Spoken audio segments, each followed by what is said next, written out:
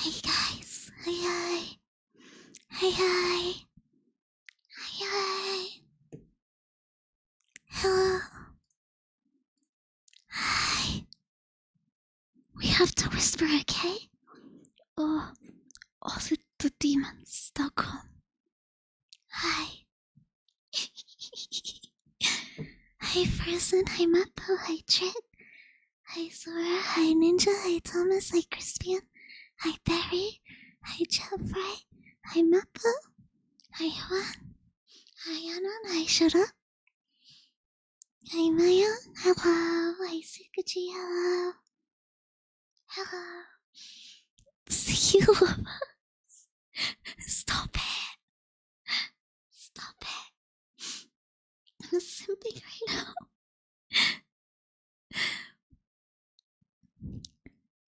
I'm controlling my voice so well, guys. I'm a professional. Hi, Rage. I'm a huge ASMR simp. I've been waiting for this shit. I see. Does my stereo work well? I can't check it if I'm not streaming, so but it should work. It should work okay, I think. I hope so. Okay, it's working. Okay, good. Okay, good. Cause I had to move my mic and stuff so that my don't like go really glitchy. It's okay. That's good. That's good. Sounds like a booty typhoon in it. Don't make me laugh. Don't make me laugh. I'm trying to have so much self-control right now. You know how hard that is for me. You know the struggle I go through. And when I'm sleeping, I'm beating the pillows of my jaw. Just self-control in general, you know, okay? Okay. Okay. Hi, Macao. I really love your room, thank you. Thank you. It's where I kidnap people, thank you. Please tell me this is how you talk to your RuneScape wife. Clark, make me laugh. TV is too dark, you need good lighting. If you're reading or your eyes will roll. No. This is like atmospheric, you know. You know, right now, I'm an atmospheric VTuber. Right now, I'm not doing real Satsu though. I'll probably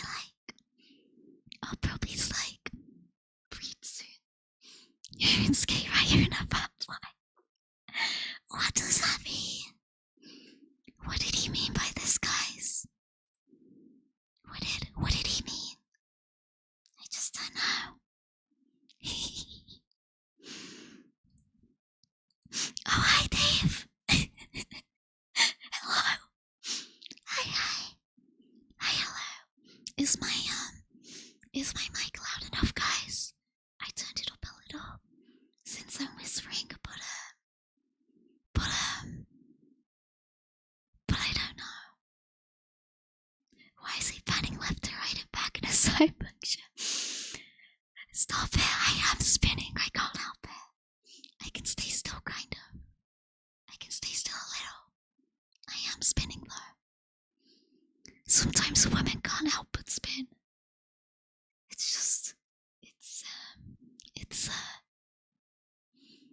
It's chronic. I need to spin in my chair. It's like my version of playing Subway Surfers. I have to spin. So you can hear me on both sides of my mic because I spin. But I'm not a spinster, okay? Don't call me a spinster, fuck you. Okay? Can I do a full spin? Not what you'd be able to see. I can't,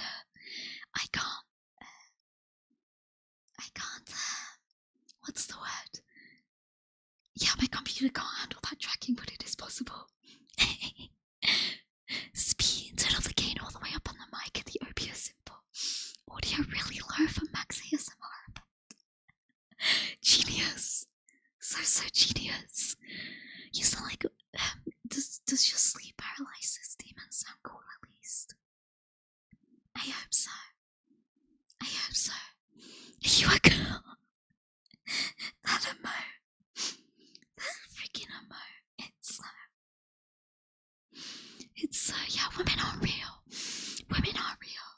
Especially, if women aren't real and Britain isn't real, does it cancel out? If you put a lot of nano to chew on. Oh, I want nano so bad, but I never got it to try.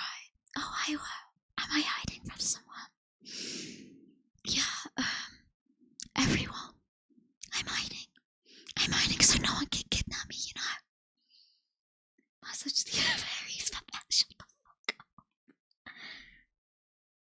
It doesn't have the same effect if I whisper it, but shut the fuck up, okay? Stay quiet, Kiwi, they're coming. Oh no, no, no. Oh no, no, no. Anyway, guys, my apologies. No ear licking, okay? No ear licking ever. None of that. My greatest apologies. I will not lick the mic. Ever, okay? I only read. They both are real, so it comes out as minus. Oh, true. True, I thought 2 minuses would make a plus though. Maybe just one leg. Absolutely not. Absolutely not. Well, I haven't cleaned my ears in weeks for this one. Shut up. Guys, I'm starting to realise how much I laugh because I want to cry out it back. Oh, hi, hello, thank you. Thank you, hello, thank you, hello. Probably for the best. How often you clean your room? God only knows what disease is.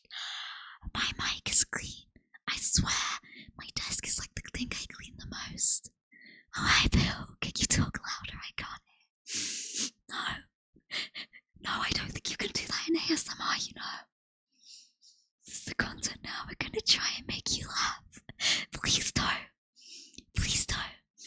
Please don't do that. I will actually start crying trying to hold back. I swear I laugh at just everything. And it's like, I have to hold back. Okay. QB disease, I swear there's no QB disease. I'm not disease. Hi, Nuke. Hi, Mime. Lick your desk right now to prove it's clean. Absolutely not. Just buy some ASMR tools. Or put them on frame if you don't want to do elegant stuff. RAM or triggers. To be fair, this isn't like a trigger. This is just reading, right? The trigger stuff messes up my head. Fuck, that didn't play, did it? Did that play? I can turn it off if it did. I'm not sure. I thought I turned it off, but I don't know. No, okay, good. Okay, good. Okay, good, because I can hear it. But if I turn off desktop, it doesn't play then. Thank you, Frozen. Thank you. I didn't piss off the neighbours, I swear, Mima.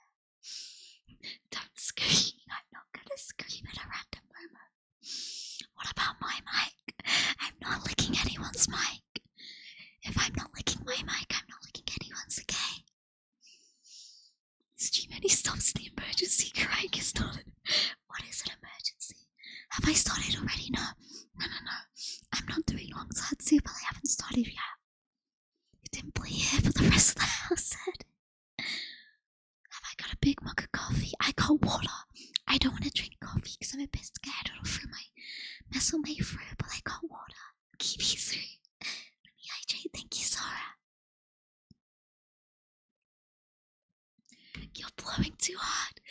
I start trying to, but if you make me laugh, in order not to laugh, I blow air out of my nose. I'm trying not to. The only QB contact you don't have to turn off sound. Excuse me, 12 hours away is the book even? I don't think the book is even 12 hours long, you know? I don't think the book is that long.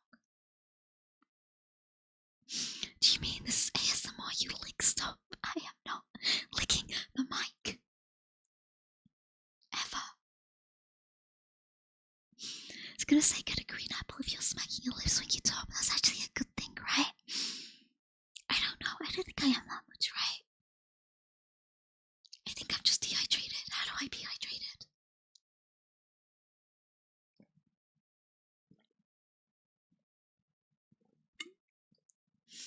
I saw the ouch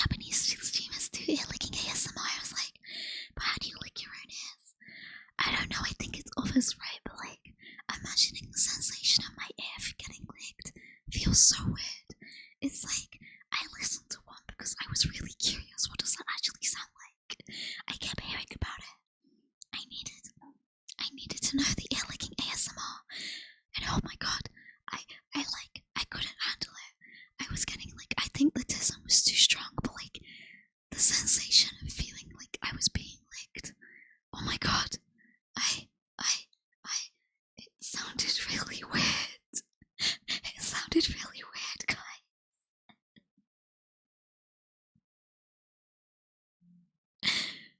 She's just like, man, oh no, for licking you, he didn't give this a video.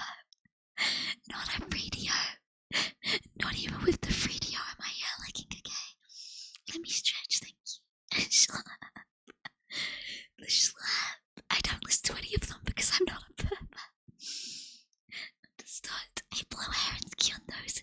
Don't blow air into my nose, though. How about ASMR push-ups? I turned them off. You can't make me do them. I turned them off, okay? ASMR is incredibly weird, but when I listened to the ear looking, I was like, yeah, this sounds like, like, you know, that, it really does sound like that. People weren't joking.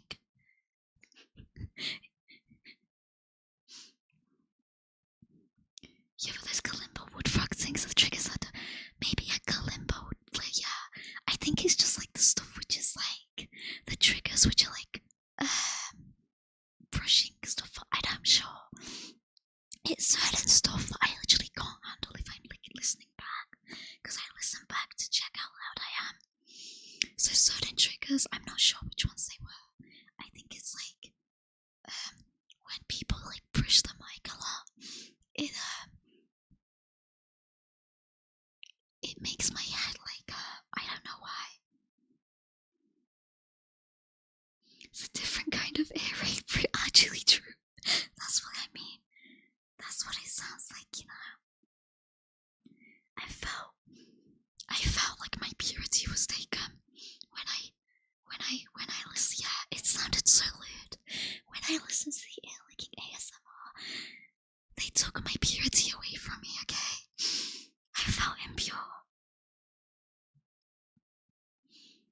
The audio doesn't suck, does it? It's fine. With Harry Fantasia, she probably can't even do the trick of being able to imagine any.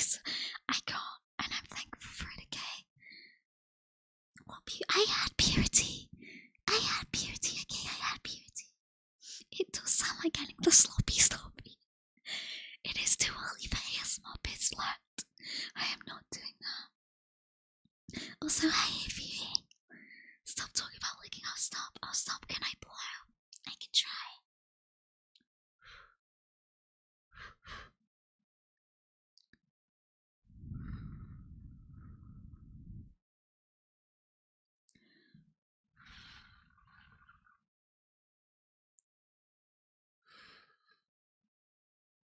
Can you hear that? I was trying not to do it loud.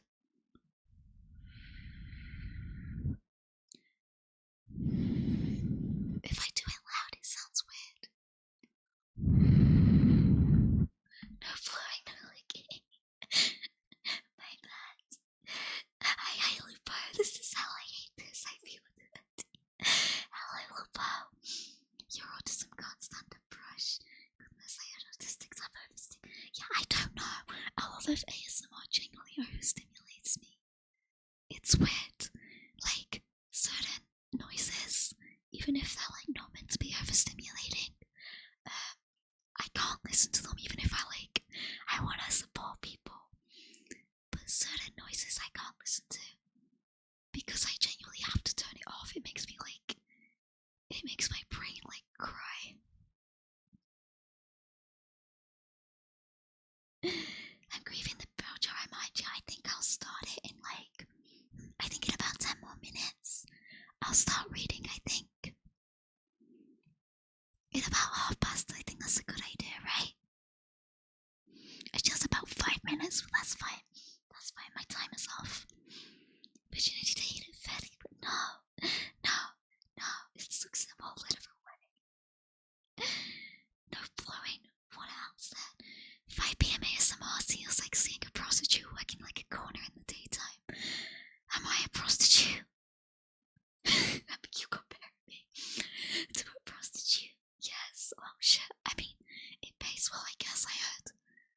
it pays well. Maybe prostitution is an honoured profession. You do mic tapping, like that. That's a wonderful question, right? Can you hear that? I hate her. Not quite. True, every job is prostituting yourself to someone. Could you give us a list of these certain noises? No, it's like I'd have to listen to something to find out, but it would be like, I can't deal with the licking. Like, okay, yeah, it's when other people blow. If I hear other people blowing into the mic, I have to turn it off. I can't do it. Use my nail. Like, you can apply for VR Law Gen 2 after this stream. VR Law. Shut up. Shut up. Let me fix my posture, thank you. Can you hear that?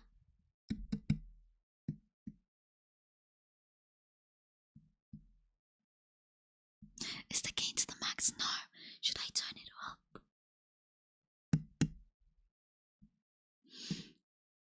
I'm a bit scared to turn it up. I'll turn it up. Tell me if it's too high though, because it's like, it's not max, but I turned it up like a quarter. Too loud. Is it? Is it actually too loud?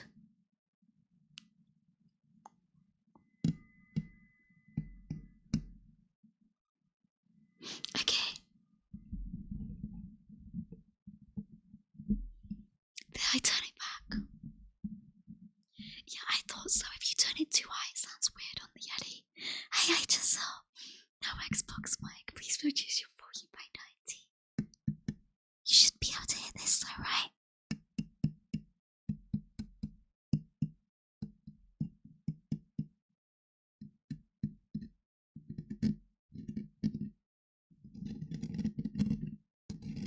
It sounds so weird. It sounds so weird. I can't handle hearing the scratch. It feels like I'm getting groomed by QB. Are you not? Are you not? It is pronounced via law. I just pronounced it wrong. That's my bad. Can hear a metaphorical thing is caressing my eardrums. You're welcome. You're welcome. I still have trauma from the original days of Cube. Look, it's fixed now, okay? I am just really bad at mic settings. I think it still needs fixing more. But I want to believe.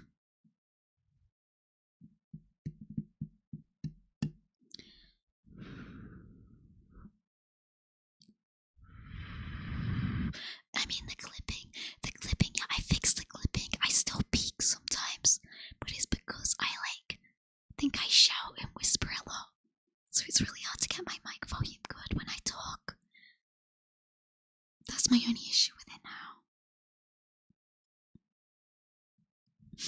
Who needs sex? We have a whispering voice in your ear telling you it'll be alright. Do you want that? It'll be okay, yeah. It'll be alright, you know.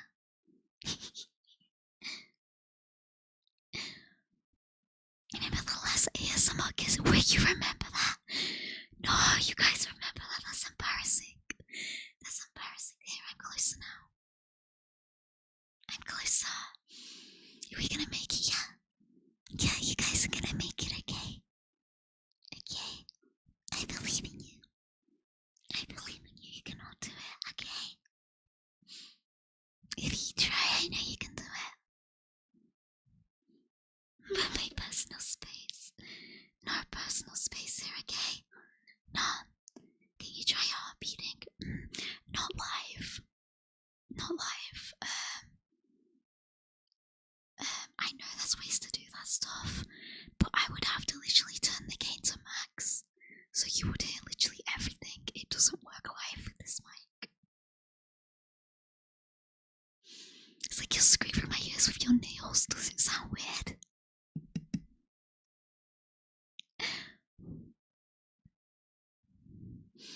Can you give affirmations for England winning the Euro sure eye mask. Please. Please. Please. Please. Please, Harry Kane. Please, Harry Kane, forward in the England team. Win the Euros. It's coming home. Football's coming home. We need to win the Euros. It's coming home. Yes, I lost. You're welcome. You're welcome. You please don't capitan us by talking this way. My bad. My bad. You wouldn't want to be capitaned by me. You won't want it.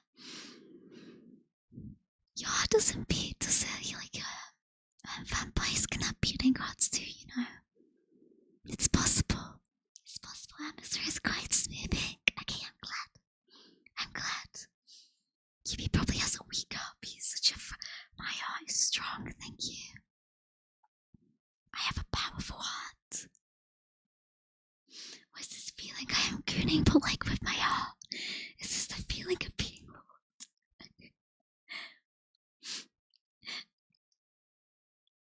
You get fighting a job affirmations. Shut up. I need that for myself. You won't need to keep claiming knee bugs. You can. They will give you an interview. If you apply enough, you will stop having to go claim knee bugs. This actually amazing. Yeah, I imagine it's comforting. I think it's just hard to do, right? Let's call some fucking girls. I mean, keep you saying the name of the other man while talking like this. Sorry. Could we hear your heart through the mic? Not live. I could probably do it, but I wouldn't be able to do it live, just because there would be too much interference from like everything else. I'm also like a bit worried if I did it, you would hear like my stomach rumbling. Honestly. My heart doesn't go 150. Shut up. Right, I'm healthier than that. Okay. Or do I know any lullabies? Oh gosh. You want me to sing you to sleep? Oh gosh, I think the only one I know is like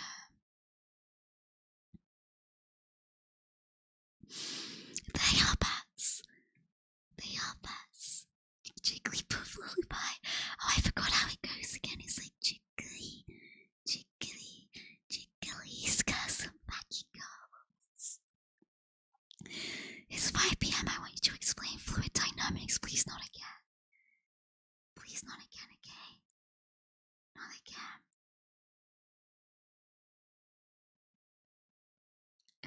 No. Okay, you put the mic to your chest. I can diagnose you with heartless. You genuinely won't hear it. My gain is too low. You can't use that just to call me heartless, okay?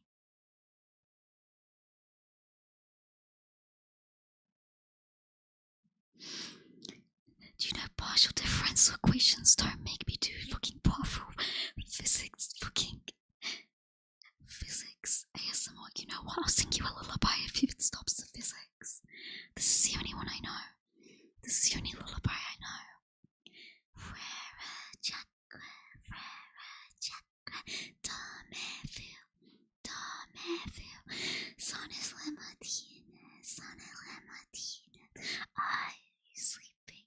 Are you sleeping? It's the only one I know. Fucking French. My bad is the only one I know. I used to have to say it all the time. Killer. I'm sorry for French. French ASMR is powerful. I'm not a Frenchie though. Yeah, you would I know. I'm not gonna lie, to the Welsh even have their own slang. I don't believe it myself personally.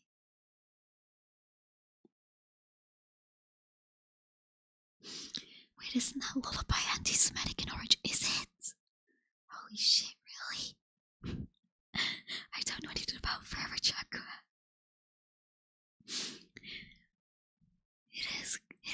French ASMR is sleazy, please no.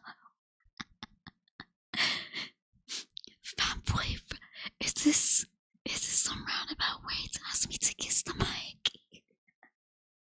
What is this? What is this? Just like the British wanted true.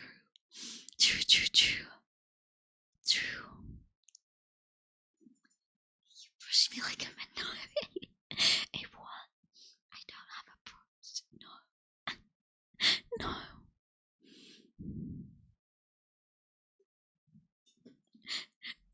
No way.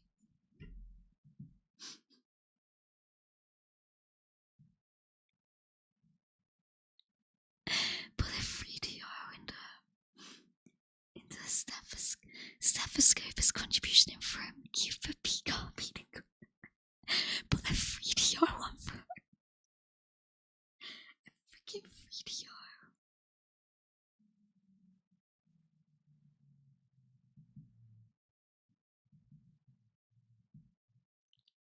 Why is chat so mature? Cause I'm mature, okay? Cause I'm very mature. Okay, you treat your mic like the earbud you have in the box nearby. Really chew it. I don't think I can chew the mic. I don't think it's the right texture.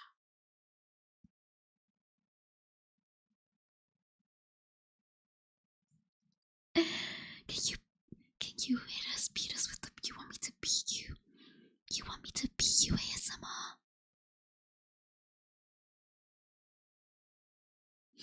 I think it's anti. Okay, yeah, I thought so. Yeah, it's just ringing the bell, right? It's just wiki. Are you streaming on Reddit? Does Reddit have streaming? I don't want Redditors, okay? Redditors, stay away.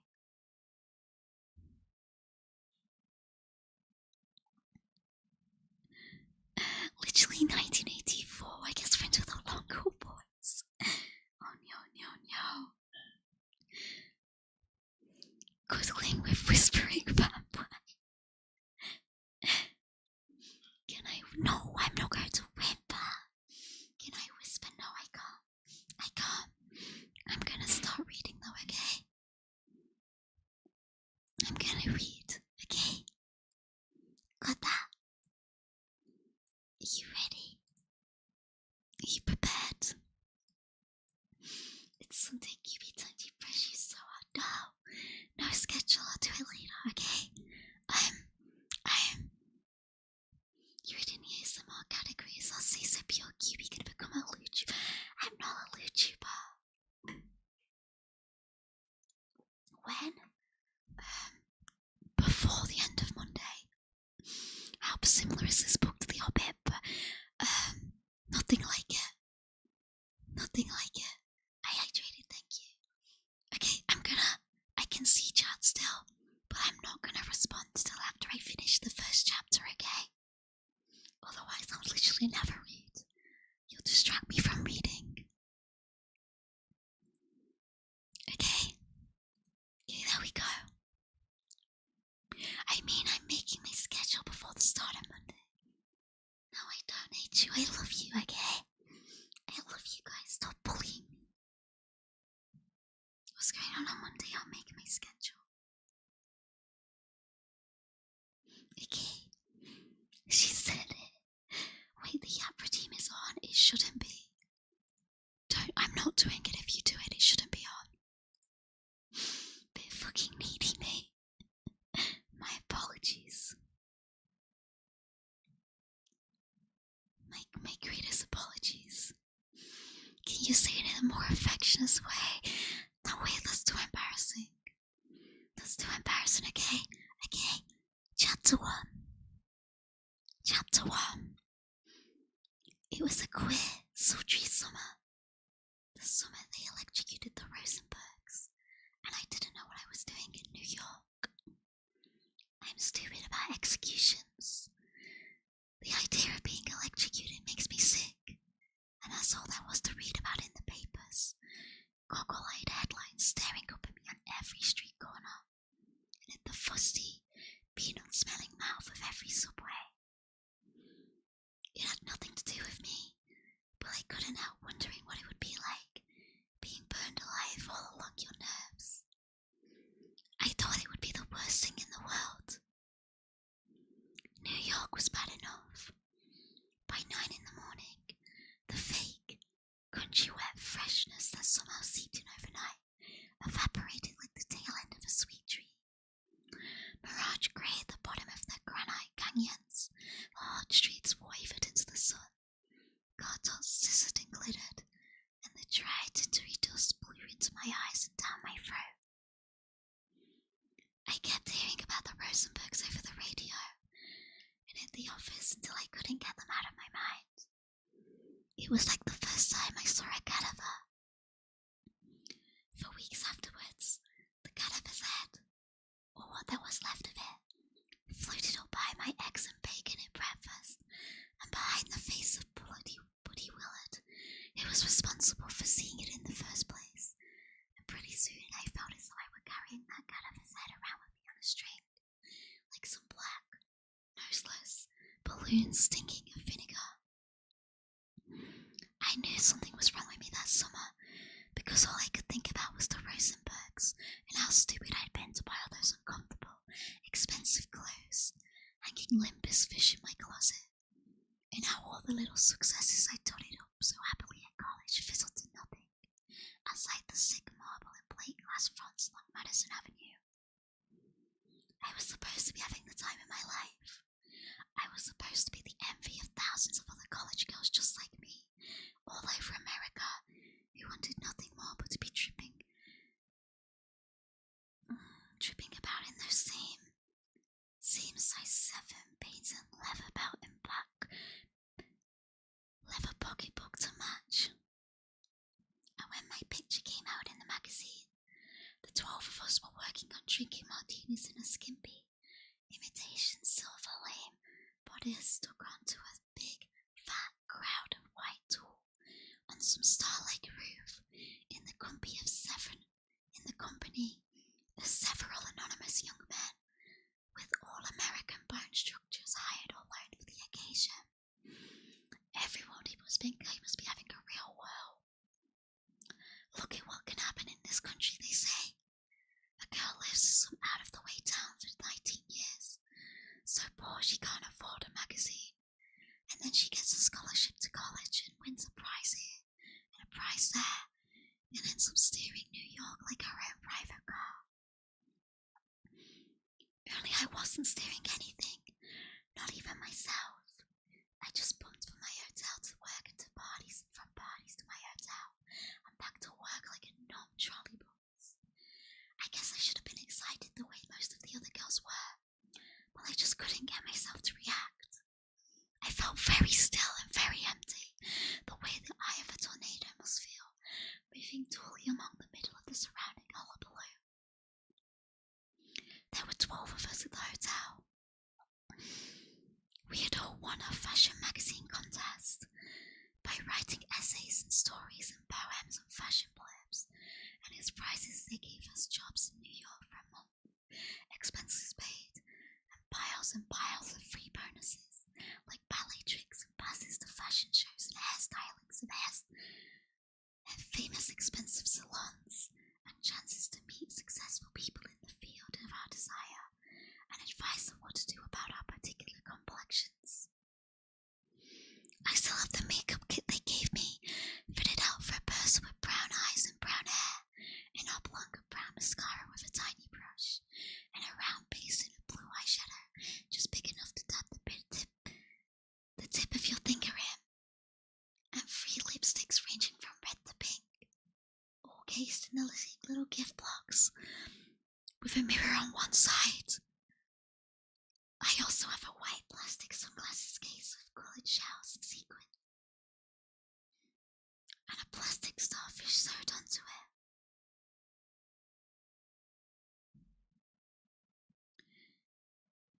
I realised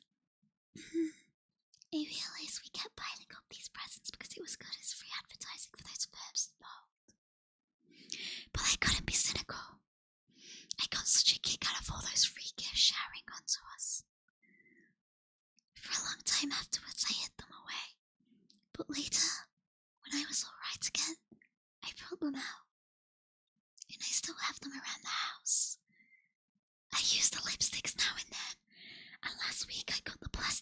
shoved the sunglasses case with a baby to play with. So there were 12 of us at the hotel, in the same wing of the same floor in single rooms, one after the other, and it reminded me of my dormitory at college. It wasn't a proper hotel. I mean, a hotel where there were both men and women mixed about it, in there on the same floor. This hotel, the Amazon, was for women only, and they were mostly girls my age, with wealthy parents who wanted to be sure their daughters were living where men couldn't get at them and deceive them, and they were all going to posh secretary schools like Katie Gibbs, where they had to wear hats and stockings and gloves to class, or they had just graduated from places like Katie Gibbs, and were secretaries to executives and junior executives, and simply hanging around in New York waiting to get married to some career man or other.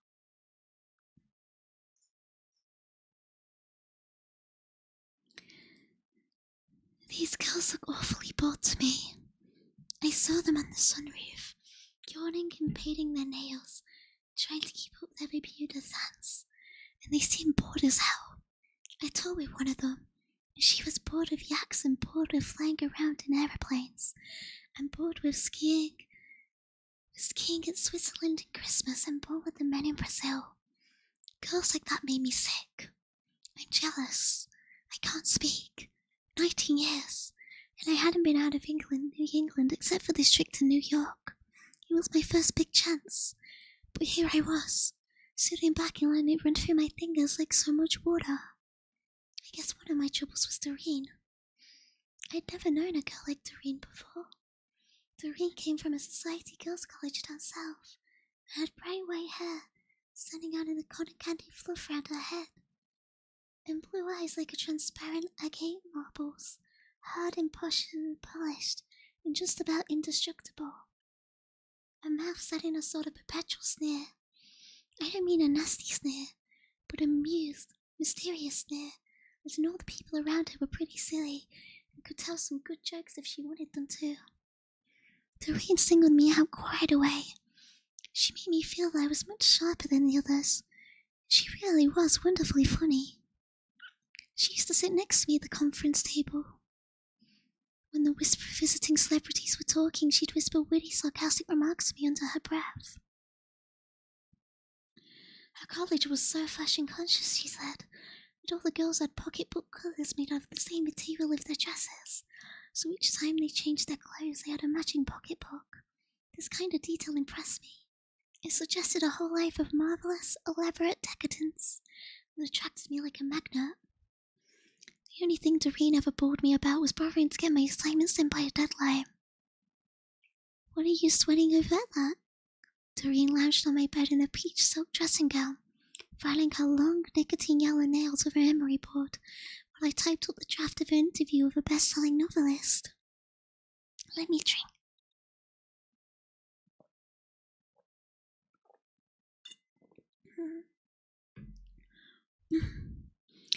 There was another thing.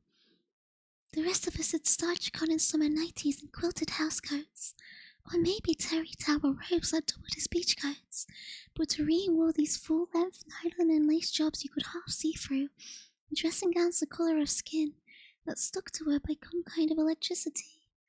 She had an interesting, slightly sweaty smell that reminded me of those scallopy leaves of sweet fern you break off and crush between your fingers for the musk of them.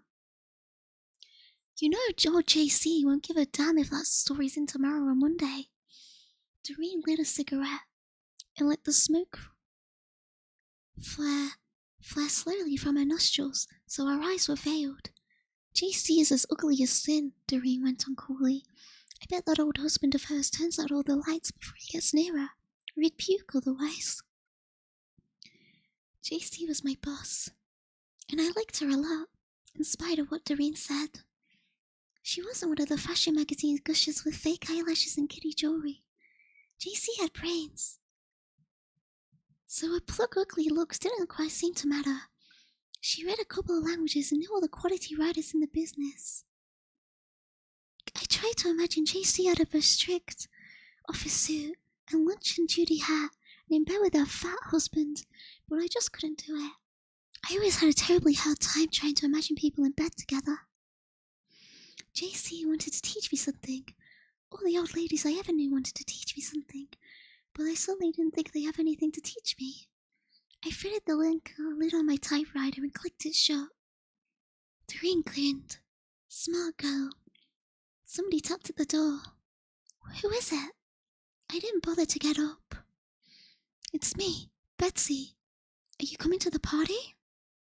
I guess so. I still didn't go to the door. They imported Betsy straight out of campus with her bouncing blonde ponytail and sweet heart Sigma Chi smile. I remember once the two of us were called over to the office of some blue-chin TV producer in a pinstripe suit to see if we had any angles he could build up for the program.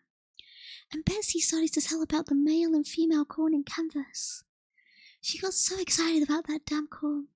Even the producer had tears in his eyes, only he couldn't use any of it, unfortunately, he said.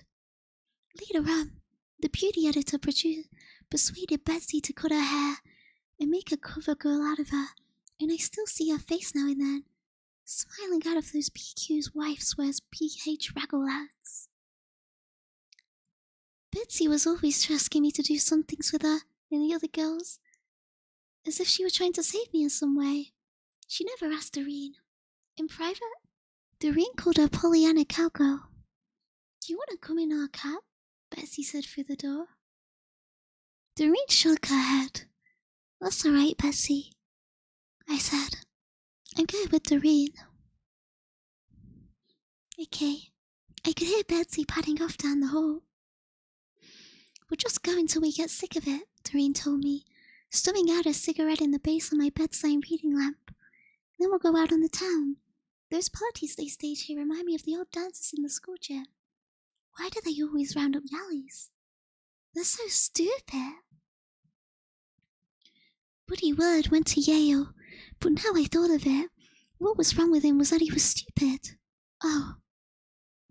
He'd managed to get good marks all right, and to have an affair with some awful waitress on the Cope by the name of Gladys, but he didn't have one speck of intuition.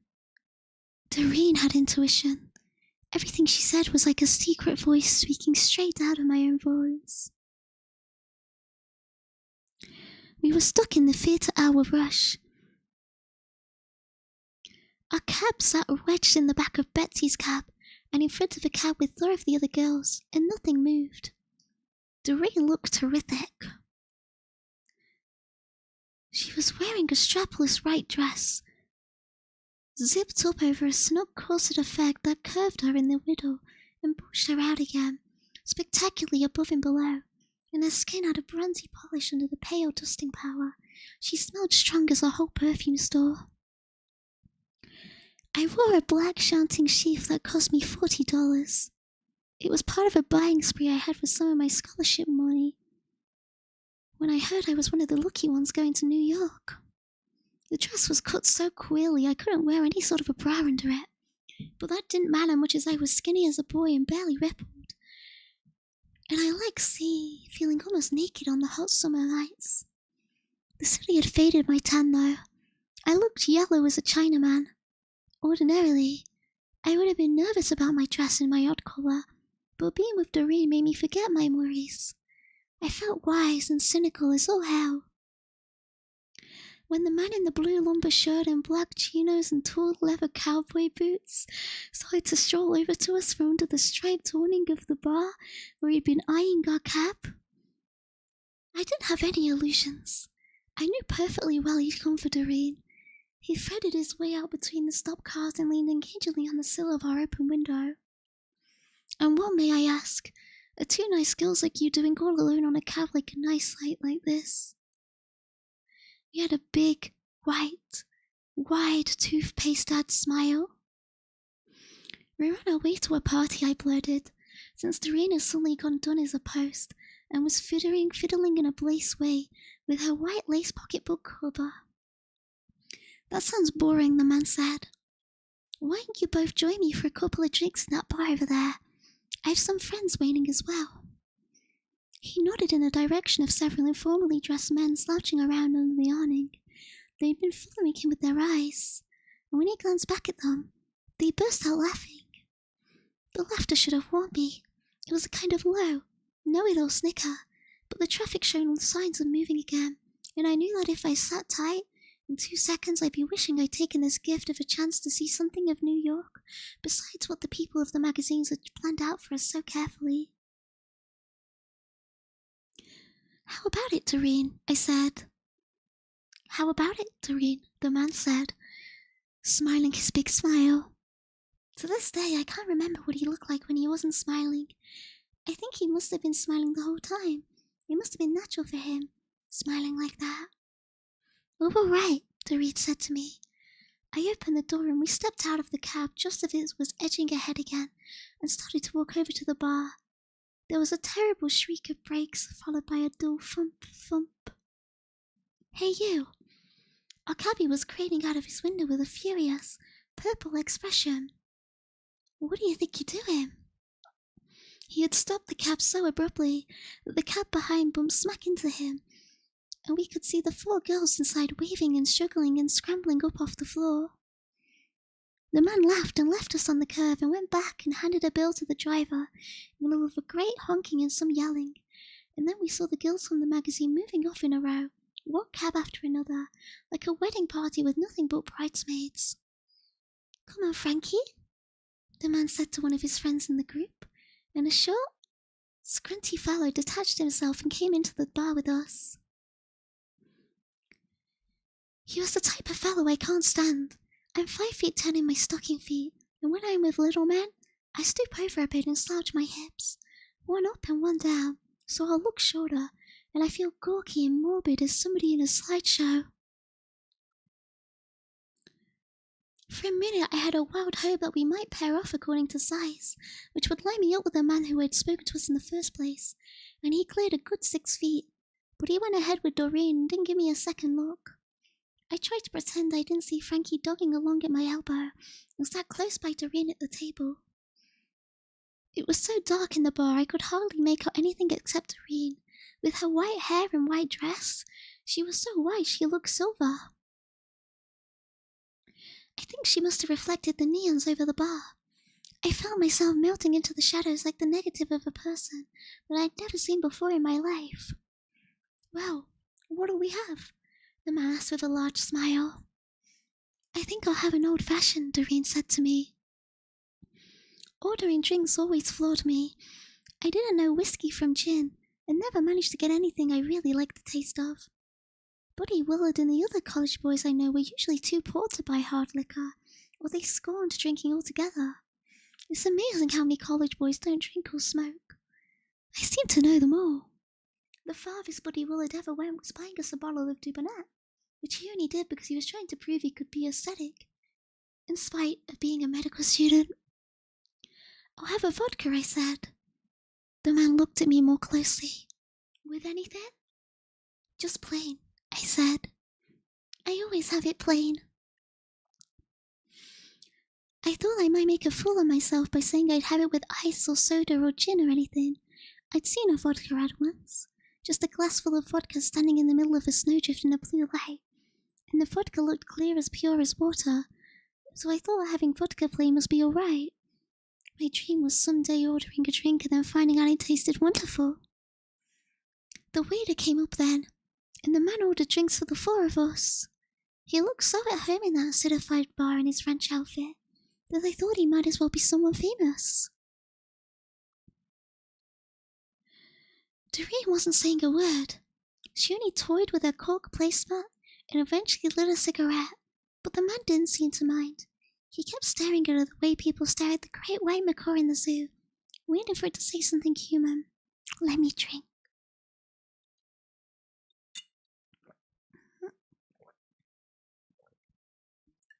I don't want my fruit to die.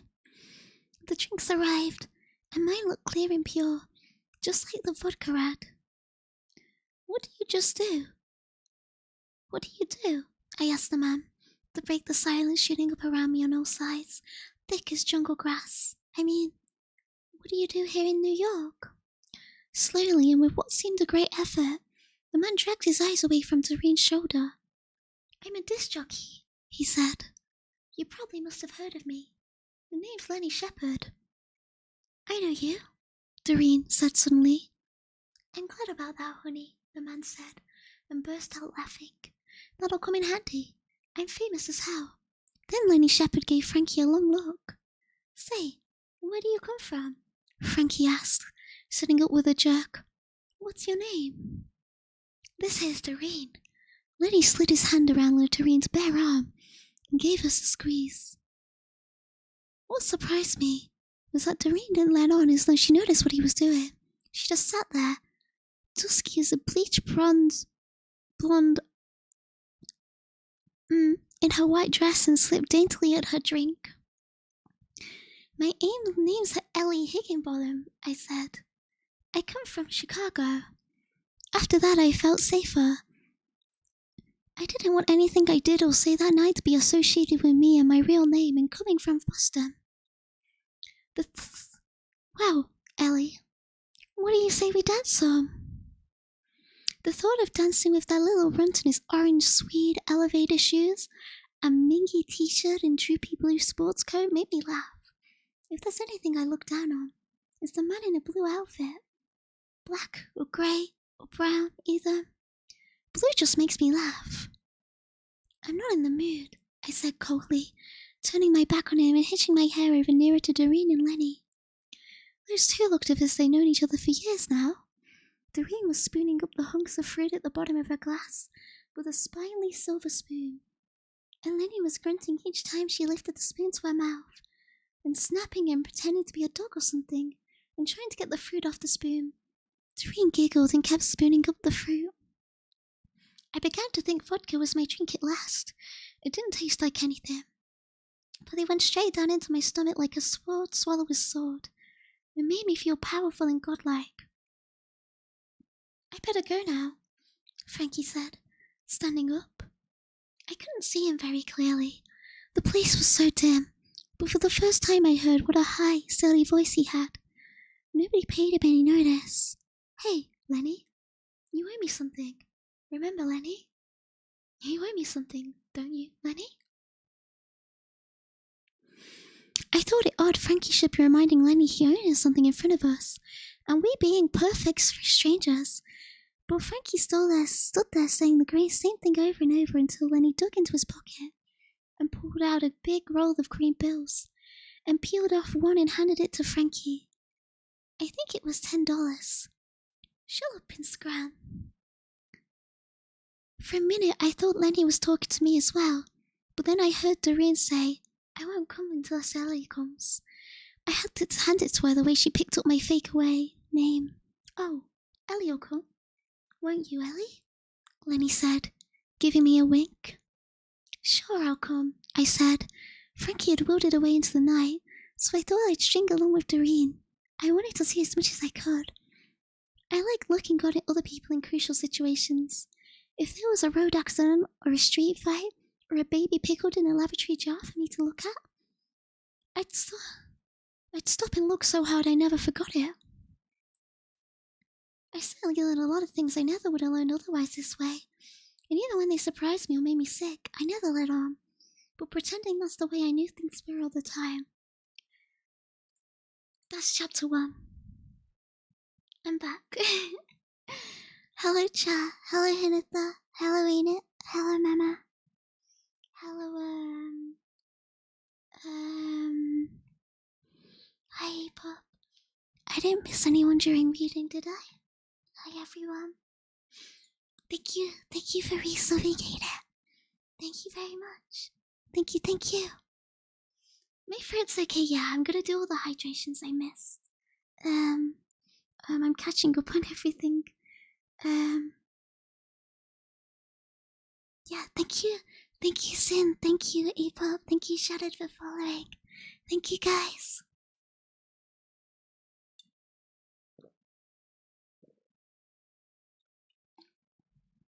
I'm getting my hydration in now.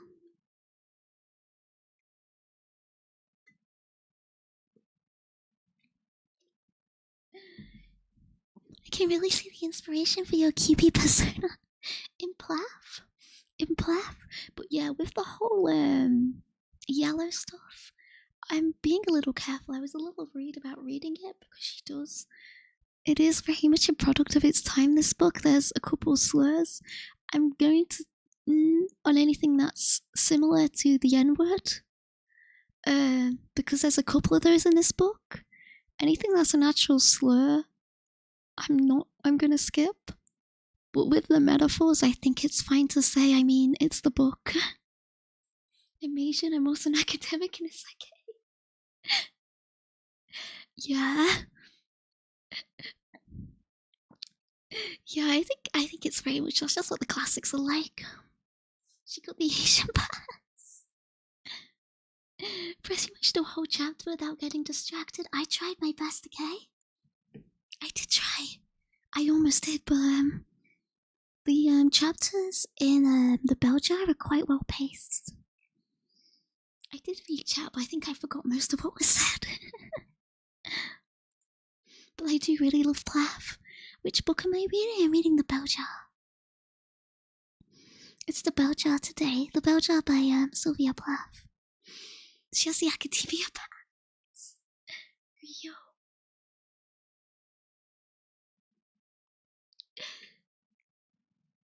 We're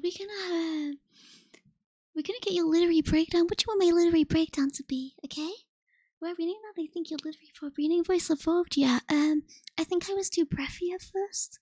I think, is this better? I haven't read out loud in a while. Like, spoke like this properly in a while. So I was literally just pure whispering at first. Which I think was too breathy. Because I was a bit worried about being, like, too loud for ASMR. However, I think this is okay now. Well done, just to thank you, A-Pop. Thank you. If you're such an academic, she'll say any No! No! Plath, plath, get back. Oh, no. Oh, no. Whichever's better for your throat is a marathon. I'm not sure. I think this is probably a little better. I just want to make it easier to understand what I'm saying because I think if I whisper too much, I was a little worried that it would be hard to make out the words. But if this is okay, then I'll do this because I think it at least makes things clearer. Even if it's not like full whispering, right? I think after this stream it'll be hard for me to bully her again because I'm reading. Oh. Okay. I mean, the book is the book. Yeah, censoring slurs makes sense to Twitch doesn't like it. Yeah, that's what I mean. Censoring slurs is like, it's literally not allowed. That's why I'm doing it. But like, yeah, half the thinking reading classics is, especially when this is like, basically a semi-autobiography. It becomes very much a topic of how she thought at the time. So I think it's quite unavoidable, right? Could we get a Newspeak glossary for the slurs? Yeah, if I say, the N-word or something has come up, it only came up once so far there. I mean, it wasn't quite the N-word, but it was close enough, and it's still a slur that I probably should. I'm not saying it. It gets later on, I think she gets quite into it as she talks a bit more about people. But yeah, I think it's part of the thing with the classics. It's like, I mean, especially with like what I like read the most. Like, yeah, Lovecraft is really bad for it. Plath is bad for it. Some people are fine for it though. Like, I think there's a plenty of authors which really I don't recall reading anything similar to that in their books.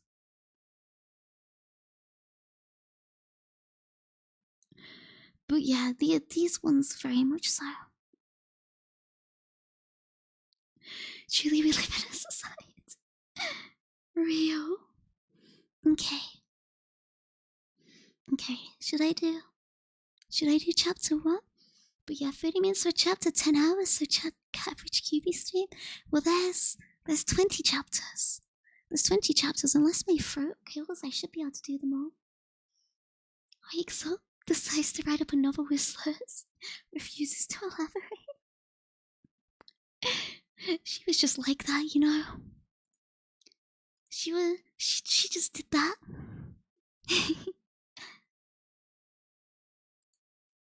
Eki deki. Eki deki deki deki. Let me do more power for you, just not you. Shut up.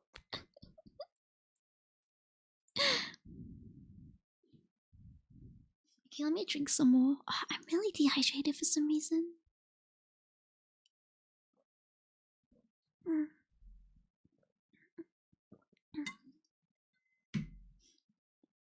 Okay, but when smacking body sounds, Nether, you can get this style.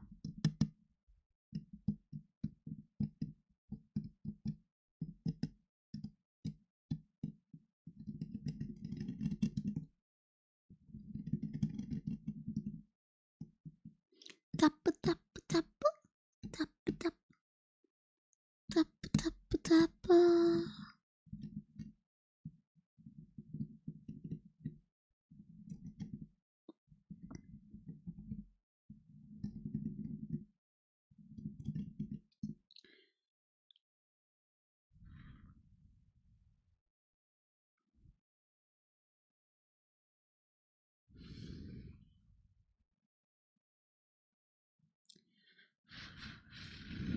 Star, thank you for the follow.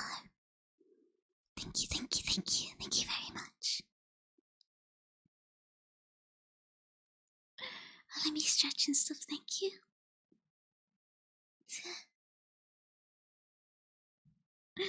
Thank you very much. Wait, is the audio bad? Is it? I think it's fine, right? Make sure to breathe properly, gonna be passing out midstream. I'm breathing properly. I think I'm breathing too much, honestly. I keep breaking mid-sentence to breathe. But honestly, I think that's Plath's misuse of commas. She should add more to her sentences if she wanted me to stop it, though. She has a lot of run-off on sentences and they're hard to read out loud. I'm not very used to reading out loud anymore. The audio is good, okay? Okay. When I hear sucks, it's like, I think all I can think of is you can see what I'm about to say. Oh, I don't know that. I don't know that very well. But hi, Star. Welcome. Let me hydrate again, thank you.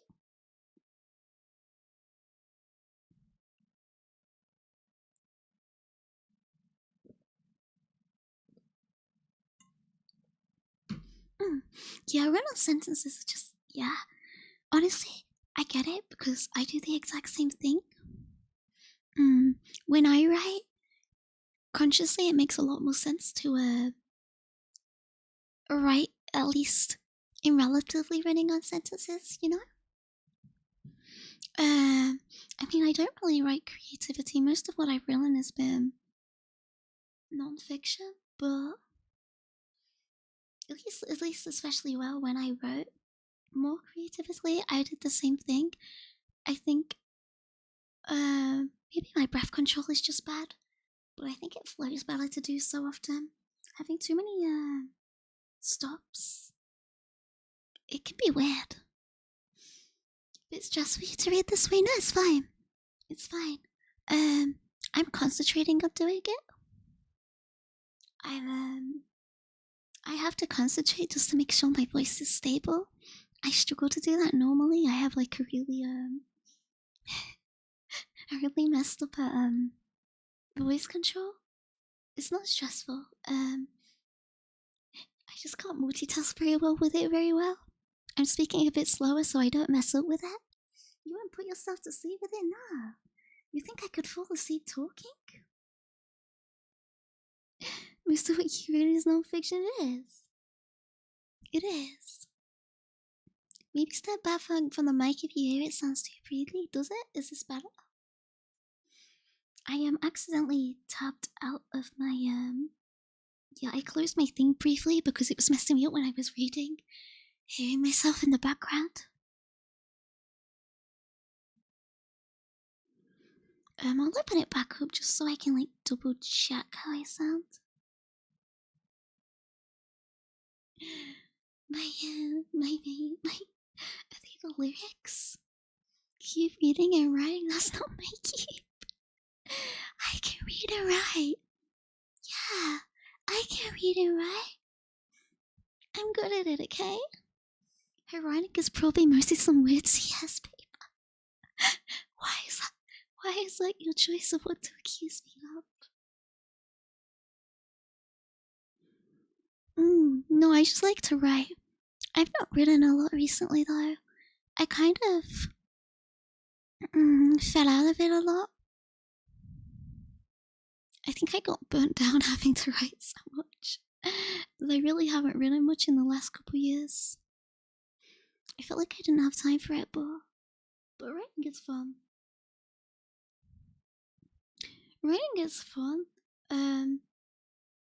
I think my writing style is a little weird though.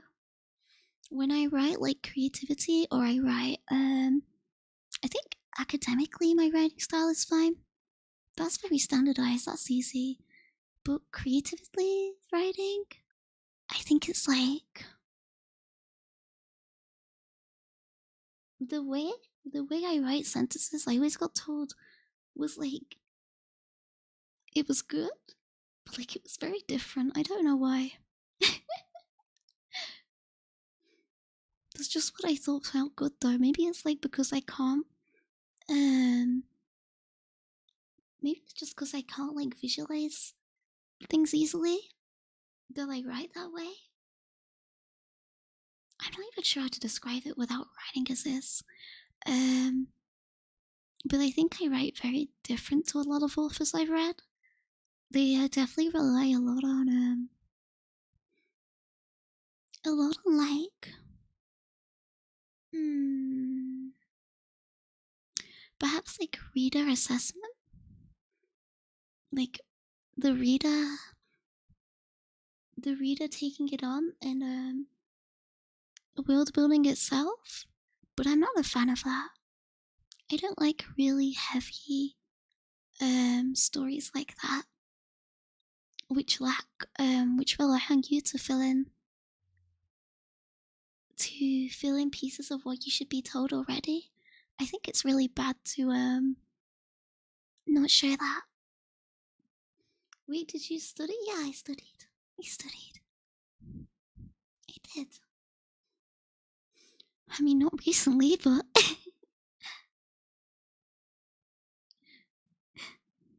just the highest grading of a degree. Okay, no, you think I'm nerd 100 because I studied?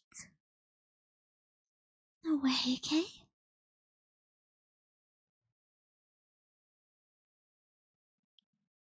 Women studying unfathomable.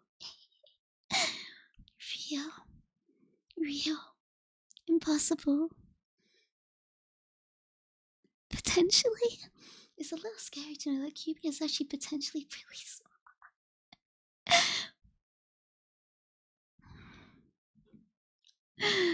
I can know things, you know. I can know things, but I don't like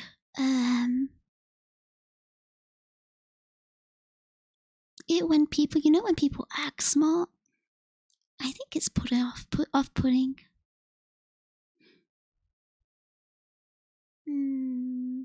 When people obviously put emphasis on that and that personality, like knowing things, I'm not a fan of it. Yeah, exactly. You gotta minimize. You gotta do your minimizing snootiness raps.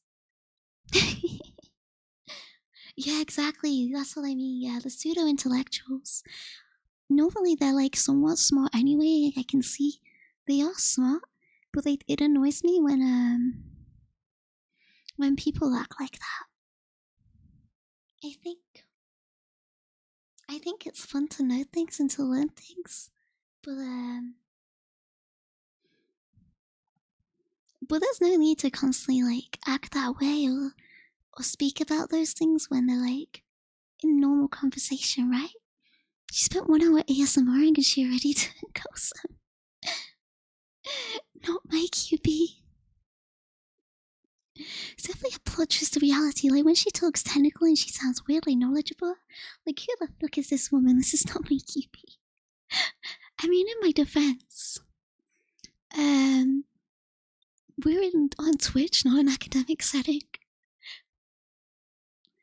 I'm hardly gonna be talking about, anything like, I'm hardly gonna be talking about philosophy and ethics on a regular basis. You need a dumbass. True. Genius Pedaraki Kikimori. I'm in a serious parasociopath. So you need to simply introduce yourself as a Exactly. I think the expectations to act intelligent are boring anyway. They're like, I find if you perhaps don't pace yourself and how you present yourself that way, people always expect it from you, and it can become quite tiring to be seen as that person.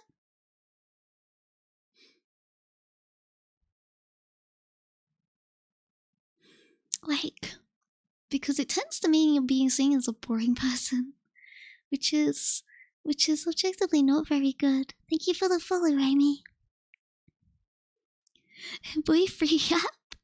Exactly. If you introduce yourself as incompetent, you can only meet expectations. It's the goal. Exactly. Yeah. Smart people don't need to act smart, so I actually spend most of the time being stupid. To be fair, I think a lot of people I've known who are really intelligent in one field tend to. I think the savant thing is very real. Perhaps not to the extent of being an actual savant, but in many fields I've known people in, very much I see people who are very, very well done in I guess well read and well I guess I'll just say intelligent. In like what they're in like their one specific field in their specialty. But it's like, if you ask them to do something as simple as cook an egg, they'd fall short. It's stuff like that, right? If you met them outside of the area you know they're very competent in, you would have absolutely no idea. You probably won't predict it. Yeah, exactly. When you open Twitch, anything over IQ, ETIQ, that's not what I'm here for. Please lower your IQ. Sub IQ, ATIQ commentary only. Read your dissertations to us, QP. Unfortunately not. I am not reading that. I've been spending so much time pretending to be tired, it's become second nature to me.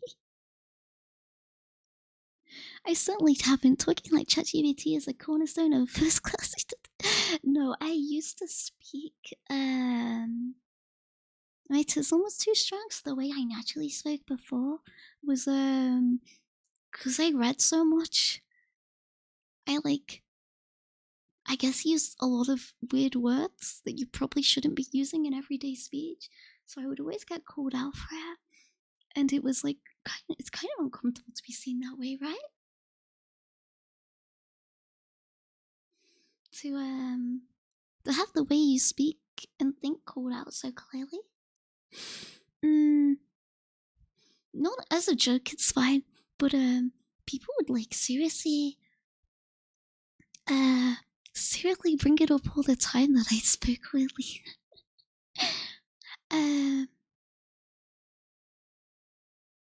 Years of training to learn how to speak more normally.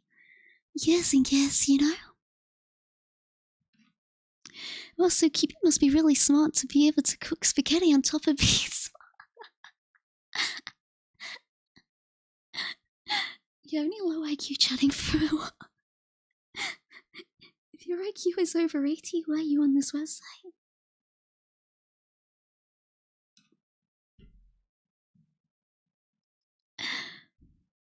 Yeah, people really do get funny. They really get really strange about it.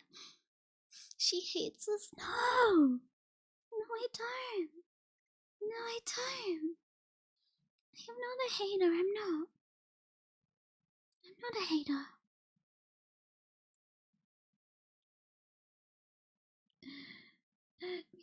She's not a woman in a jar, I swear. IRL, wait, what is that? I can't open it right now. You'll have to describe it to me. You'll have to audio description it to me. If I watch anything too overstimulating, it'll throw me off. Yeah, the bell jar. The bell jar. The bell jar.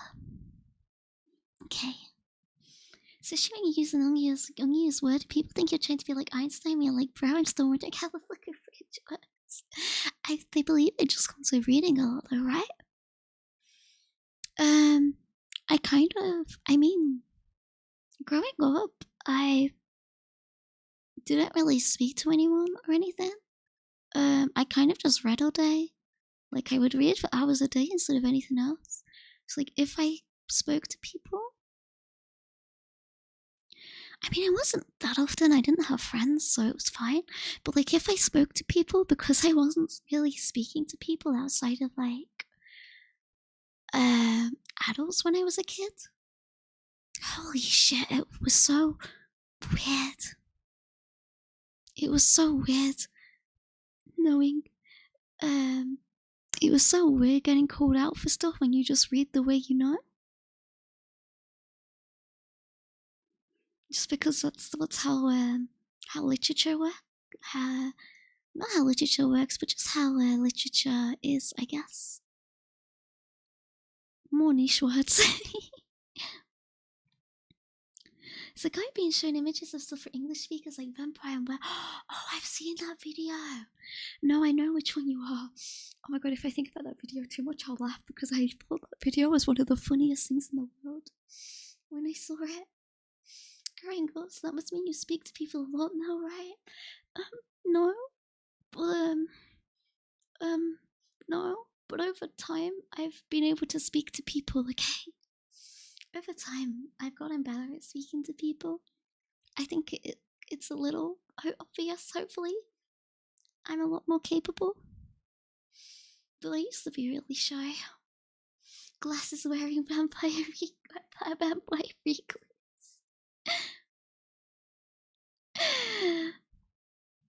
The vampire know how a fridge works. Yeah. Yeah, Einstein didn't know how a fridge works, so yeah, maybe he wasn't all people think he was. They're really living like okay.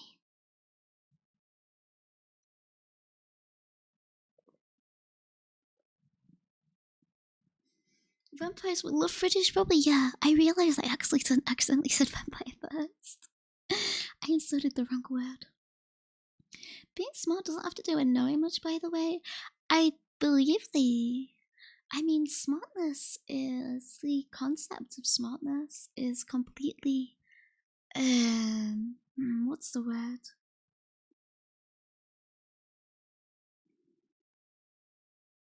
Not anecdotal, but like person to person. I think it's like more abstract. What one person considers being smart might not be the same as being other, but I tend to think,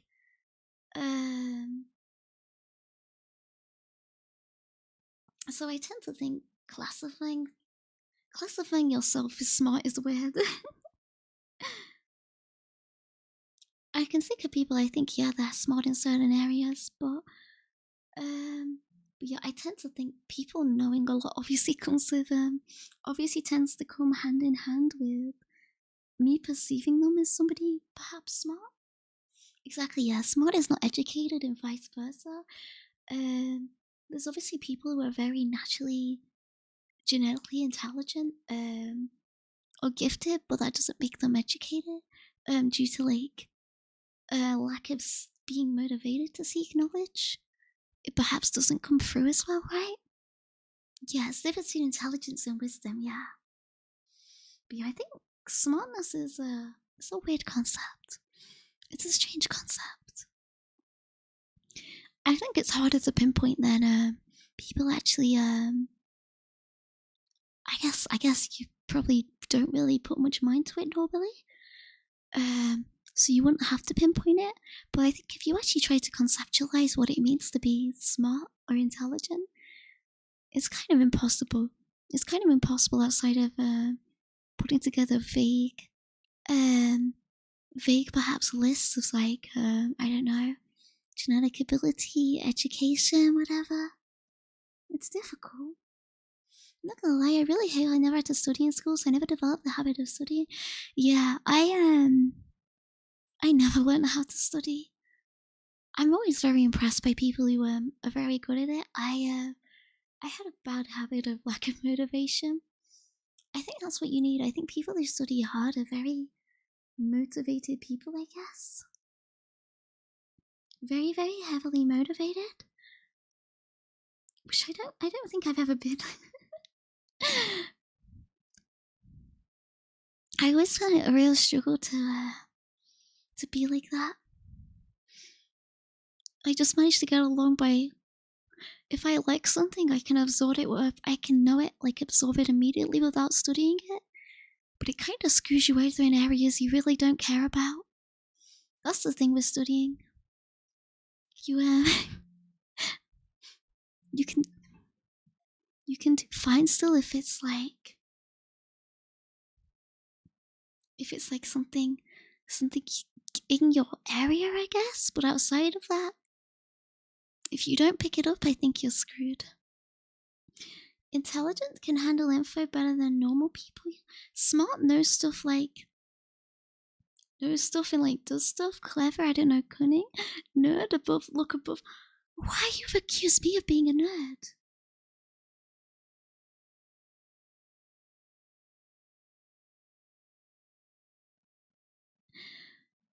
But yeah, I don't know. I think it's like in the end, if you search like intelligence synonym, I always scroll that word. Intelligence synonym, like everything else will come up. So it's really hard to classify them as anything separate, I think. I have a pretty high IQ in study, but I didn't learn much and still know way less than most. So I'm intelligent but not a lot smart, right? Like I said, I think it's really difficult to draw a difference between any of the terms. Like they can be used as a synonym for any of the others. Synonym. That's one of the words I really struggle at.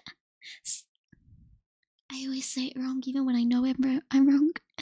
But I think it's really hard to draw a hard line between them, as well as it's pretty much impossible to draw a line between, I guess, intelligence and non-intelligence. Like everything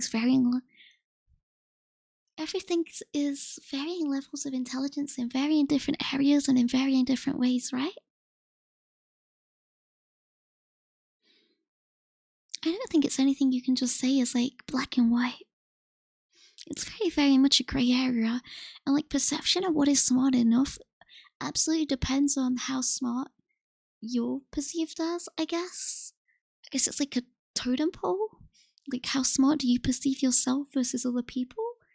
And that's going to affect how you perceive those. Are you denying being a nerd? I am, thank you. You know what? I'm gonna tap you guys for this. This isn't nerdy. Oh, that's too loud. Whoopsies. Let me do this.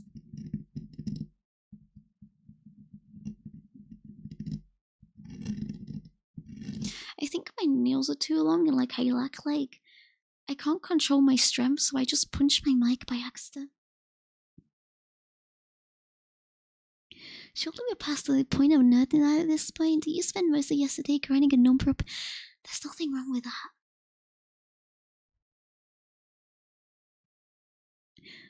I have a pretty low IQ. I didn't study, but I didn't know much, and I know way less than most. So I'm retarded, but not smart, right? Maybe so. Maybe then you can perceive it that way. Intelligence is a lot more about pattern recognition of abstraction. Yeah, I honestly think it's a mix of everything. Like, I think it's a mix of, I guess, for lack of a better term, how learned you are. Like, natural, I don't want to say generic, like natural abilities that pattern recognition, abstractions, perhaps visualization might contribute to it.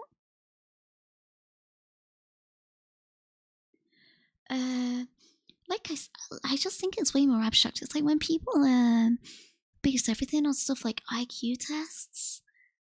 I think sure that's one facet in how you can justify intelligence, but I think it's very silly to claim you're intelligent based on something like that if all it means is you're good at recognizing things and turning shapes.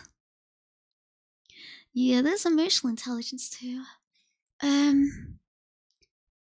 Is there even much research into what people have quantified as emotional intelligence? I don't think there's too much. Getting beat up by QB here some more? I'm beating you up.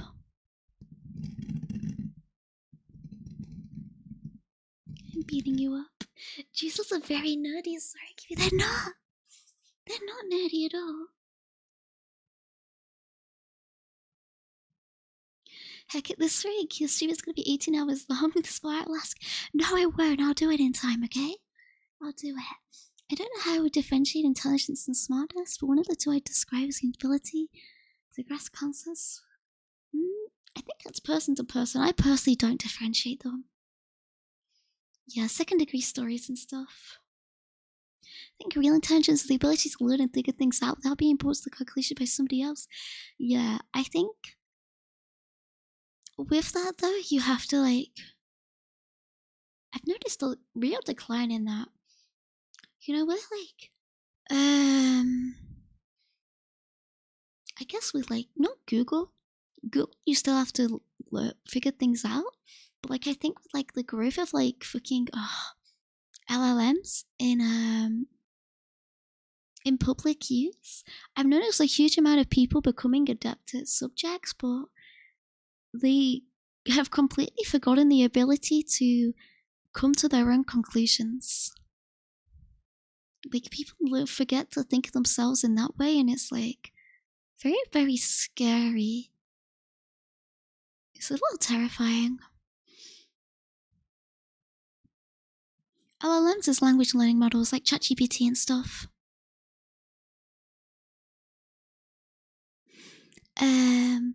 AI, I guess. Yeah, so thank you for the follow. Thank you. But yeah, I think, yeah, large language models. But yeah, I believe that's really one of the main things I would personally consider as well. What would make you smart if you're able to come to that conclusion by yourself? Because it's definitely something I've noticed in people, they're delving into fields they probably wouldn't have otherwise, which I guess is good, but they lack the abilities to come to the conclusions in those in those fields regardless. Yeah, exactly. If you're going to do retraction, you're lacking in too much to do well. I still love you, smooth brain. It's okay to be a smooth brain. Did she ever start reading it? I read chapter 1, high up. I mean, emotional intelligence, we recognizing the patterns of emotion and acting adequately. I guess so. I think it's a little more difficult to quantify, is all.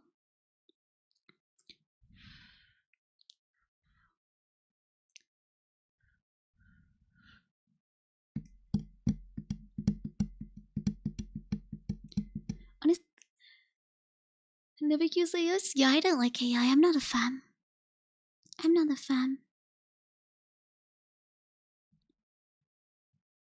Yeah, normalize not having an opinion on something. Expecting people to have opinions on everything is silly. I think it's fine.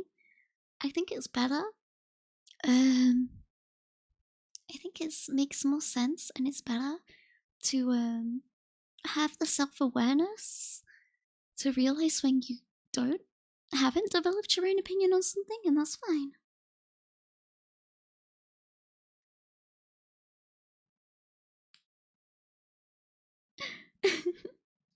You're not a fan, you're a cutie, I am a cutie. Yeah, exactly. I think coming to conclusions when you needlessly is a bad sign of not being able to recognize when you don't have enough information. Like you're not able to recognize that. And it's scary when people jump to their own conclusions. Yeah, that's why I don't like hello memes. I think it rushes people through in a lot of fields, even if, at least now, at least now it's only applicable to, like, obviously things that you gain through reading and learning. But I think it's a net negative, personally.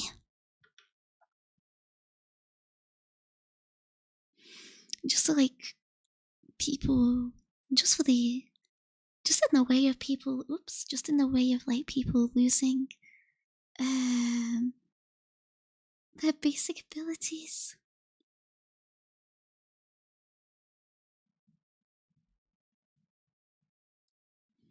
Let me hydrate and then I'll do chapter 2, okay?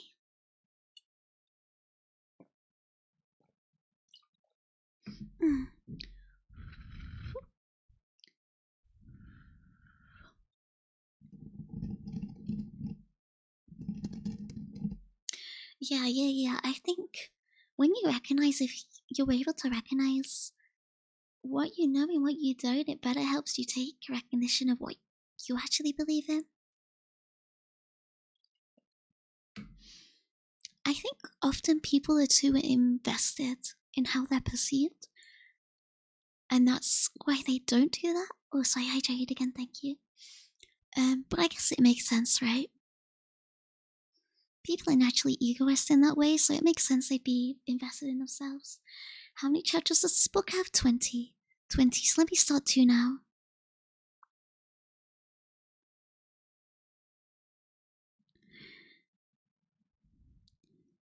I wouldn't have missed Lenny's place for anything. It was built exactly like the inside of a ranch. Only in the middle of a New York apartment house.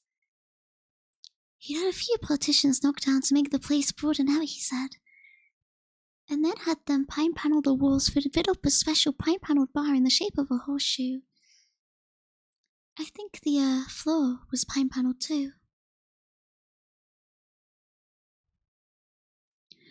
Great white bearskins lay about underfoot, and the only furniture was a lot of low beds covered with Indian rugs. Instead of pictures hung up on the walls, he had antlers and buffalo horns and a stuffed rabbit head. Lenny jotted up from it the meek little grey muzzle and stiff jackrabbit ears. Is there any way you can read along? I'll link you the website I'm using. I'm not using a PDF, so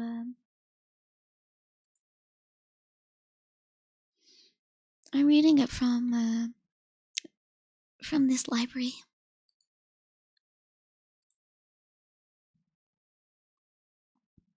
Okay, not gonna answer anymore though, I just wanted to give that. Right over that in Las Vegas. He walked away across the room, his cowboy boots echoing like pistol shots. Acoustics, he said, and grew smaller and smaller until he vanished through a door in the distance. All at once, music started to come out of the air on every side. Then it stopped, and we heard Lenny's voice say, "This is your 12 o'clock disc jock, Lenny Shepherd, with a roundup of the tops and pops. Number 10 in the Rack and Train this week is none other than that little yellow-haired gal you've been hearing so much about lately, the one and only Sunflower. I was born in Canvas. I was bred in Canvas. When I marry, I'll be red in Canvas." "What a card," Doreen said. "Isn't he a card?" "You bet," I said. "Listen, Ellie, do me a favor." She seemed to think Ellie was who I really was by now. "Sure," I said. "Stick around, will you? I wouldn't have a chance if you tried anything funny." "Did you see that muscle?" Doreen giggled. Lenny popped out of the back room. I got 20 grand's worth of recording equipment in there. He ambled over to the bar and set out 3 glasses in a silver ice bucket and a big pitcher and began to mix drinks from several different bottles. To a true girl, blue gal who promised she would wait, she's the sunflower of the Sunflower State. Terrific, huh? Lenny came over, balancing 3 glasses. Big drops stood out on them like sweat, and the ice cubes jingled as he passed them round. Then the music twanged to a stop, and we heard Lenny's voice announcing the next number. Nothing like listening to yourself talk. Say. Lenny's eyes lingered on me. Frankie Vermoosed, you ought to have somebody. I'll call up one of the fellas. That's okay, I said. You don't have to do that. I didn't want to come straight out and ask for somebody several times larger than Frankie. Lenny looked relieved. Just so you don't mind. I wouldn't want to do wrong by a friend of Doreen's. He gave Doreen a big white smile. Would I, honey bun?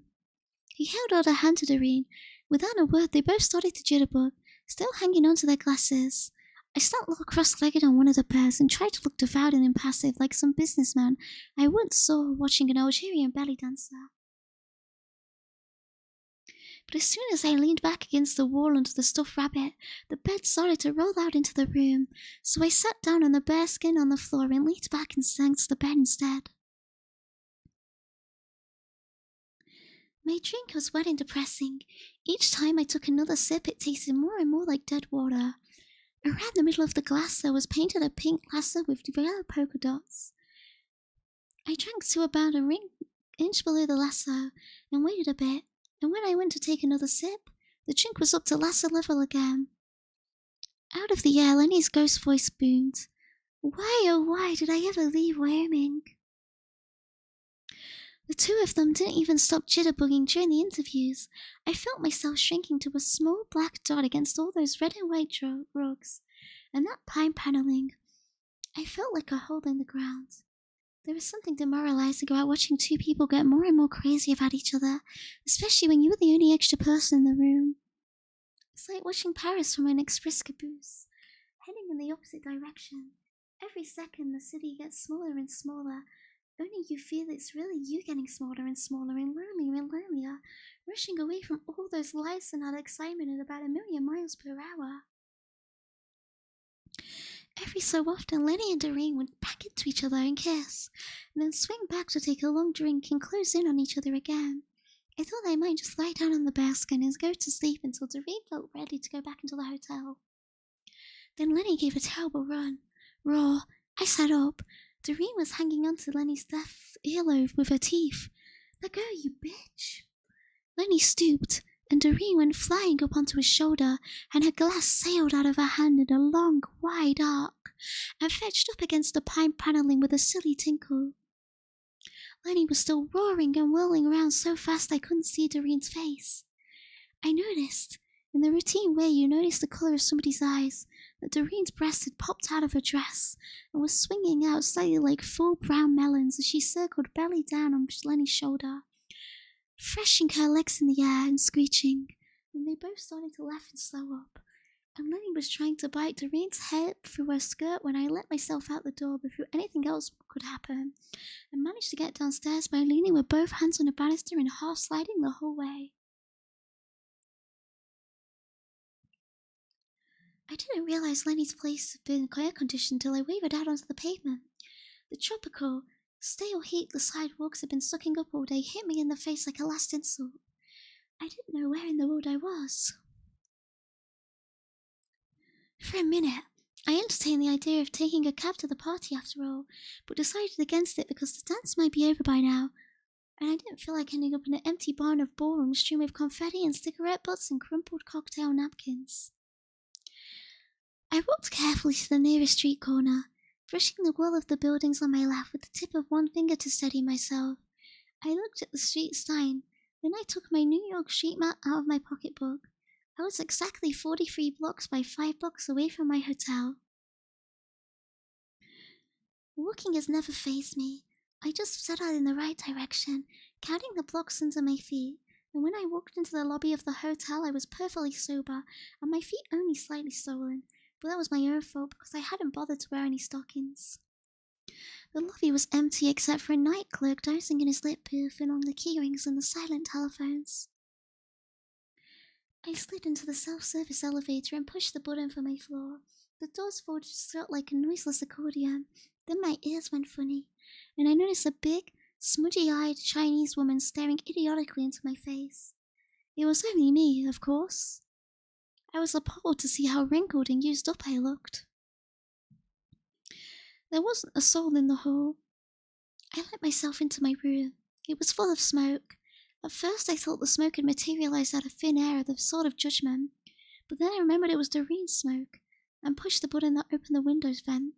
They had the windows fixed so you couldn't really open them and lean out, and for some reason this made me furious. Oh, it's halfway through. Let me drink, thank you.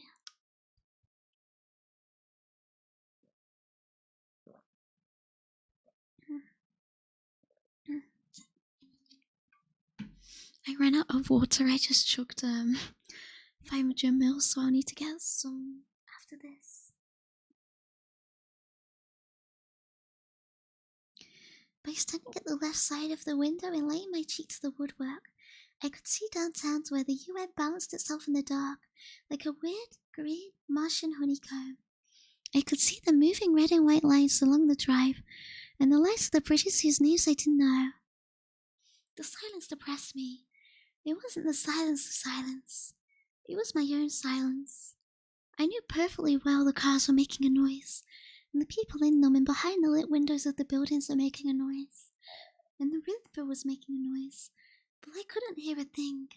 The city hung in my window, flat as a poster, glittering and blinking, but it might just as now not been there at all, for all the good it did me. The China white website telephone could have connected me up with things, but there it sat, dumb as a death's head. I tried to think of people I'd given my phone number to, so I could make a list of all the possible calls I might be about to receive, but all I could think of was I'd given my phone number to Buddy Willard's number so she could give it to a simultaneous interpreter she knew at the UM. I let a small dry laugh. I could imagine the sort of simultaneous interpreter Miss Willard would introduce me to, when all the time she wanted me to marry Buddy, who was taking the cure for TB somewhere in upper New York State. Buddy's mother had even arranged for me to be given a job as a waitress at the TB sanatorium that summer, so Buddy wouldn't be lonely. She and Buddy couldn't understand why I chose to go to New York City instead. The mirror over my mirror seemed slightly warped and much too silver. The face in it looked like the reflection in a bowl of dentist's mercury. I thought of crawling in between the bedsheets and trying to sleep, but that appealed to me about as much as stuffing a dirty, scrawled-over letter into a fresh, clean envelope. I decided to take a hot bath. There must be quite a few things a hot bath won't cure, but I don't know many of them. Whenever I'm sad I'm gonna die, or so nervous I can't sleep, or for somebody I won't be seeing for a week, I stomp down just so far and then I say, I'll go take a hot bath. I meditate in the bath. The water needs to be very hot, so hot you can barely stand putting your foot in it. Then you lower yourself, inch by inch, till the water's up to your neck. I remember the ceilings over every bathtub I've stretched out in. I remember the texture of the ceilings, and the cracks, and the colours, and the damp spots, and the light fixtures. I remember the tubs too. The antique griffin-leg tubs, and the modern coffin-shaped tubs, and the fancy pink marble tubs overlooking indoor lily ponds. I remember the shapes and sizes of the water taps, and the indifferent sorts of soap holders. I never feel so much myself as when I'm in a hot bath. I lay in that tub on the 17th floor of this hotel for women only, high up over the jazz and push of New York for near onto an hour, and I felt myself growing pure again. I don't believe in baptism, or the waters of Jordan, or anything like that, but I guess I feel about a hot bath the same way those religious people feel about holy water. I said to myself, Doreen is dissolving, Lenny Shepherd is dissolving, Frankie is dissolving, New York is dissolving. They are all dissolving away and none of them matter anymore. I don't know them. I've never known them, and I am very pure. All that liquor and those sticky kisses I saw, and the dirt that settled on my skin and all the way back is turning into something pure. The longer I lay there in the clear hot water, the purer I felt. When I stepped out at last and wrapped myself in one of the big, soft, white hotel bath towels, I felt pure and sweet as a new baby. I don't know how long I'd been asleep when I heard the knocking. I didn't pay any attention at first, because the person knocking kept saying, "Ellie, Ellie, Ellie, let me in." And I didn't know any Ellie. Then another kind of knock sounded over the first door. Bumping knock. A sharp tap tap. And another most crisper voice said, "Miss Greenworld, your friend wants you." And I knew it was Doreen. I swung to my feet and balanced dizzily for a minute in the middle of the dark room. I felt angry with Doreen for waking me up. All I stood a chance of getting out of that sad night was a good sleep, and she had to wake me up and spoil it. I thought if I pretended to be asleep, the knocking might go away and leave me in peace. But I waited, and it didn't. "Ellie, Ellie, Ellie," the first voice mumbled, while the other voice went on a hissing, "Miss Greenwood, Miss Greenwood, Miss Greenwood," as if I had a split personality or something. I opened the door and blinked out into the bright hall. I had the impression it wasn't night and it wasn't day, but some lurid third interval which is suddenly a slit between them and would never end.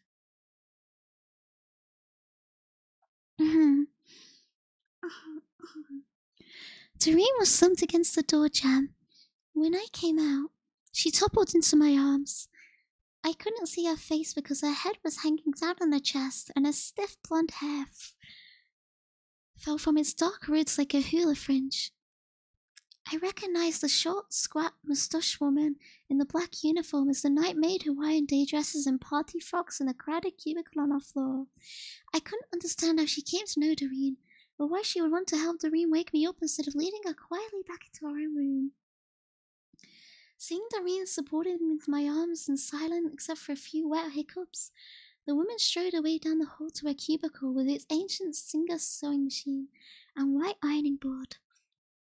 I wanted to run after her and tell her I had nothing to do with Doreen, because she looked stern and hard-working and moral as an old-style European immigrant, and reminded me of my Austrian grandmother. "Let me lie down," Doreen was muttering. "Let me lie down, let me lie down." I felt as I carried Doreen across the threshold into my room and helped her onto my bed. I would never get rid of her again. Her body was warm and soft as a pile of pillows against my arm, where she leaned her weight and her feet in the high, spiked heels dragged foolishly. She was much too heavy for me to push down the long hall. I decided the only thing to do was to dump her on the carpet and shut and lock my door to go back to bed. When Doreen woke up, she won't remember what had happened. Would think she must have passed out in front of my door while I slept. She would get up of her own accord and go sensibly back to her room. I started to lower Doreen gently onto the green hall carpet, but she gave a low moan and pitched her forward out of my arms. A jet of brown vomit flew from her mouth and spread in a large puddle at my feet. Suddenly, Doreen grew even heavier. Her head drooped forward into the puddle, the wisps of her blonde hair dabbling in it like tree roots in a bog, and I realized she was asleep. I drew back. I felt half asleep myself. I made a decision about Doreen that night. I decided I would watch her and listen to what she said, but deep down I would have nothing at all to do with her. Deep down, I'll be loyal to Bessie and her innocent friends. It was Bessie I resembled at heart. Quietly, I stepped back into my room and shut the door. On second thoughts, I didn't lock it. I couldn't quite bring myself to do that. When I woke up in the dull, sunless heat the next morning, I dressed and splashed my face with cold water and put on some lipstick and opened the door slowly. I think I still expected to see Doreen's body lying there in a pool of vomit like an ugly, concrete testimony to my own dirty nature. There was nobody in the hall. The carpet stretched from one end to the other, clean and eternally verdant except for a faint, irregular dark stain before my door, as if somebody had by accident spilled a glass of water there but dabbed it dry again. That's chapter 2.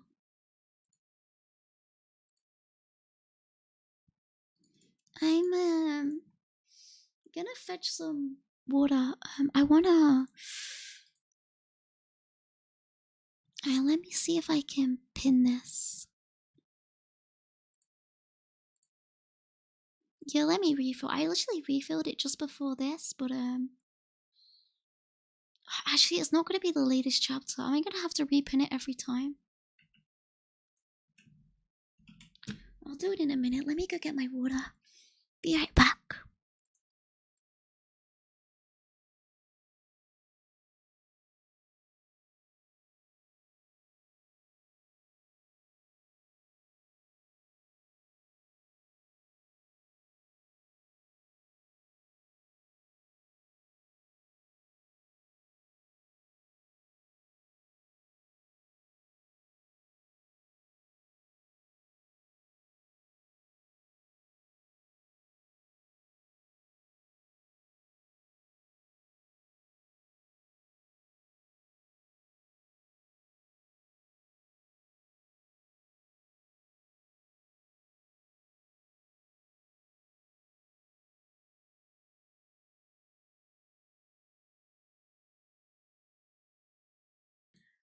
I'm back. Hello.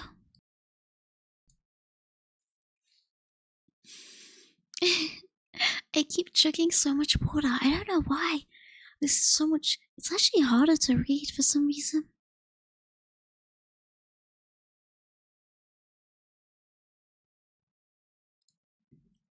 You're a bit. Okay, thank you.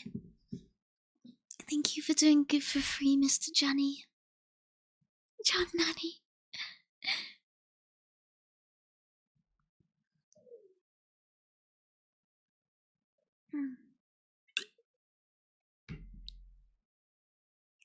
Yeah, I'm chugging so much water. I filled it at my sink, chugged a bunch, and then refilled it again. Oops. For a book written 60 years ago, I'm surprised how modern the text reads. Yeah, I mean, I think it really depends on the prose of the author, right? I've read several things which read relatively modern, and then I've read other things where it was kind of a slog because of how it read. Oops, I'm too close.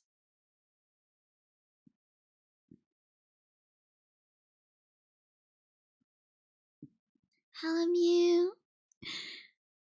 I'm trying to think of an example though. I think I'll check my Kindle because I'm not sure if I'm thinking of the right one.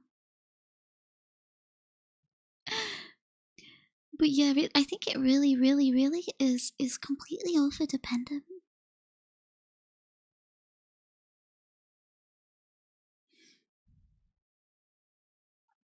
Jenny, are you okay?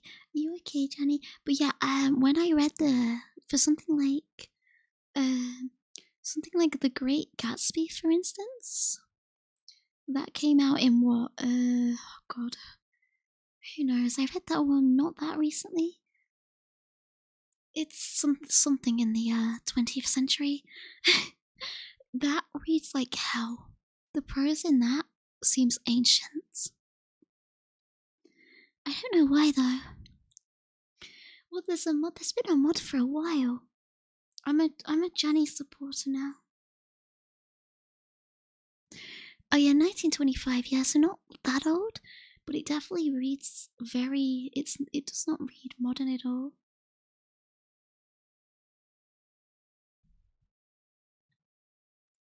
Need to read it myself to follow the story. My ADHD brain falls everywhere. Yeah, that's why I like to pin it because I have the same problem, the same issue. If I read like an audiobook, I have to have the text in front of me. Like I have to have audio or text, or I just lose where I am completely.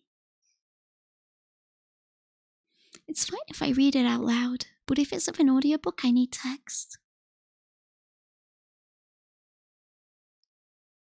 You said it wrong. Oh no. 1925 is kind of reasonable. I mean, it's only a decade or two from the Victorian era, basically. I mean, it just absolutely reads that way, and it's a little immersion breaking at time, I suppose, if you get hit by words where you're like, wow, okay, interesting word choice, even if it was perfectly acceptable and at the time. I either need to close my eyes or read to follow an audiobook. Yeah, that's what I find. If I close my eyes, I can concentrate better on the words. But if I have them open and I'm not reading it, I just get distracted. 2 hours, no, not 20 hours. I'll go faster. I swear.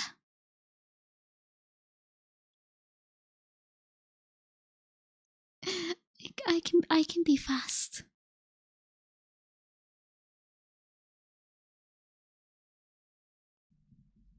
Okay.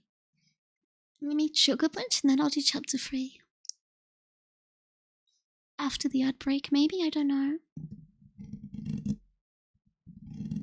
Also, did I say hi Dundee? Hi Dundee.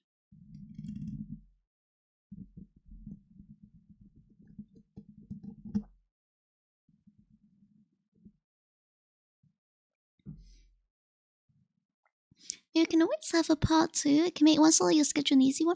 I could do. I just want to reach at least chapter 10. If I can reach, I'll see how I feel when we're at chapter 10, right? Depends how long it takes to reach that.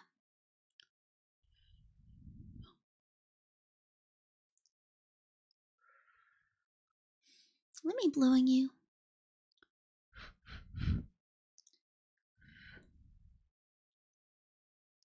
Yeah, I don't have to finish it all in one sitting. Yeah, I think I'll just see. I think if like, I'm struggling to read it at 10, then I'll take a break. But if I'm fine, I'll keep going. It depends how long it takes, right? On is really pulling its weight. Wow, that's why I said it. Thank you. That's why I made sure to include that word. Hello, QB. I was eating dinner. What themes and motives did I miss? She was bullying women. She abandoned her friend, and then she said she was an awful person, and she was regaining her purity. Right now it's kind of on her bit of a. She's on her self-exploration chapters. She never says hi to Jenny, so I assume there's something weird. Wait, clandestine going on? Is it?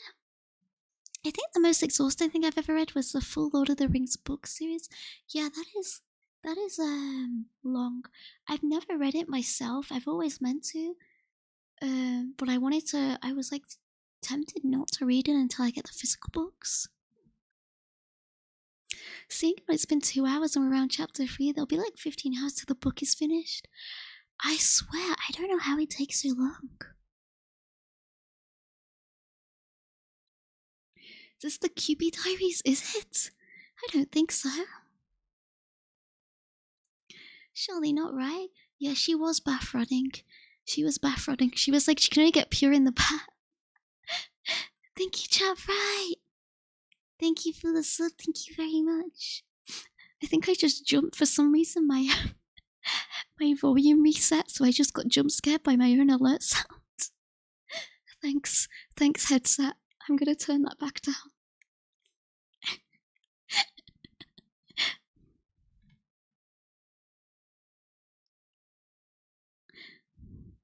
Lord of the Rings is long but not super hard in this the opinion. Yeah, I've read little excerpts from it, and it's not particularly difficult prose. It's just long, right? But I think it's interesting. I think I'd like it. Read the entire compendium and skip the Lord of the Rings books entirely. But yeah, I think if I read it, it's going to take me forever to finish, which is annoying. It's a good series, but by exhausting, I mean there's a ton of filler material with intricate descriptions of things that don't really matter in terms of the story.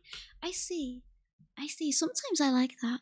My favorite books are books like these where they spend a lot of time on the main characters, I suppose, emotional world building. Not world building, but like emotional character development, opposed to ones which are more world focused. So that's why I haven't touched it yet, because I'm a big fan of character led and books with heavy emphasis on character development, especially when they're, I suppose, like, what would you call them? Like troubled protagonists, maybe? as far as Mary Sue as you can, as far from Mary Sue as you can get is my ideal. The bath really did a hymen of blood. Oh no. Berlin Alexanderplatz is hard, long, has hard to read prose, hard to analyze, and just general. Some books are just like that, though, right? That one is the one by. I forgot who wrote that. Oh, Dublin. Oh. It's a TV show of it all. And once again, Shilling Dungeon. I've read Dungeon Meshi, yeah. I love Dungeon Meshi. Dungeon Meshi was very well character led. Despite having also great world building, the character I really liked that was done. I'm glad how it focused quite clearly around the main group as well, instead of falling into the trap a lot of manga seems to fall into, where they try and develop, they bring in a bunch of people and they simply don't have the time to develop more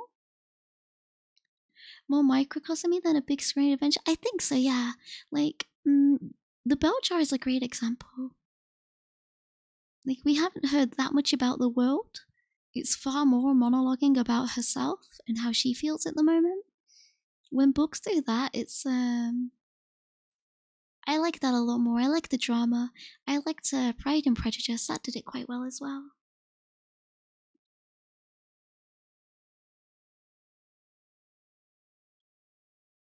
The anime is, yeah, I heard the anime is doing really well. I was glad. I remember seeing when they were like, ooh, look at all our voice actors. I'm glad it's doing great. The anime is causing DM to gain a bit of a shilly Danganronpa-esque fanbase. Those are the trap from the quality of the work at all. That makes sense. I'm kind of, I guess, old enough now that I kind of don't feel the urge to absorb myself in the fanbase of series I like. So I get to avoid it for the most part. I was never really one to talk about what I liked with people that much anyway. Like, some people really enjoy it, like discussing things, but I kind of just don't. So I get to avoid it. I've not seen much other than it being very popular. Very, very Reddit popular, apparently.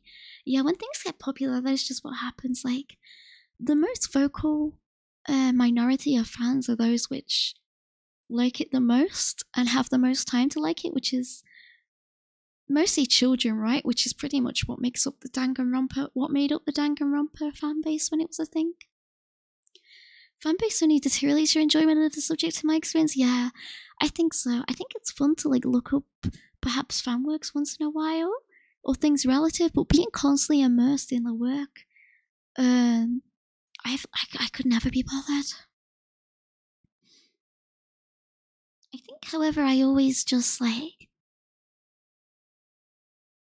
to do something like that as well, like to be that invested in a fandom. I find people tend to have a particular work they enjoy the most to do that, which I don't, so it kind of makes sense that I don't get along with it very well.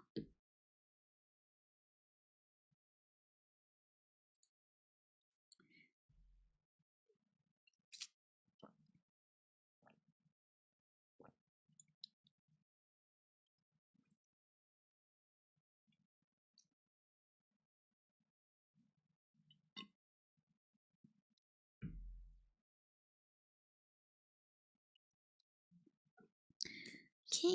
I just chug loads of water. Swear we are not QB standing, we're just hired agents to keep her in check. Am I being gangstalked again? Lord me? Gangstalk this.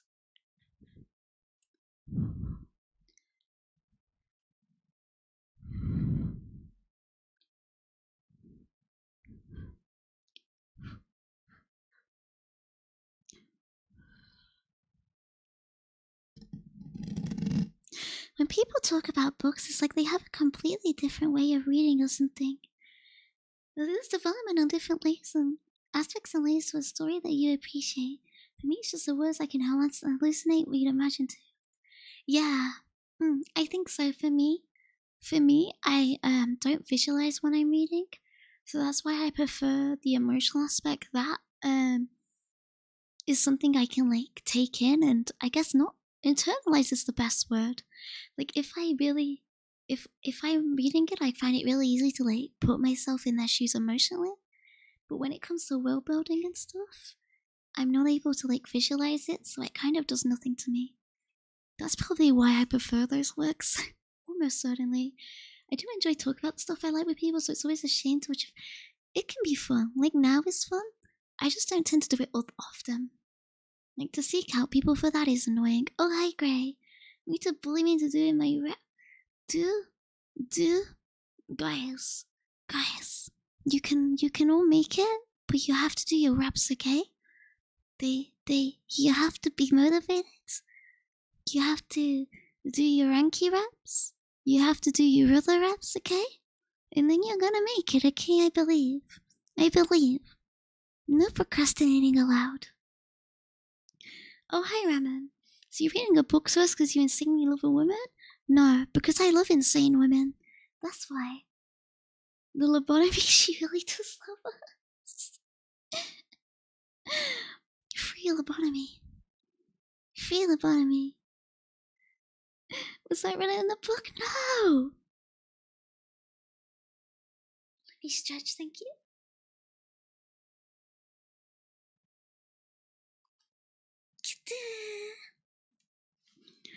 She lived insane women so much she became one. I'm not insane. This is just who I am. It's such a more involved and engaged way of reading that I can't comprehend. Like, you really go for the emotions the author went through in constructing the story. It's really interesting people like that talk about the stories they read. What kind of stories are you referring to with that? Like, just the other way people talk about books? Like a sommelier compared to just jumping through past food. I think it's fair. I think people who with strong visualization have a lot better time at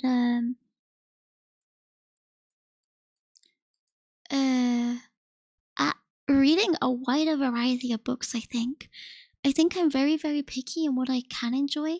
Like I'll drop a book extremely fast. I got heavily into manga because I didn't have to rely on visualization. So there was a wider variety of things I would be willing to try without dropping them.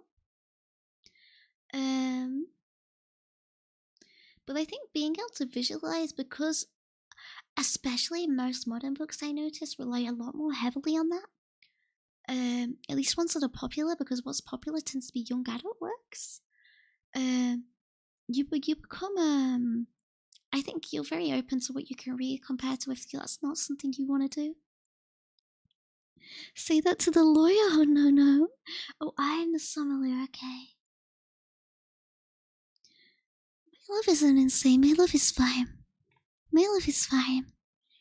I love Sylvia Plath even if she did put her head in the oven, because that's relatable. You can't do that anymore, but like she girl boss with that. I understand her. Okay. Don't put your head in the oven, keep it. I don't think that stuff even works anymore, right? She gave herself carbon monoxide poisoning, and I'm pretty sure modern ovens can't do that. Because the memes will get you. Oh no.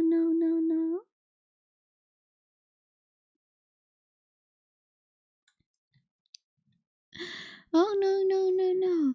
Anyway, you guys better not be procrastinating, okay? I'd rather see you doing your rap soon, okay? With proof. I believe in you. Let me do chapter 3.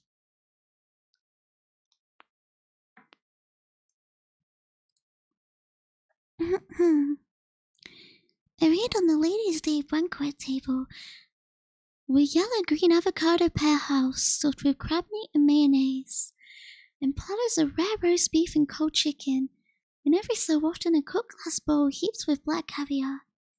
I hadn't had time to eat any breakfast at the hotel cafeteria that morning, except for a cup of overstewed coffee so bitter it made my nose go, and I was starving. Before I came to New York, I'd never eaten out of a proper restaurant. I don't count Howard Johnson's, where I only had French fries and cheeseburgers and vanilla frappes with people like Buddy Willard. I'm not sure why it is, but I love food more than just about anything else. No matter how much I eat, I never put on weight. With one exception, I've been the same weight for 10 years.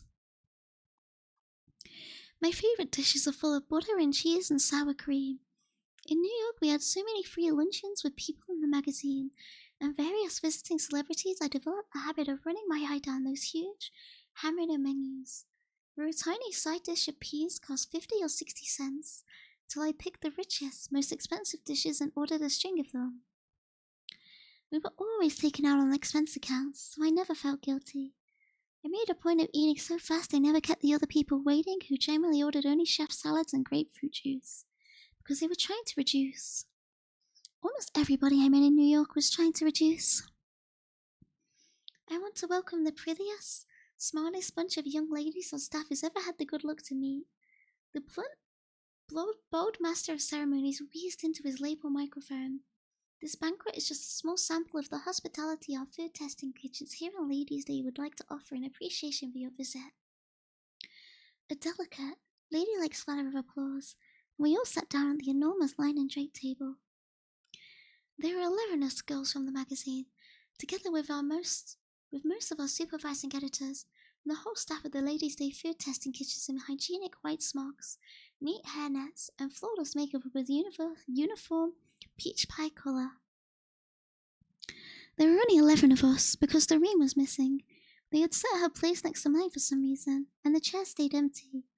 I saved her place card for her, a pocket mirror with Doreen painted along the top of it in lacy script, and a wreath of frosted daisies around the edge, framing the silver hole where her face would show. Doreen was spending the day with Lenny Shepherd. She spent most of her free time with Lenny Shepherd now.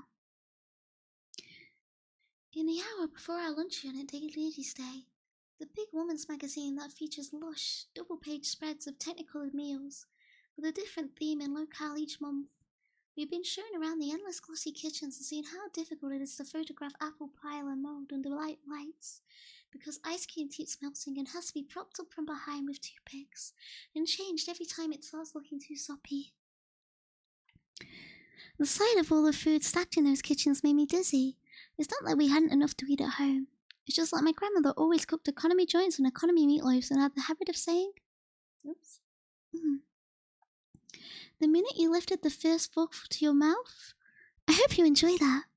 It cost 41 cents a pound, which always made me feel I was somehow eating pennies instead of Sunday roast. While we were standing up behind our chairs listening to the welcome speech, I had bowed my head and secretly eyed the position of the bowls of caviar. One bowl was set strategically between me and Doreen's empty chair. I figured the girl across from me couldn't reach it because of the mountainous centerpiece of marzipan fruit, and Betsy, on my right, would be too nice to ask me to share it with her if I just kept it out of the way on my elbow by my bread and butter plate. Besides, another bowl of caviar slid a little way to the right of the girl next to Betsy, and she could eat that. Let me drink.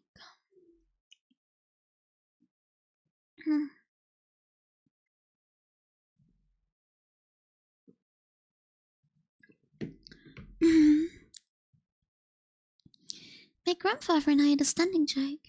He was the head waiter at the country club near my hometown, and every Sunday my grandmother drove in to bring him home for his Monday off.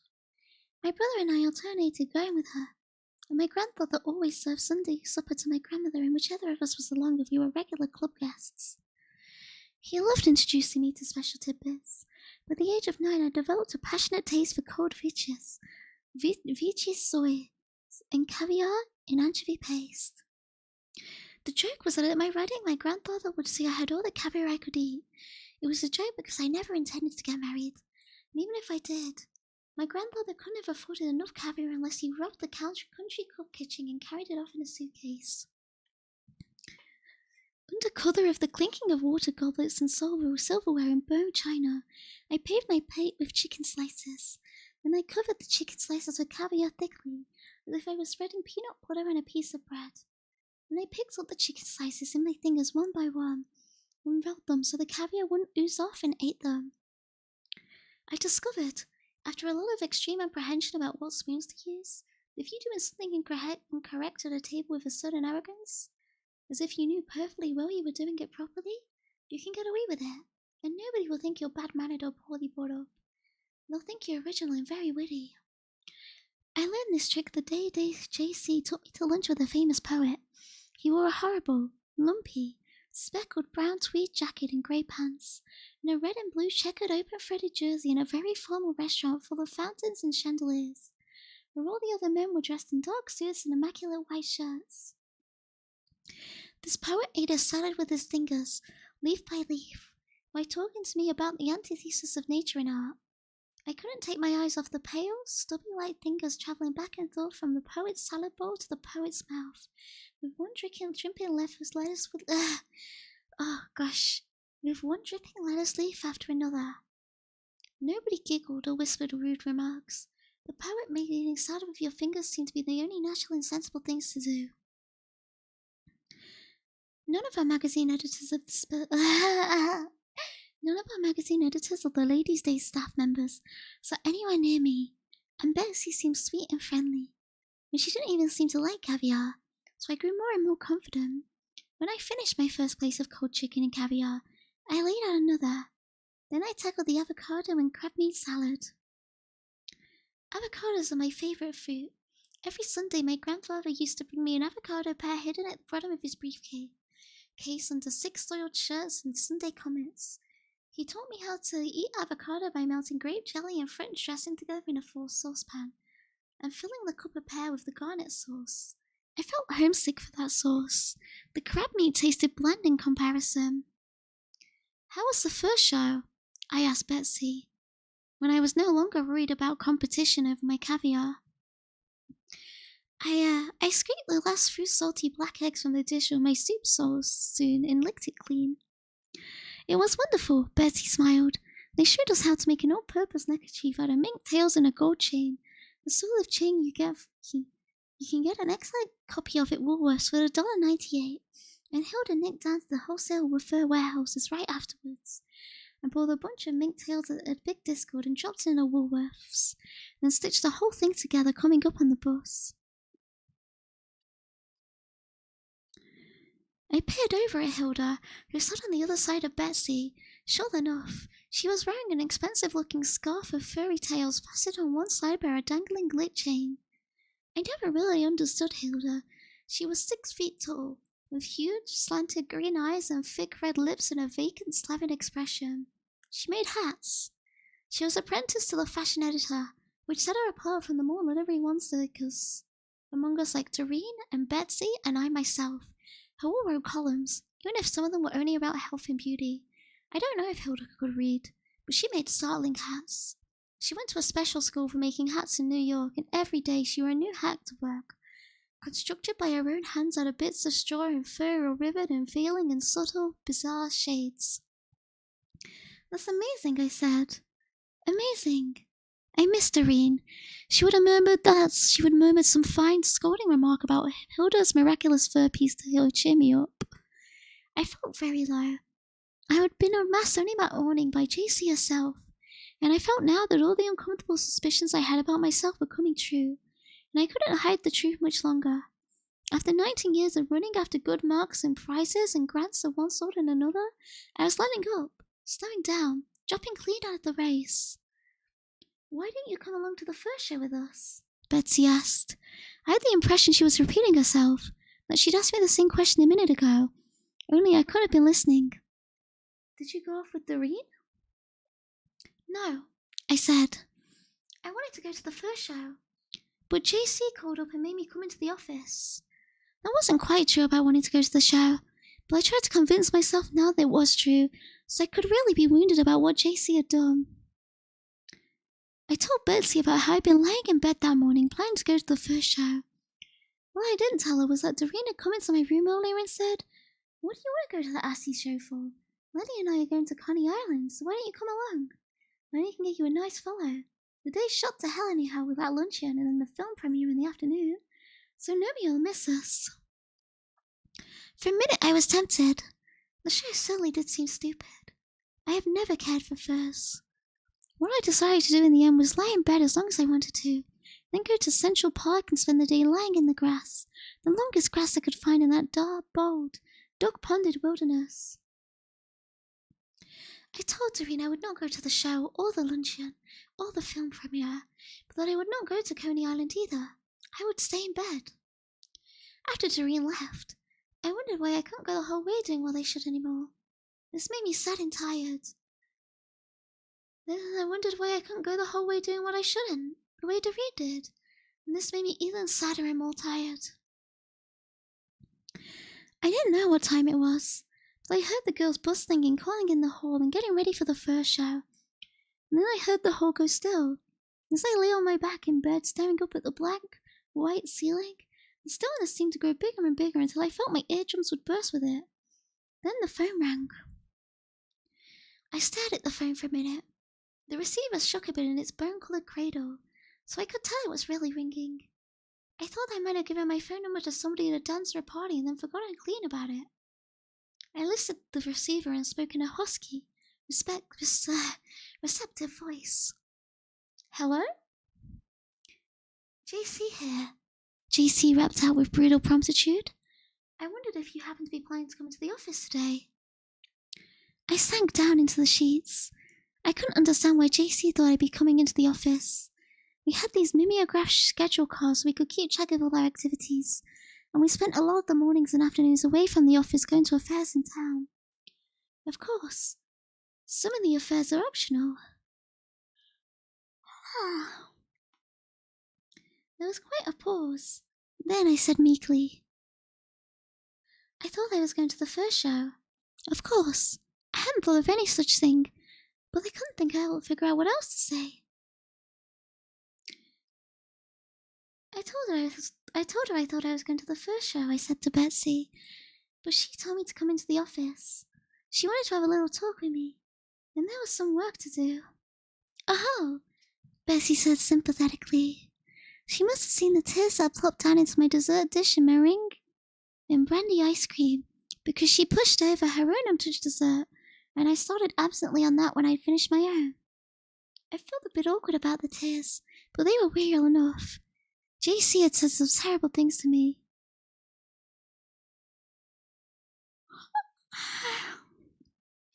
I keep yawning.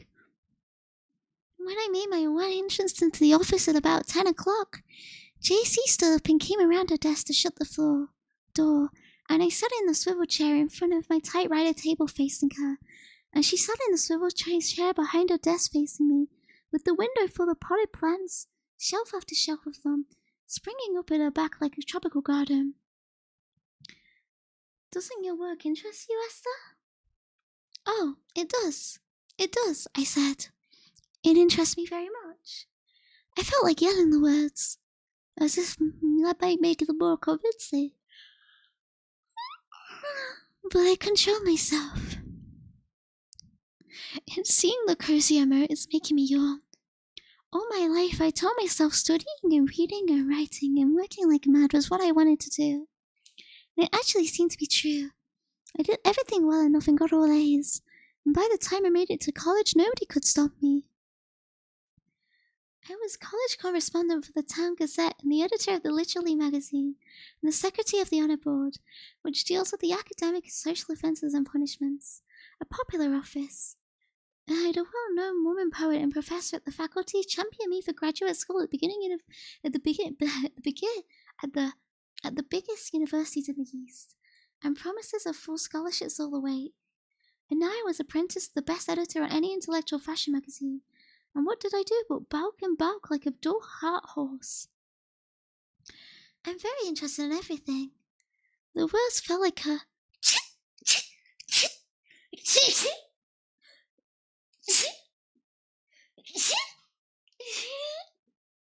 Sorry.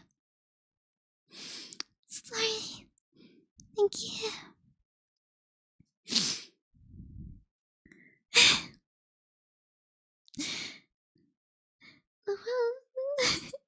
The words fell with the hollow flatness onto JC's desk, like so many wooden nickels. I'm glad of that, JC said a bit waspishly. You can learn a lot in this month on the magazine, you know? if you just rolled up your shirt cuffs? The girl who was here before you didn't bother with any of the fashion show stuff. She went straight from this office to onto time. My, I said in the same sepulchral tone. That was quick. Of course. You have another year at college yet. JC went on a little more mildly. What do you have in mind after you graduate? What I always thought I had in mind was getting some big scholarship to graduate school or grant study all over Europe. Then I thought I'd be a professor and write books of poems or write books of poems and be an editor of some sort. Usually I had these plans on the tip of my tongue. I don't really know, I heard myself say. I felt a deep shock, hearing myself say that, because the minute I said it, I knew it was true. It sounded true, and I recognized it. The way you recognize some nondescript person that's been hanging around your door for ages. And then suddenly comes up and introduces yourself with your real father. Looks exactly like you. So you know he really is your father. And the person you thought all your life was your father is a sham. I don't really know. You'll never get anywhere like that, JC paused. What languages do you have? Oh, I can read a little French, I guess. And I've always wanted to learn German. I've been telling people I wanted to learn German for about 5 years. Let me drink.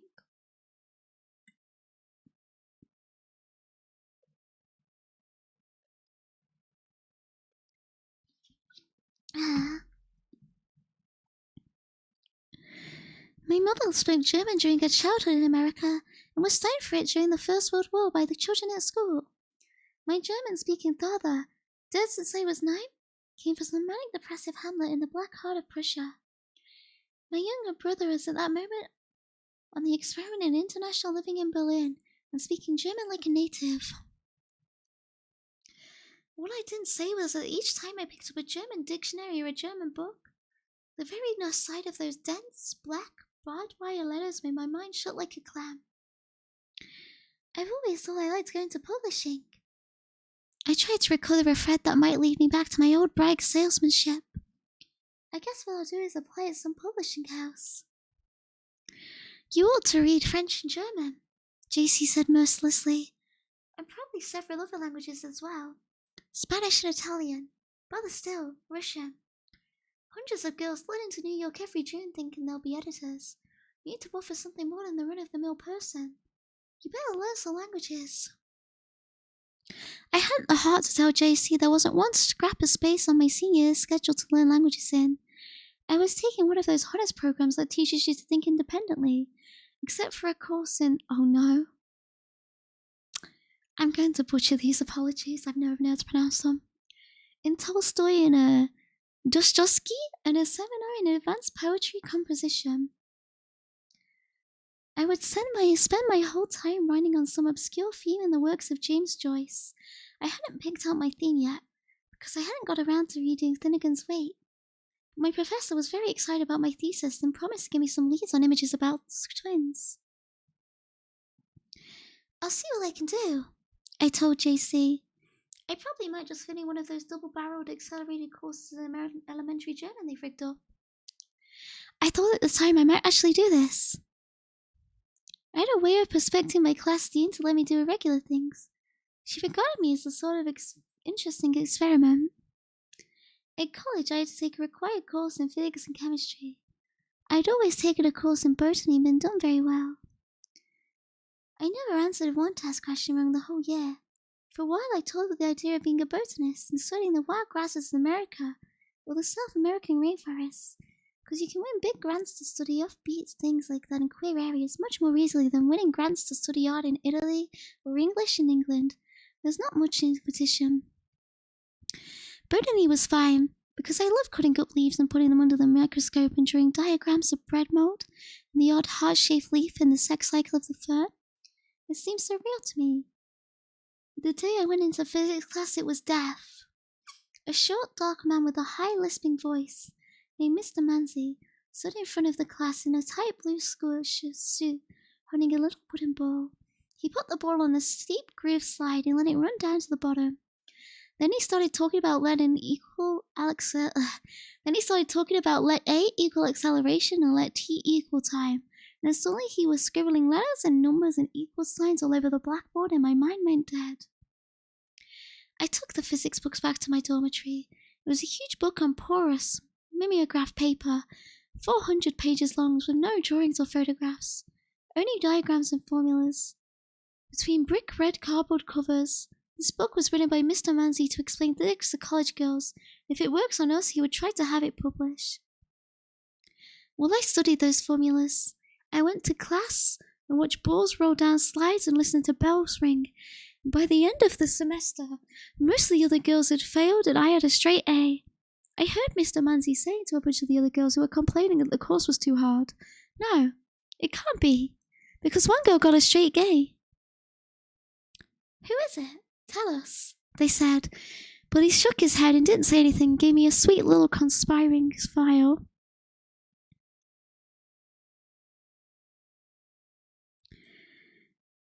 That's what gave me the idea of escaping the next semester of chemistry.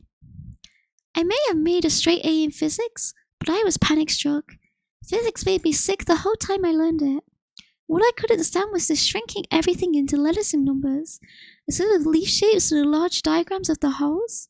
The leaves breathed through in fascinating words like carotene and xanthophyll on the blackboard.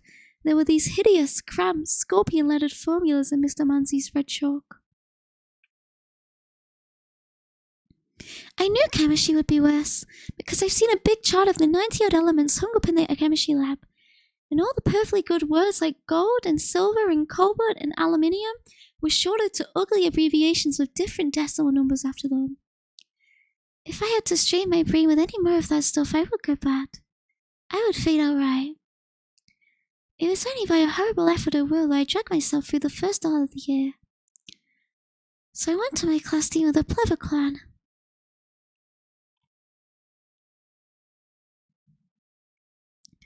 My plan was that I needed the time to take a course in Shakespeare, since I was, after all, an English major. She knew and I knew perfectly well that I would get a straight A in the chemistry course. So what was the point in my taking the exams? Why couldn't I just go to the classes and look on and take it all in, and forget about marks and credits? It was a case of honor among honorable people, and the content meant more than the form. And the marks are really a bit silly anyway, weren't they? When you knew you'd always get an A? My plan was strengthened by the fact that the college had just dropped the second year of required science for the classes after me anyway, so my class was last to suffer under the old ruling. Mr. Manzi was in perfect agreement with my plan. I think it flattered him that I enjoyed his classes so much. I would take them for no materialistic reason like credit in an A, but for the sheer beauty of the chemistry itself. I thought it was quite ingenious of me to suggest sitting in one of the chemistry courses even if after I changed over to Shakespeare. It was quite an unnecessary gesture and made it seem I simply couldn't bear to give chemistry up. Let me hydrate. Of course, I never would have succeeded with this scheme if I hadn't made that A in the first place.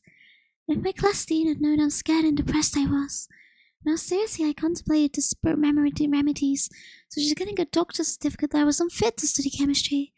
The formulas made me dizzy and so on. I'm sure she wouldn't have listened to me for a minute, but would have made me take the course regardless. As it happened, the faculty board passed my petition, and the class dean told me later that several of the professors were touched by it. They took it as a real step in intellectual maturity. I had to laugh when I thought about that the rest of the year. I went to the chemistry class 5 times a week and didn't miss a single one. Mr. Manzi stood at the bottom of the big, rickety old amphitheatre, making blue flames and red flares and clouds of yellow stuff by pouring the contents of one test tube into another, and I shut his voice out of my ears by pretending it was only a mosquito in the distance, and sat back enjoying the bright lights and coloured files and wrote page after page of villanelles and sonnets. Mr. Manzi would glance at me now and then and see me writing, and send a sweet little appreciative smile. I guess he thought I was writing down all these formulas not for exam time like the other girls, but it's because his presentation fascinated so much I couldn't help it. That's chapter 3. Is that a little better if I stay there? I'm not too sure.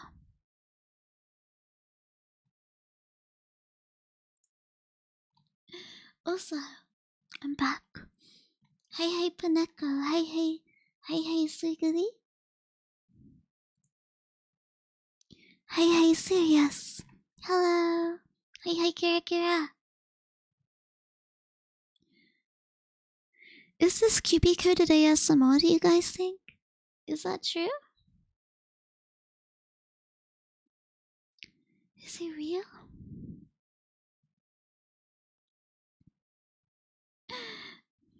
I don't want to go in the jar, thank you. Yeah, I think I'll move for dialogue maybe. I just have to I think I should move my mic.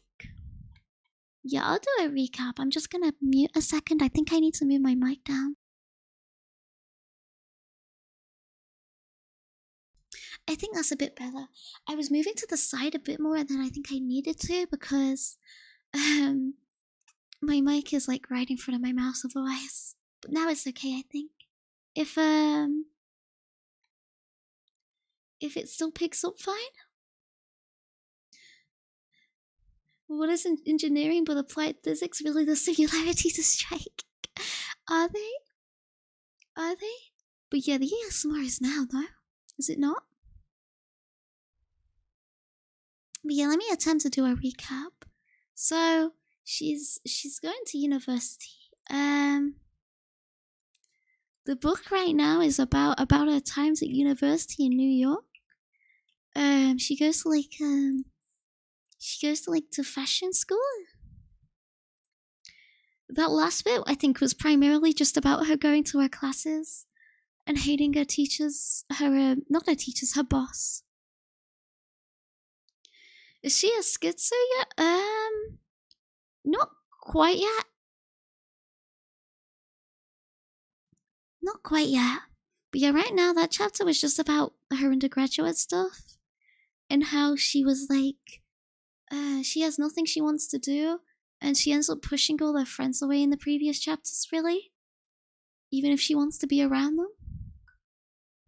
Because she doesn't feel like she can get away from them. That's pretty much what was written so far.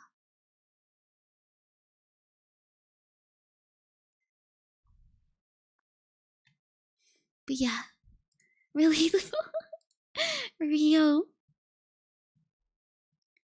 very, very related. Very relatable. Queen, go boss. Oops, sorry. I punched things. Let me hydrate. I've literally almost finished my bottle of water again.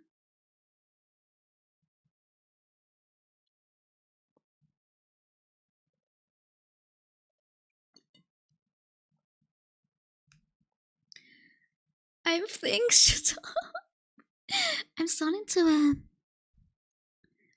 think I should just start refilling it after every chapter at this point. I'm literally almost out of water. How big are those bottles? It's like... Does it say on the bottom?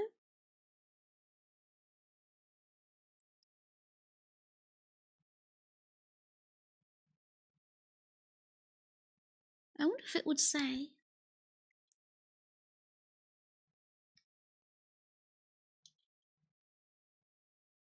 Anyway, I think it's like 500 milliliters. If it says, I don't see it.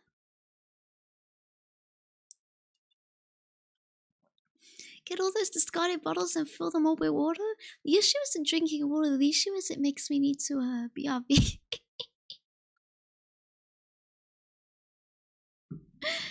I also don't have any of those bottles left. I threw them all away.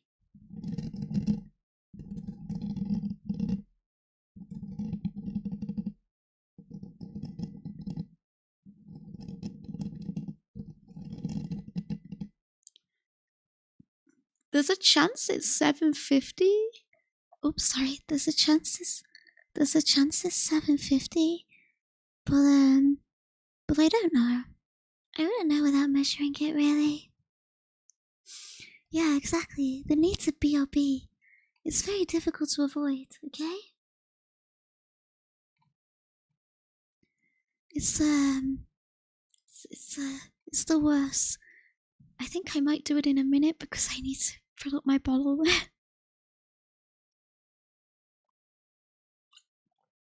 Watch this though.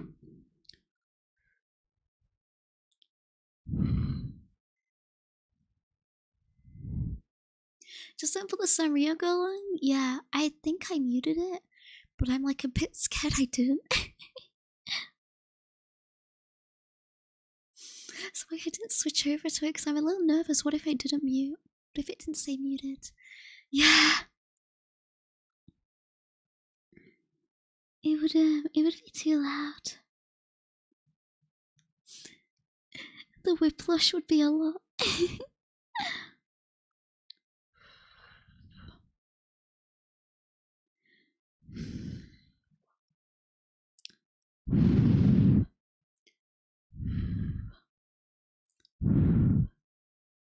Lobotomy. Free lobotomy so you don't put your head in nothing.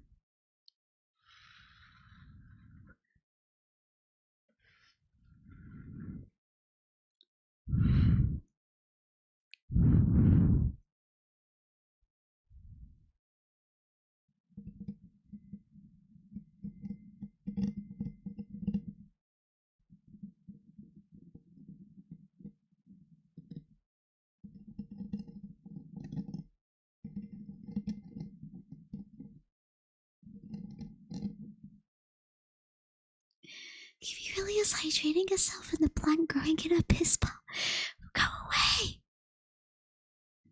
I'm simply very hydrated.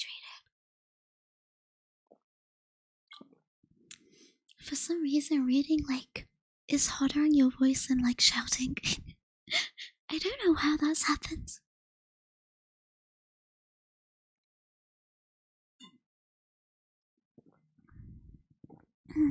I hydrated, thank you. I ran out now. I need to get some more. Let me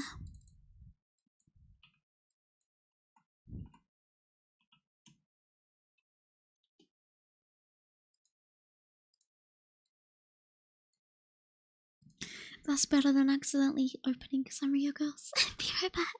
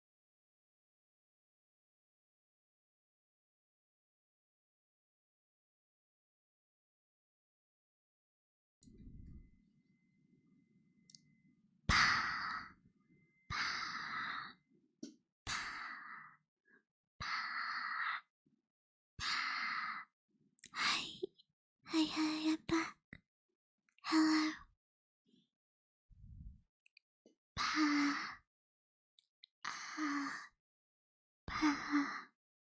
Ah. Pa. Ah. Ah. Pa pa pa.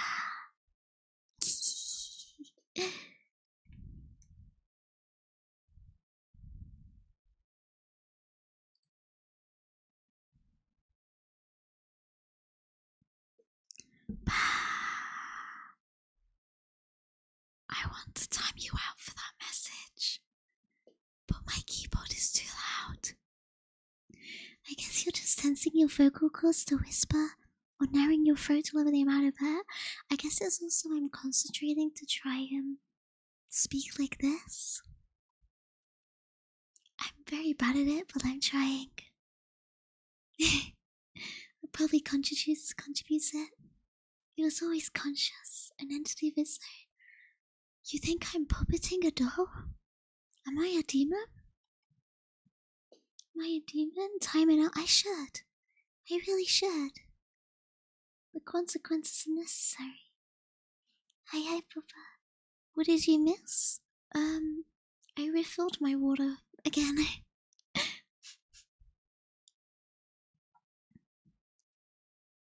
All women are? Wait. I'm demon? When you gulp the water, does it even come up? Let me see. Let me do it straight next to the mic.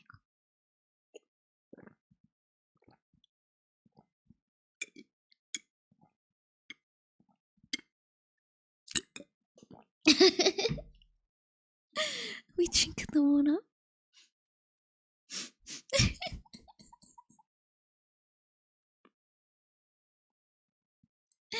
He's loading up those piss results. No.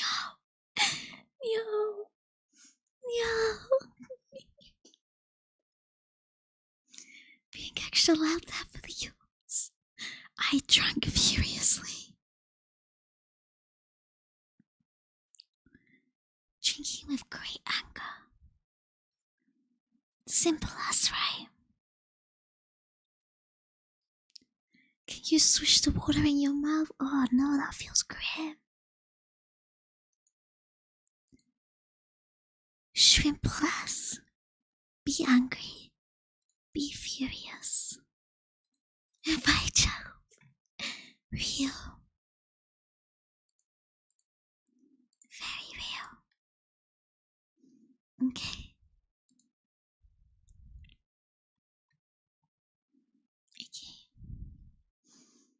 Yeah, I can't wait for the I can't wait for it to progress. As it goes into the book, I really like it. Let me do chapter 4. I don't know just why my successful evasion of chemistry should have floated into my mind there in JC's office. Yeah, chapter 4. All the time she talked to me, I saw Mr. Manzi standing on thin air in back of JC's head, like something conjured up out of a hat, holding his little wooden ball in the test tube that billowed a great cloud of yellow smoke the day before Easter vacation, and smelled of rotten eggs and made all the girls in Mr. Manzi laugh. I felt sorry for Mr. Manzi. I felt like going down to him on my hands and knees and apologizing for being such an awful liar. JC handed me a pile of story manuscript and spoke to me much more kindly. I spent the rest of the morning reading the stories and typing out what I thought of them on the pink inter-office memo sheets and sending them into the office of Betsy's editor to be read by Betsy the next day. JC interrupted me now and then to tell me something practical or a bit of gossip. Oops, I forgot to, There we go. JC was going to lunch that noon with 2 famous writers, a man and a lady.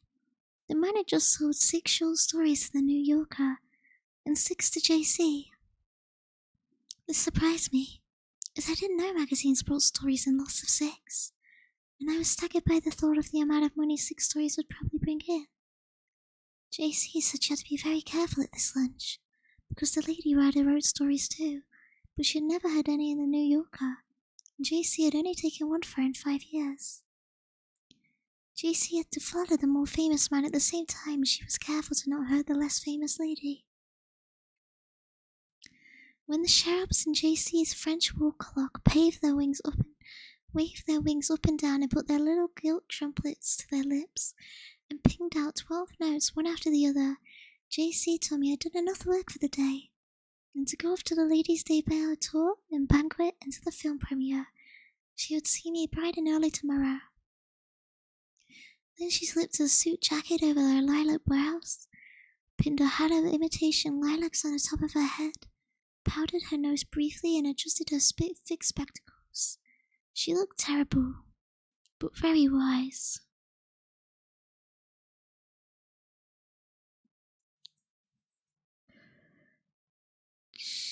As she left the office, she patted my shoulder with one lilac-gloved hand.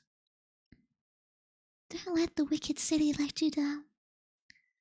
I sat quietly in my swivel chair for a few minutes and thought about JC. I tried to imagine what it would be like if I were E.G., the famous editor, in an office full of potted rubber plants and African violets my secretary had to water each morning. I wished I had a mother like JC. Then I know what to do. My own mother wasn't much help. My mother had taught shorthand and typing to support us ever since my father died. Now secretly she hated it, and hated him for dying and leaving no money because he didn't trust life insurance salesmen. She was always on me to learn shorthand after college, so I have a practical skill as well as a college degree. Even the apostles would tempt me because she'd say they had to live, just the way we do. I dabbled my fingers in the bowl of warm water a Ladies' Day waitress set down in place of my 2 empty ice cream dishes. Then I wiped each finger carefully with my linen napkin, which was still quite clean. Then I folded the linen napkin and laid it between my lips, and brought my lips down on it precisely. When I put the napkin back on the table, the fuzzy pink lip shape loomed right in the middle of it like a tiny heart. I thought what a long way I had come. The first time I saw a finger bowl was at the home of my benefactress. It was the custom in my college. The little freckled lady in the scholarships office told me to write to the person whose scholarship you had, if they were still alive, and thank them for it. I had the scholarship of Philomena Guinea, a wealthy novelist who went to my college in the early 1900s and had her first novel made into a silent film with Bette Davis. It was a radio serial that was still running, and it turned out she was alive, lived in a large mansion not far from my grandfather's country club. So I wrote Philomena Guinea a long letter in coal black ink on grey paper with the name of the college embossed on it in red. I wrote what the leaves looked like in autumn when I bicycled out into the hills, and how wonderful it was to live on a campus and commuting by bus to a city college and having to live at home, and how all knowledge was opening up before me. Perhaps one day I would be able to write great books the way she did. I had read one of Miss Guinea's books in the town library. Her college library didn't stock them for some reason, and it was crammed from the beginning to the end with long, suspenseful questions. Would Evelyn discern that Gladys knew Roger in her past? Wondered Hector feverishly. And how could Donald marry her when she learned of the child Elsie, hidden away with Miss Rolmot on a secluded country farm? Griselda demanded of her pre-moonlit pillow. These books earned Philomena Guinea, who later told me she'd been very stupid at college, millions and millions of dollars. Miss Guinea answered my letter and invited me to lunch at her home. That was when I saw my first finger bowl. The water had a few cherry blossoms floating in it, and I thought it must be some clear sort of Japanese after-dinner soup, and ate every little bit of it, including the crisp little bottoms. Miss Guinea never said anything. It was only much later, when I told a Deborah while I knew at college about the dinner, that I had learned what I had done.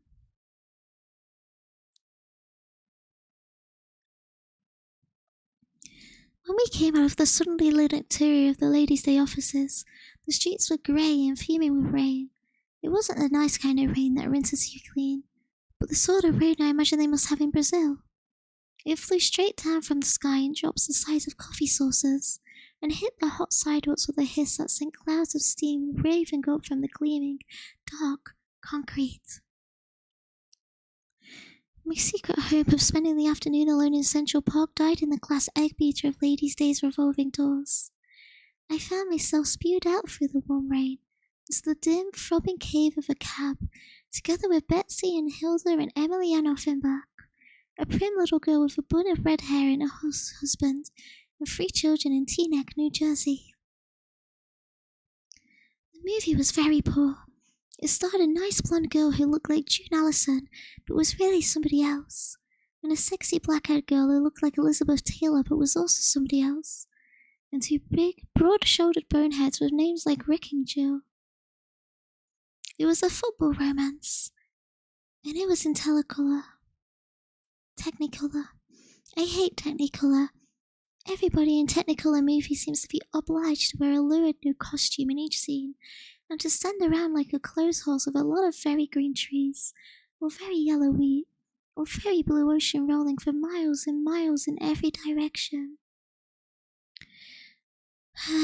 Most of the action in this picture took place in the football stands, but the 2 girls waving and cheering in smart suits with orange chrysanthemums the size of cabbages on their lapels were in a ballroom, or the girls swooped across the floor with their dates in dresses like something out of Gone with the Wind, and then sneaked off into the powder room to say nasty, intense things to each other.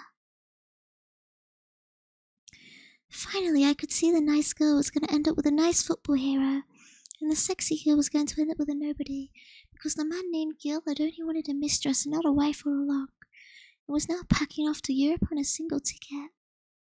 At about this point, I began to feel peculiar. I looked around at me at all the rows of wrapped little heads with the same silver glow at them at the front and the same black shadow of them at the back. They looked like nothing more or less than a lot of stupid moon brains. I felt in terrible danger of puking. I don't know whether it was the awful movie giving me a stomachache, or that caviar I had eaten. I'm going back to the hotel, I whispered to Betsy through the half-dark. Betsy was staring at the screen with deadly concentration. Don't you feel good? She whispered, barely moving her lips. No, I said. I feel like hell. So do I. I'll come back with you. We slipped out of our seats and said, excuse me, down the length of our row, while the people grumbled and hissed and shifted their rain boots and umbrellas to let us pass, and I stepped on as many feet as I could, because it took my mind off this enormous desire to puke that was ballooning up in me so fast I couldn't see around it. The remains of a tepid rain were still sifting down when we stepped out into the street. Bessie looked afraid. The bloom was gone from her cheeks, and her trade floated in front of me, green and sweating. We fell into one of those yellow checkered cabs which were always waiting at the curb when you're trying to decide whether or not you want a taxi. And by the time we reached the hotel, I'd puked once and Betsy had puked twice. The cab driver took the corners with such momentum that we were thrown together first on one side of the back seat and then on the other. Each time one of us felt sick, she would lean over quietly as she dropped something and was picking it off the floor, and the other would hum a little and pretend to be looking out the window. The cab driver seemed to know what we were doing, even so. Hey, he protested, driving through a light that had just turned red. You can't do that in my cab. You better get out and do it in the street. But we didn't say anything, and I guess he figured we were always at the hotel, so he didn't make us get out until we pulled up in front of the main entrance. We didn't dare wait to add up the fare. We stuffed a pile of silver into the cabbie's hand and dropped a couple of Kleenexes to cover the mess on the floor, and ran in through the lobby and onto the empty elevator. Lucky for us, it was a quiet time of day. Bessie was sick again in the elevator and I held her head, and then I was sick and she held mine. Usually after a good puke you feel better right away. We hugged each other and then said goodbye and went off to opposite ends of the hall to lie down in our own rooms. There is nothing like puking with somebody to make you into old friends. But the minute I'd shut the door behind me and undressed and dragged myself onto the bed, I felt worse than ever.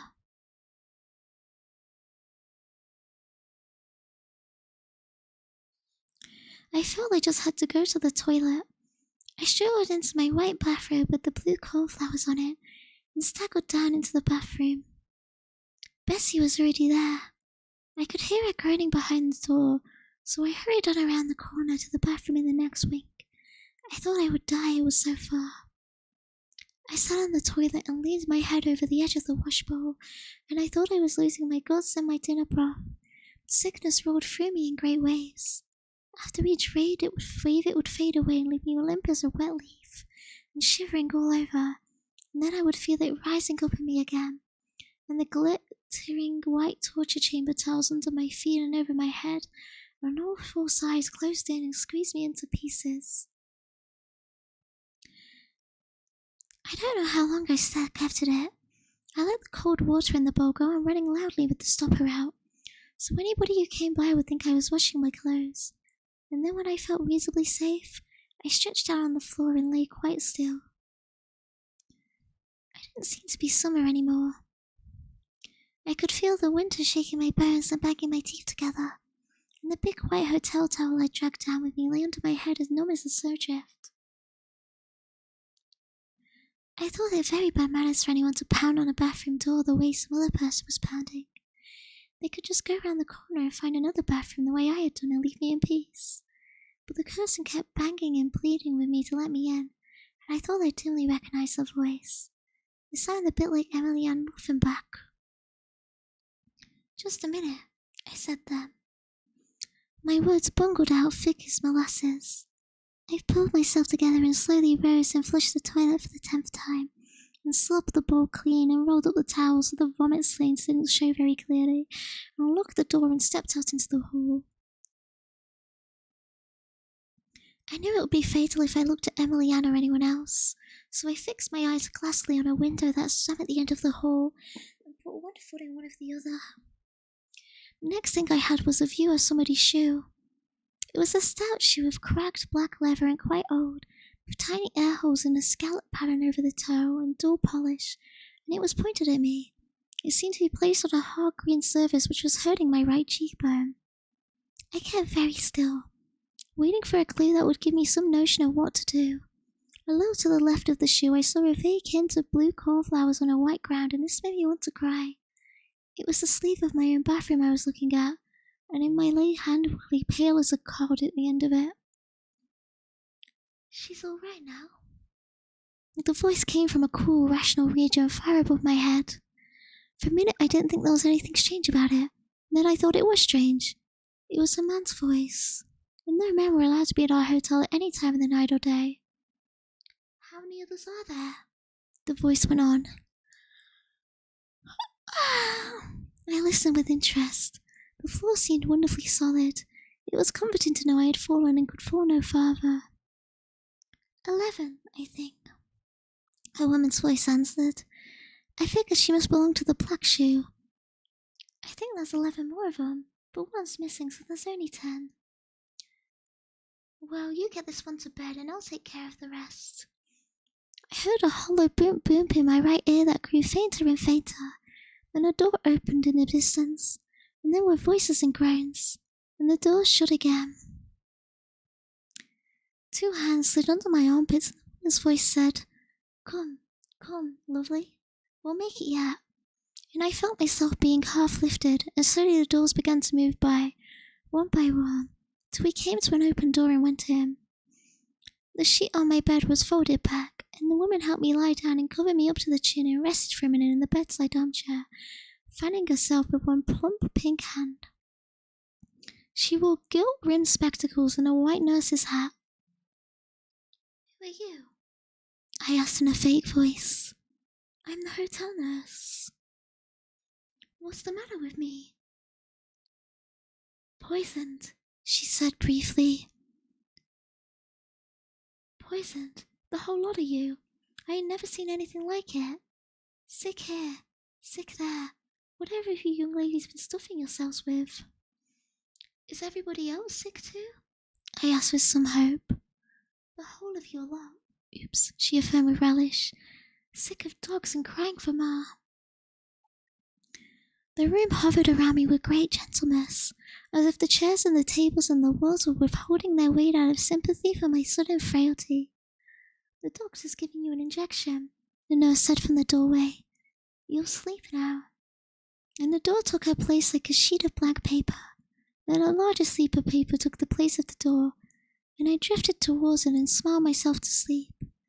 Somebody was standing by my pillow with a white cup. Drink this, he said. I shook my head. The pillow cracked like a wad of straw. Drink this and you'll feel better. A thick white china cup was low below my nose. In the one light that might have been the evening, and might have been drawn, I contemplated the clear amber liquid.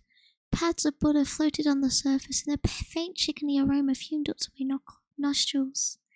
My eyes moved tentatively to the skirt behind the cup. Betsy, I said. Betsy, nothing. It's me. I raised my eyes then, and I saw Doreen's head silhouetted against the paling window. Her blonde hair lit at the tips from behind like a halo of gold. Her face was in shadow. I'll pause to hydrate now. So I couldn't make out her expression, but I felt the sort of expert tenderness flowing from the ends of her fingers. She might have been Betsy or my mother or a fern-scented nurse. I bent my head and took a sip of the broth. I thought my mouth must have been made of sand. I took another sip and then another until the cup was empty. I felt purged and holy and ready for a new life. Doreen set the cup on the windowsill and lowered herself into the armchair. I noticed that she made no move to take out her cigarette, and as she was a chain smoker, this surprised me. Well, you almost died, she said finally. I guess it was all that caviar. Caviar nothing. It was the crab meat. They did tests of it and it was chock full of ptomaine. I had a vision of the celestial white kitchens on Ladies' Day stretching into infinity.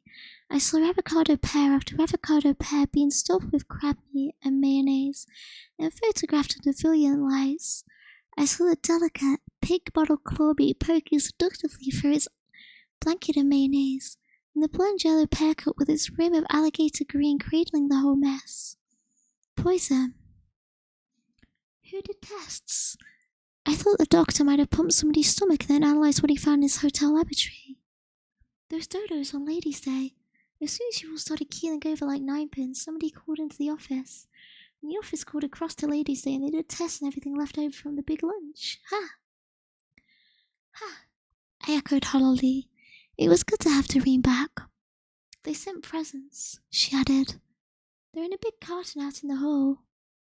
How did they get here so fast? Special express delivery, what do you think? They can't afford to have a lot of you running around saying you got poisoned at Ladies' Day. You could sue them for every penny they earn if you just knew some smart lawman. What are the presents? I began to feel if it was a good enough present, I wouldn't mind about what happened, because I felt so pure as a result.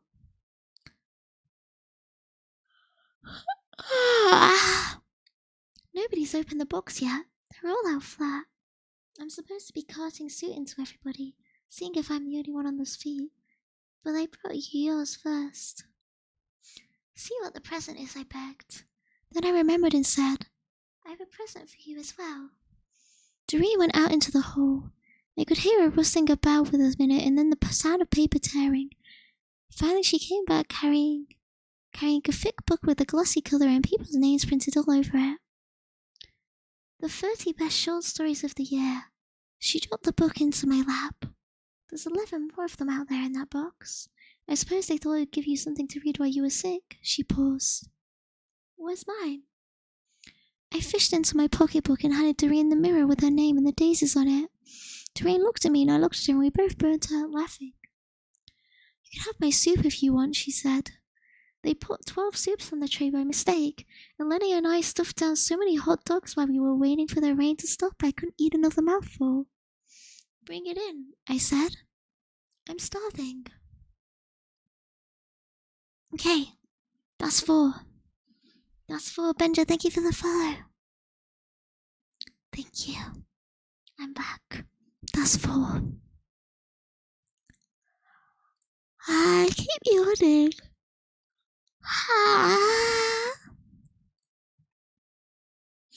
She ate some British food. She did not. British food would not do that to you, okay? Okay, yeah. Yeah, my lights are off in my room because it's ASMR, okay? It's atmospheric. But yeah, they puke together because the two ways of pure womanly bonding is you puke together or you pee together. And she did number one. It's very true. Is this why you think I learned my feminine chants from Sylvia Plath? From the bell jar? From this? Is this it? The amount of similarities won't be surprised. Also, hello, Spooky. Sorry, I'm back reading because I forget what I read.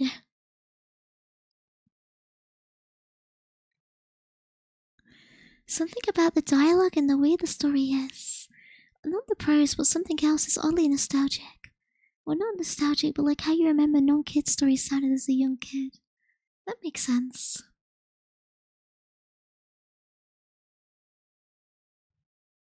Maybe it's just the way, I wouldn't say it's the subject matter. I don't know what it would be. Exactly, guys have pee people, girls have pee and pee. It's like spending a night in jail with your bro, but for women, exactly. That's womanly bonding. Sleepy, do you often get sleepy when reading? I do. I think because, maybe I Pavlov myself because I read so much. It's nearly always because before I sleep. I mean, half the time it's during the day, and then I read loads before I sleep, almost always. I think I Pavlov myself into becoming sleepy because often I fall asleep like holding my, like halfway through reading. I'd say holding my book, but it's holding my phone because I read online. But yeah, I think it's the ASMR as well, right? It makes me sleepy doing it.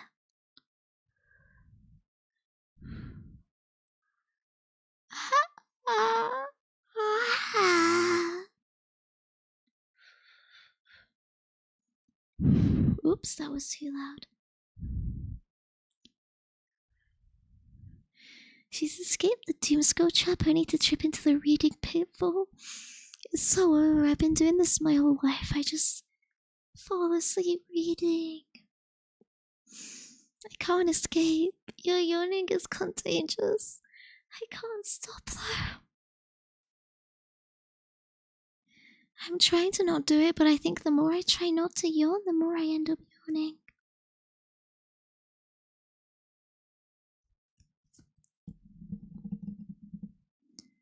Tappy tappy tappy tappy tap. Tappy tappy tap. Tappy tap. Erotic Cupid stones. What does that mean? What does that mean, huh? Don't think about yawning, I'm trying. I'm trying my best, believe me. See, someone yawn makes you wanna yawn, but VTubers aren't real people, so it's much weaker. Understandable.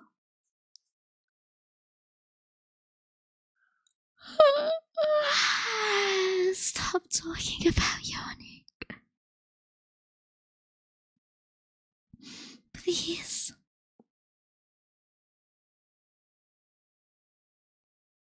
She's real to me.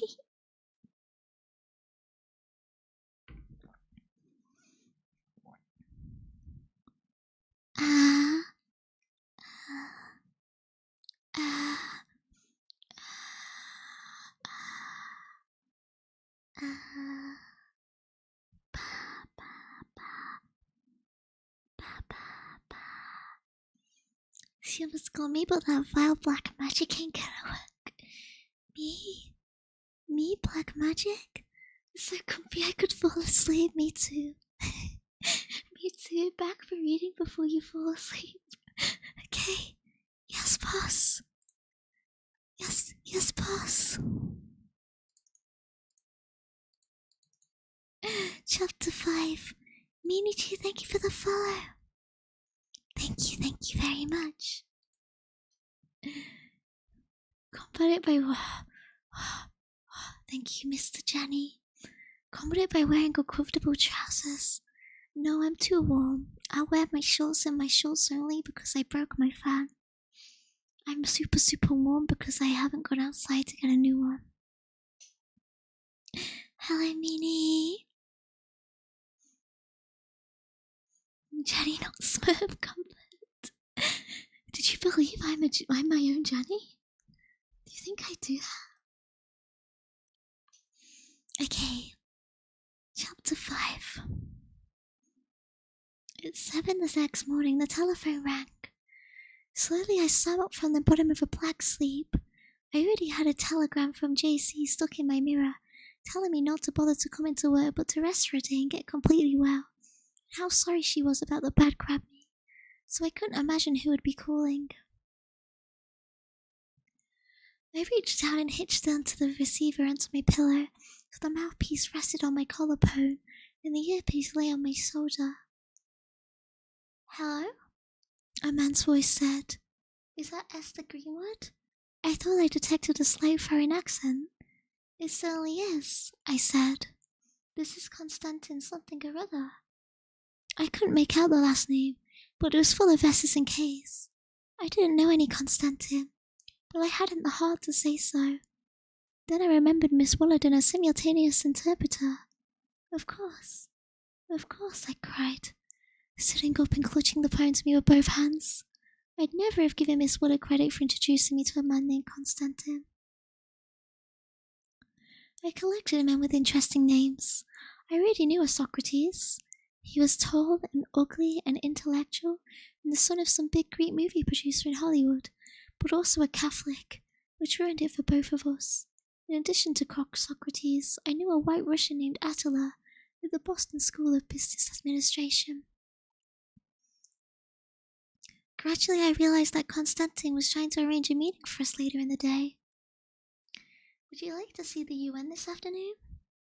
I can already see the UN, I told him, with a little hysterical giggle. He seemed nonplussed. I can see it from my window. I thought perhaps my English was a touch too fast for him. There was a sank. Then he said, Perhaps you would like a bite to eat afterwards. I detected the vocabulary of Miss Willard and my heart sank. Miss Willard always invited you for a bite to eat. I remembered that this man had been a guest in Miss Willard's house when he first came to America. Miss Willard had one of these arrangements where you open your house to foreigners, and then when you go abroad they open your houses to you. I now saw quite clearly that Miss Willard had simply traded her open house in Russia for my bite to eat in New York. Yes, I would like a bite to eat, I said stiffly. What time will you come? I'll call for you in my car for about 2. It's the Amazon, isn't it? Yes. Ah, I know where that is. For a moment, I thought this tone was laden with special meaning. Then I figured that probably some of the girls at the Amazon were secretaries of the UN. Maybe he'd taken one of them out at one time. I let him hang up first. Then I hung up and lay back in the pillows, feeling grim. There I went again, building up a glamorous picture of a man who would love me passionately the minute he met me, and all out of a few prosy nothings, a duty tour of the UN and a post-UN sandwich. I tried to jack up my morale. Probably Miss Willard's simultaneous interpreter would be short and ugly, and I would come to look down at him in the end the same way I looked down on Buddy Willard. This thought gave me a certain satisfaction. Because I did look down on Bully Willard, and though everyone still thought I would marry him when he came out of the TV place, I knew I would never marry him if he was the last man on earth. Bully Willard was a hypocrite. Of course, I didn't know he was a hypocrite at worst. I thought he was the most wonderful boy I'd ever seen. I'd adored him from a distance for 5 years before he even looked at me, and then there was a beautiful time where I still adored him and he started looking at me. And then just as he was looking at me more and more, I discovered quite by accident what an awful hypocrite he was. And now he wanted me to marry him and I hated his guts. The worst part of it was I couldn't come straight out and tell him what I thought of him, because he caught TB before I could do that. And now I had to humor him along until he got well again and could take the unvarnished truth. I decided not to go down to the cafeteria for breakfast.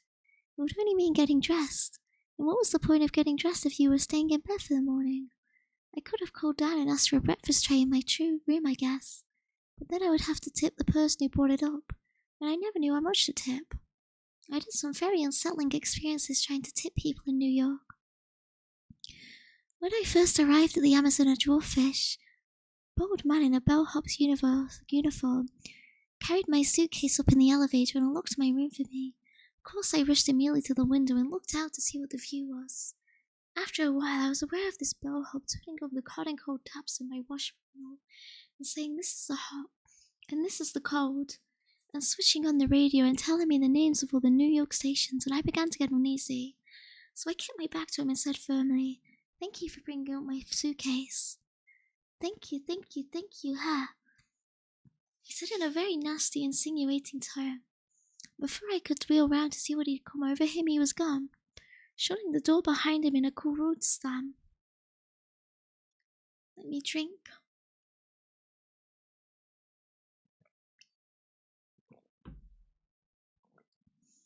Drink. Later, when I told Doreen about his curious behavior, she said, "You ninny, he wanted his tip." I asked how much I should have given, and she said a quarter at least, and 35 cents if the suitcase was too heavy. Now I could have carried that suitcase to my room perfectly well by myself. Only the bellhop seemed so eager to do it that I let him. I thought that service came along with what you paid for your hotel room. I hate handing over money for people for doing what I could do just as easily do myself. It makes me nervous.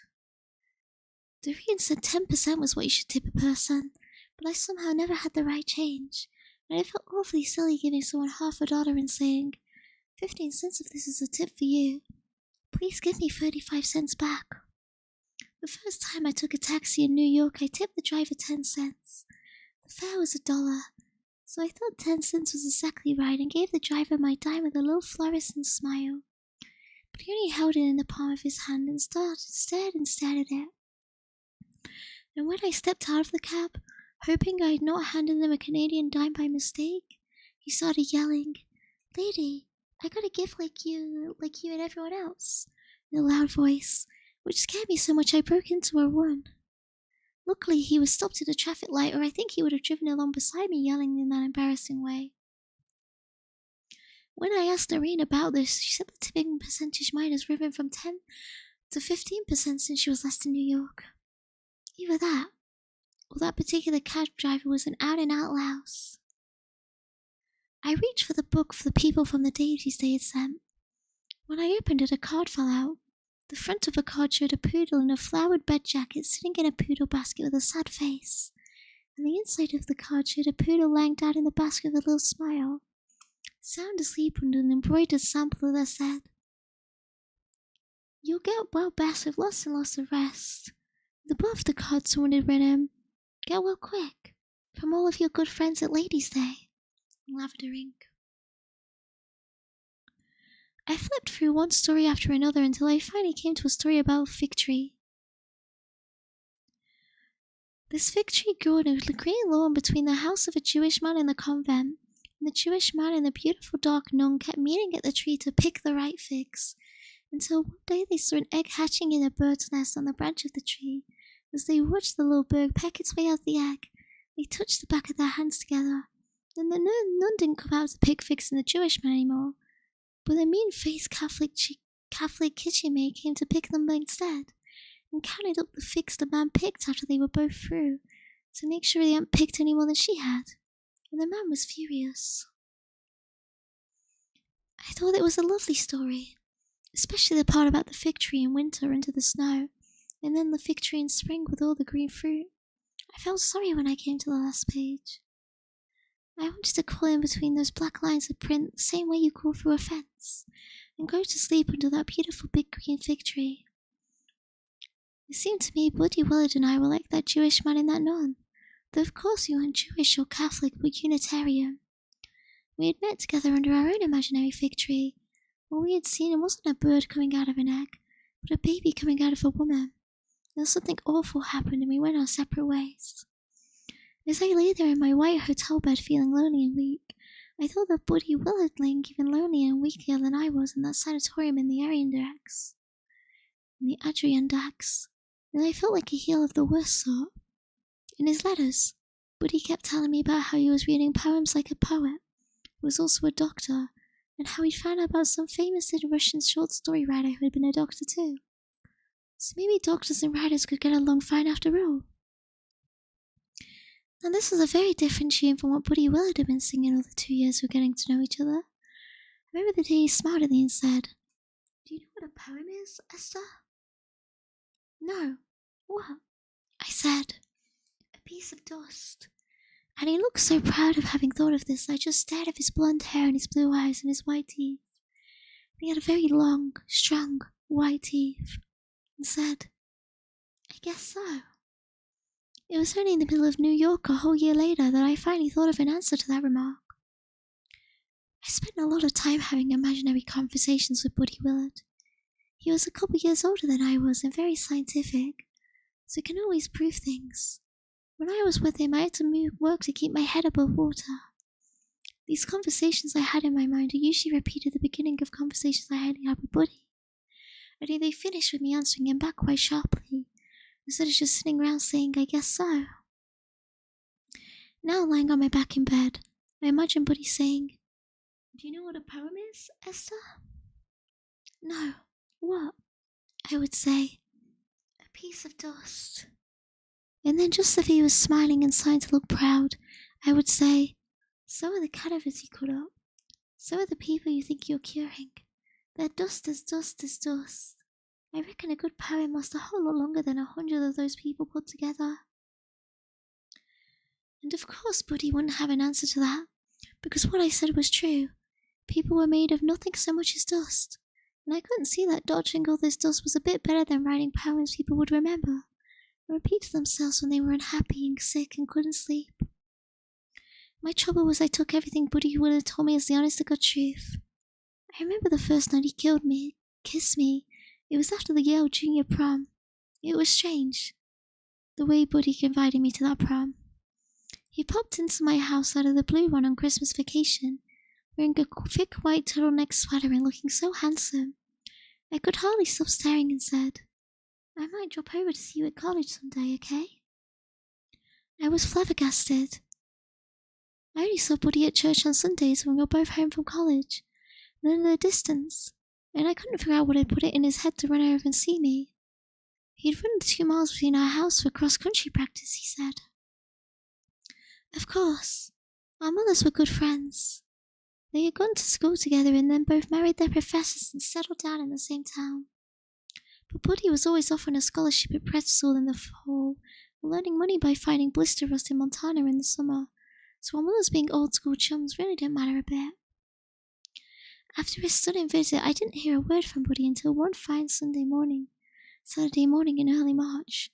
I was up in my room at college, studying about Peter the Hermit and Walter the Penniless for my history exam on the Crusades the coming Monday when the hall phone rang. Usually people are supposed to take turns answering the hall phone, but as I was the only freshman on a hall floor with all seniors, they made me answer it most of the time. I waited for a minute to see if anyone would beat me to it. Then I figured everyone was probably out playing squash or away on weekends, so I answered it myself. "Is that you, Esther?" The girl on watch downstairs said. When I said, "Yes," she said, "There's a man to see you." I was surprised to hear this. Because of all the blind dates I'd had that year, not one called me up again for a second date. I just didn't have any luck. I hated coming downstairs sweaty-handed and curious every Saturday night, having some senior introduce me to her aunt's best friend's son, finding some pale, mushroomy fellow with protruding ears or buck teeth and a bad leg. I didn't think I deserved it. After all, I wasn't crippled in any way. I just studied too hard. I didn't know when to stop. Well, I combed my hair and put on some more lipstick and took my history book, so I could say I was on my way to the library if it turned out to be someone awful, and went down. And there was Buddy Willard leaning against the mail table in a khaki zipper jacket and blue dungarees and frayed grey sneakers and grinning up at me. I just came over to say hello, he said. I thought it odd he should come up for the way from Yale, even hitchhiking as he did, to save money, just to say hello. Hello, I said. Let's go out and sit on the porch. I wanted to go out on the porch because the girl on watch was a nosy senior and eyeing me curiously. She obviously thought Buddy had made a big mistake. We sat side by side in two wicker rocking chairs. The sunlight was clean and windless and almost hot. I can't stay for more than a few minutes, Buddy said. Oh, come on. Stay for lunch, I said. Oh, I can't do that. I'm here for the sophomore prom with Sharon. I felt like a prize into that idiot. How is Sharon? I asked coldly. Sharon Gillian came from our hometown and went to our church and was a year ahead of me at college. She was a big wheel, president of our class and physics major, and the college hockey champion. She always made me feel squirmy with her starry pebble-covered eyes, and her gleaming tombstone teeth, and her breathy voice. She was as big as a horse, too. I began to think Buddy had pretty poor taste. Oh, Sharon, he asked. She asked me out to this dance 2 months ahead of time, and her mother asked my mother if I would take her, so what could I do? Well, why did you say you'd take her if you didn't want to? I asked meanly. Oh, I like Sharon. She never cares whether you spend any money on her or not. She enjoys doing things out of doors. The last time she came down to Yale for house weekend, we went on a bicycle trip to East Rock. She's the only girl I haven't had to push up hills. Sharon's alright. I went cold with envy. I had never been to Yale, and the Yale was the place all the seniors in my house liked to go best on weekends. I decided to expect nothing from Buddy Willard. If you expect nothing from somebody, you are never disappointed. You better go find Joan then, I said in a matter-of-fact voice. I already got a date coming any minute, and he won't like seeing me sitting around with you. A date? Buddy looked surprised. Who is it? It's two, I said. Peter the Hermit and Walter the Penniless. Buddy didn't say anything, so I said, those are their nicknames. Then I added, they're from Dartmouth. I guess Buddy never read much history, because his mouth stiffened. He swung up from the wicker rocking chair and gave it a sharp little necessary push. Then he dropped a pale blue envelope with a Yale crest into my lap. Here's a letter I meant to leave for you if you weren't in. There's a question in it you can answer by mail. I don't feel like answering you about it right now. Asking you about it right now. Asking after Buddy had gone, I'd open the letter. It was a letter inviting me to the Yale junior prom. I was so surprised I let a couple of yips and ran into the house shouting, I'm going, I'm going, I'm going. After the bright white sun on the porch, it looked pitch dark in there, and I couldn't make out a thing. I found myself hugging the senior on watch. When she heard I was going to the Yale junior prom, she treated me with amazement and respect. Oddly enough, things changed in the house after that. The singers on my floor started speaking to me every now and then, and one of them would answer the phone quite spontaneously, and nobody made any more nasty remarks out loud outside my door about people wasting their golden college days with their noses stuck in a book. Well, all during the junior prom, Buddy treated me like a friend or a cousin. We danced around a mile apart the whole time, until during Old Lang Syne he suddenly rested his chin on top of my head as if he was very tired. Then in the cold, black 3 o'clock wind, we walked very slowly the first 5 miles back to the house where I was sleeping in the living room on a couch that was too short because it only cost 50 cents a night, instead of $2 like most of the other places with proper beds. I felt dull and flat and full of shadowed visions. I had imagined Buddy would fall in love with me that weekend, and I wouldn't have to worry about what I was doing on any more Saturday nights the rest of the year. Just as we approached the house where I was staying, Buddy said, let's go up to the chemistry lab. I was aghast. The chemistry lab? Yes. Buddy reached for my hand. There's a beautiful view up there behind the chemistry lab. Sure enough, It was a sort of hilly place behind the chemistry lab, so which you could see the lights of a couple of the houses in New Haven. I stood pretending to admire them while Buddy got a good footing on the rough soil. While he kissed me, I kept my eyes open and tried to memorize the spacing of the house lights so I'd never forget them. Finally, Buddy stepped back. "Wow," he said. "Wow, what?" I said, surprised. Been a dry, uninspiring little kiss, and I remember thinking it was too bad both our mouths were so chapped from walking 5 miles in that cold rain.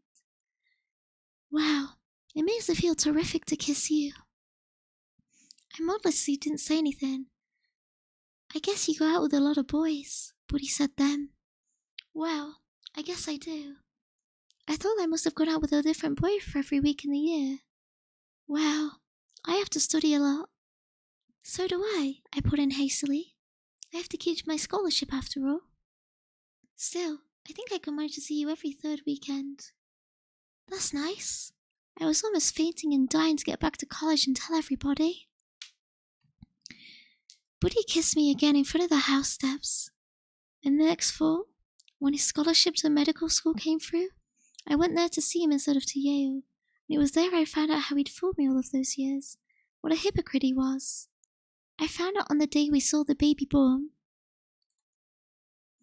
Okay, that's the end of 5. Hi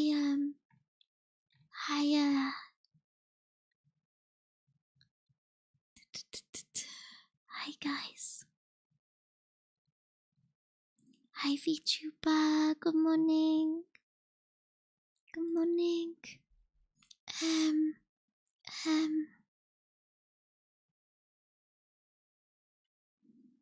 Thank you, thank you, George, thank you, Drew, for following, thank you for following. Thank you. I'm hydrating. I'm gonna hydrate now. My lips are really dry.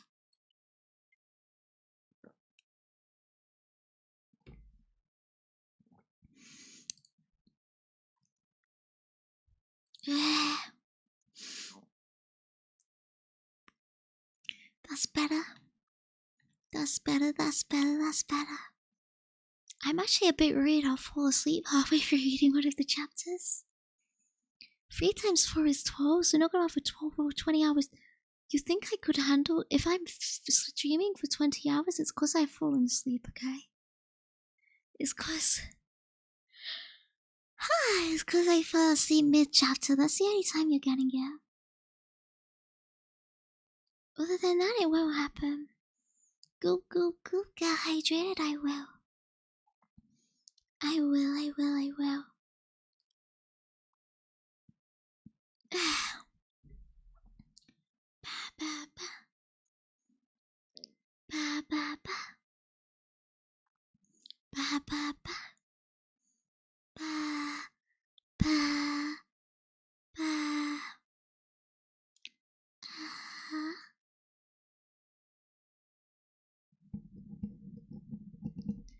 No pie. More book. More book still, okay? There will be more book. I want to go to at least chapter 10. Maybe I should have made a coffee before this, though. Do you think that's a good idea? I'd have to BRB. Should I make a coffee so I stop yawning? Do you think we'll get through? You're gonna need to stop at some point in the middle before we get an accidental sleep scheme. Right now, I think I'll fall asleep if I try them all. But I'm gonna get a coffee and see if that'll help. Won't it ruin your sleep at this time of the day? I don't have a good sleep schedule anyway, so I think it's fine. I think I'll fall asleep anyway since I've been awake since like 4 a.m. I don't think he can keep me up that much. I think I'll end up sleeping eventually. But yeah, I'm gonna get one. Be right back. Where's my BRB sign? There we go.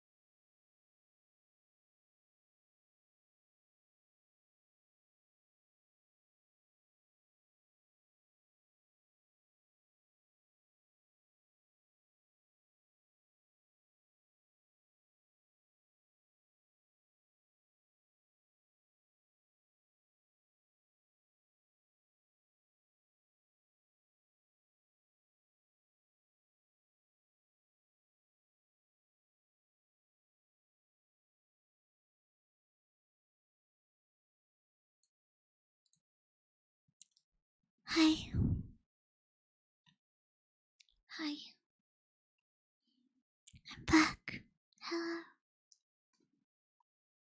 I haven't fallen asleep while I was standing next to my kettle, and I closed my eyes for a second while it was boiling, and I was really... You know what? It could have happened.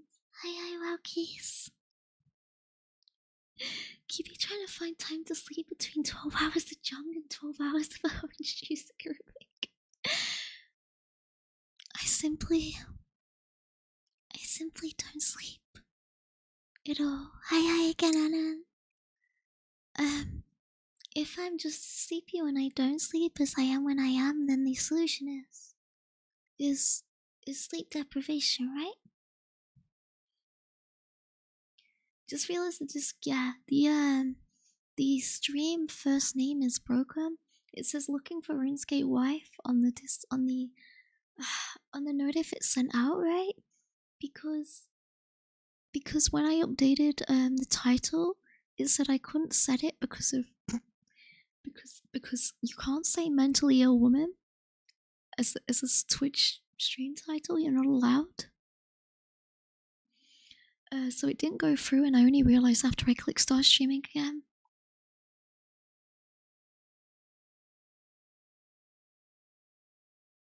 Hi again, Etha. You did a good job of not screaming into the mic and waking me up so far. Amazing. I've tried my best. No screaming today. True Twitch hates femcells. Real. Hater. Such hatred. Serious nightmare is QB deciding to stream. I am not playing the rabbit game. Okay?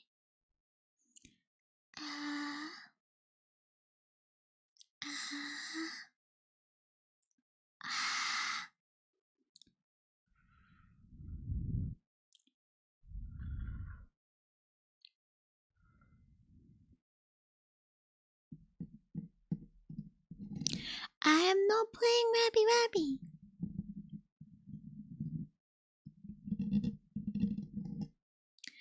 Don't worry, femcells. You all are welcome in my basement, but especially QB because I'm not a whore.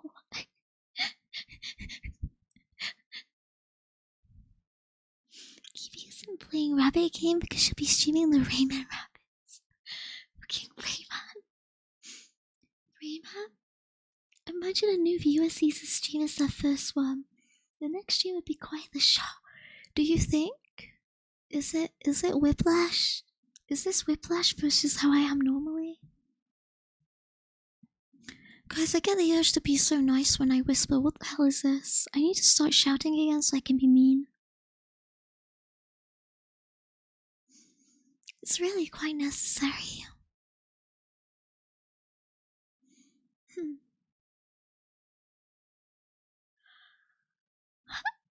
Maybe it's because I'm sleepy.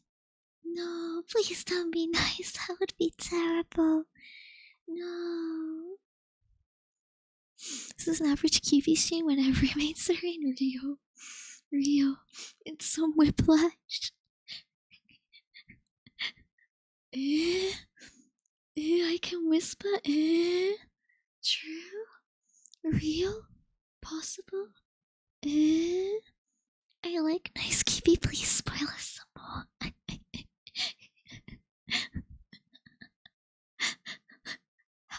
How am I meant to spoil you?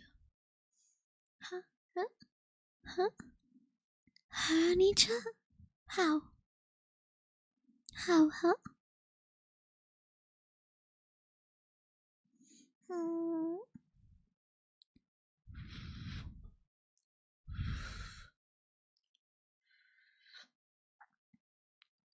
Hey dude, she's so quiet and nice and her streams are so soothing.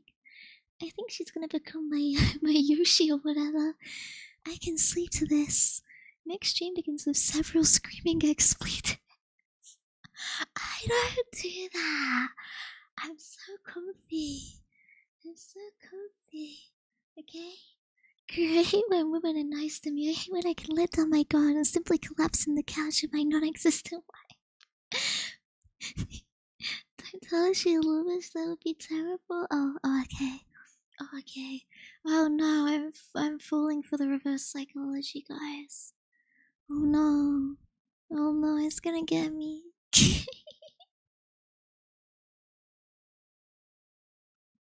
Hey, Anisha.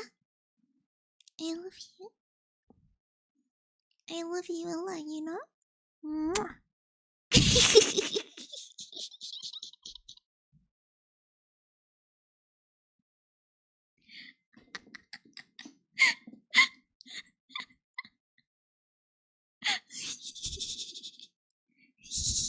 Gross.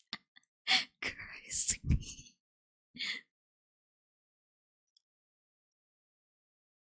It's almost like Grey QB is back. Stop begging for Grey QB. Stop it. QB, please don't lie right now. I don't want to be reminded of regular you. Let me enjoy my ASMR QB fantasy right now. Okay. My bad. My apologies. My apologies, mental damage.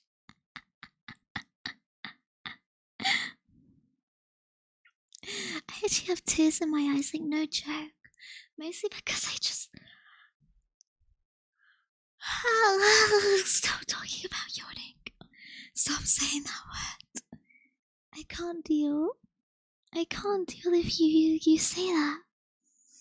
My brain cells where they can't. Oh no, tears. Oh no, please stay away from the feels receptor. My bad.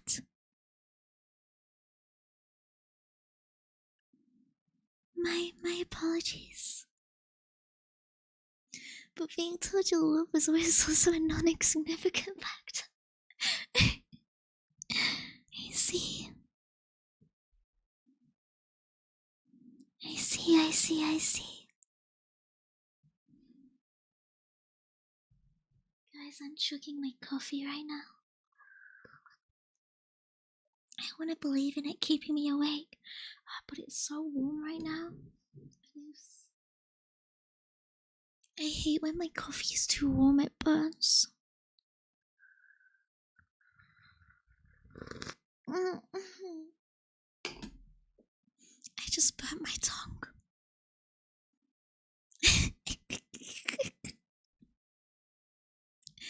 Ouchie.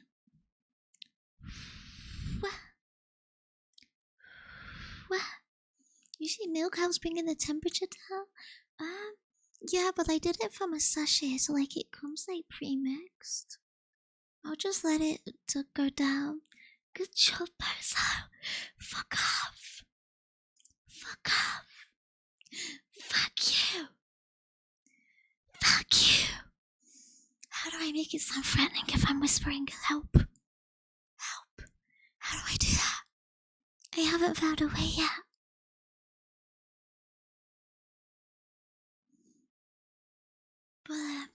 But I'm saying it threateningly.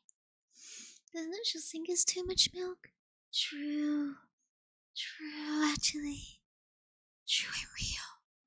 But I like it the way it is, and I feel like I'm afraid of change. So if I add more milk, then the taste will change, and I can't do that.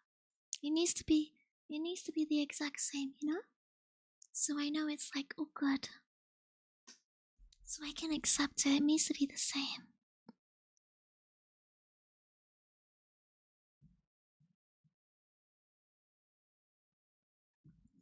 Okay, what chapter am I on? Chapter 6. Don't notice. I didn't even say it was due to autism this time.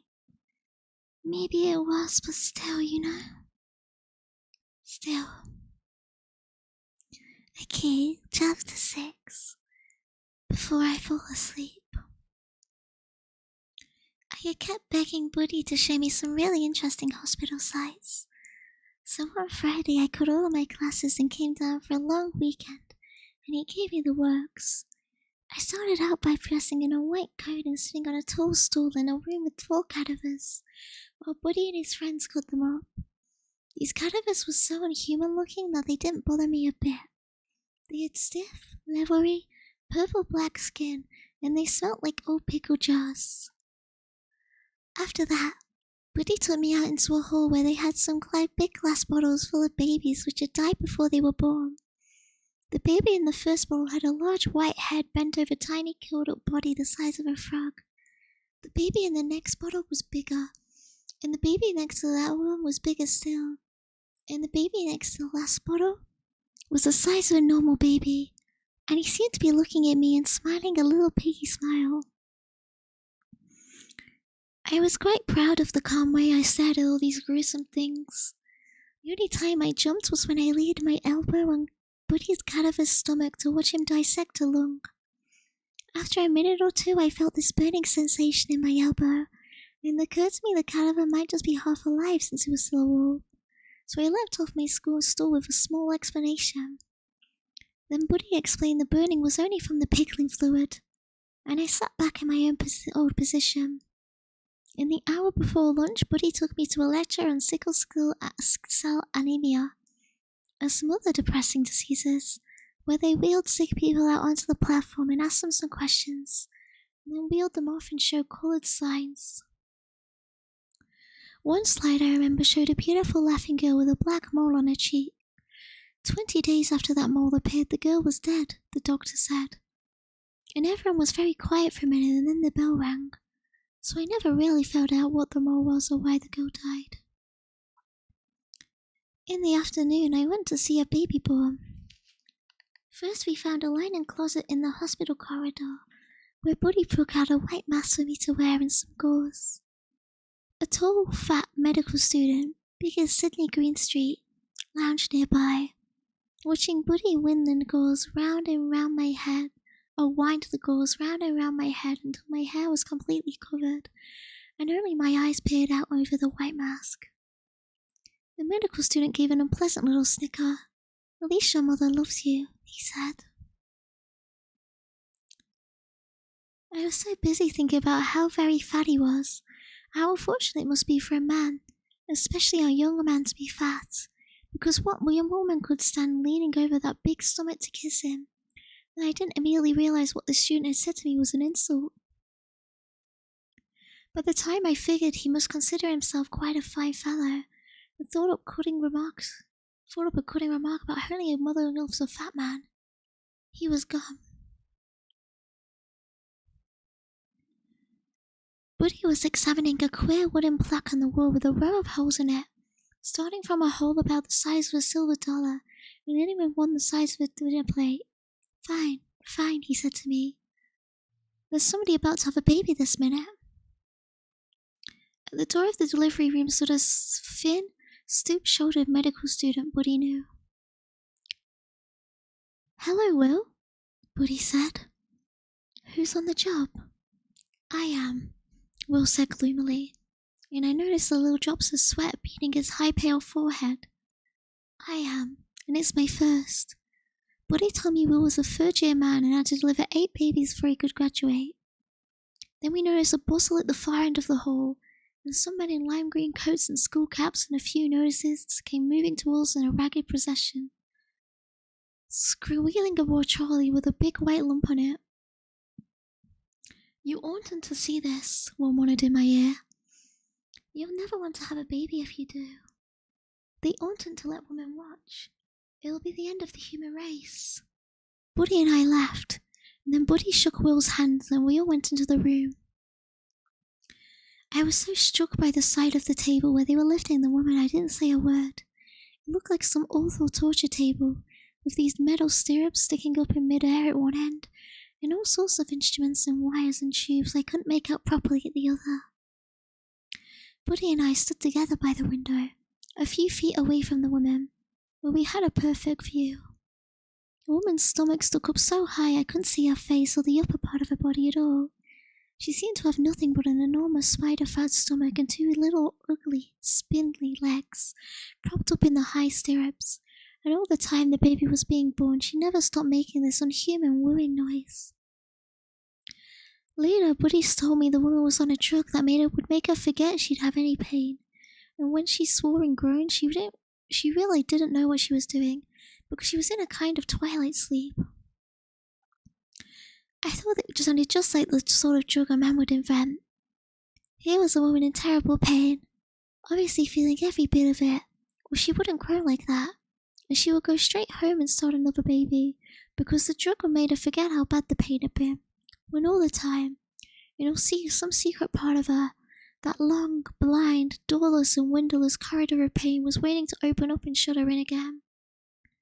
The head doctor, who was supervising Will, kept saying to the woman, "Push down, Mr. Merlia. Push down. That's a good girl. Push down." And finally, through the split, shaven place between her legs, lurid with disinfectant, I saw a dark, fuzzy thing appear. "The baby's head," Buddy whispered under cover of the mother's groans.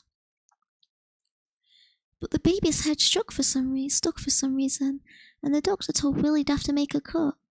I heard the scissors close on the woman's skin like cloth, and the blood began to run down. A fierce, bright red. Then all at once the baby seemed to pop out into Will's hands, the colour of a blue plum, flavoured with white stuff and streaked with blood, and Will kept saying, "I'm gonna drop it. I'm gonna drop it," in a terrified voice. "No, you're not," the doctor said, and took the baby out of Will's hands and started massaging it, and the blue colour went away and the baby started to cry in a low, croaky voice, and I could see it as a boy. The first thing that baby did was pee in the doctor's face. I told Buddy later I didn't see how that was possible, but he said it was quite possible, though unusual, to see something like that happen. As soon as the baby was born, the people in the room divided up into two groups. The nurses tying a metal dog tag on the baby's wrist and swabbing its eyes with cotton in the end of the stick, and wrapping it up and putting it on a canvas-sided cloth, while the doctor and Will started sewing up the woman's coat with a needle and a strong, long thread. I think somebody said, "It's a boy, Mr. Melilio."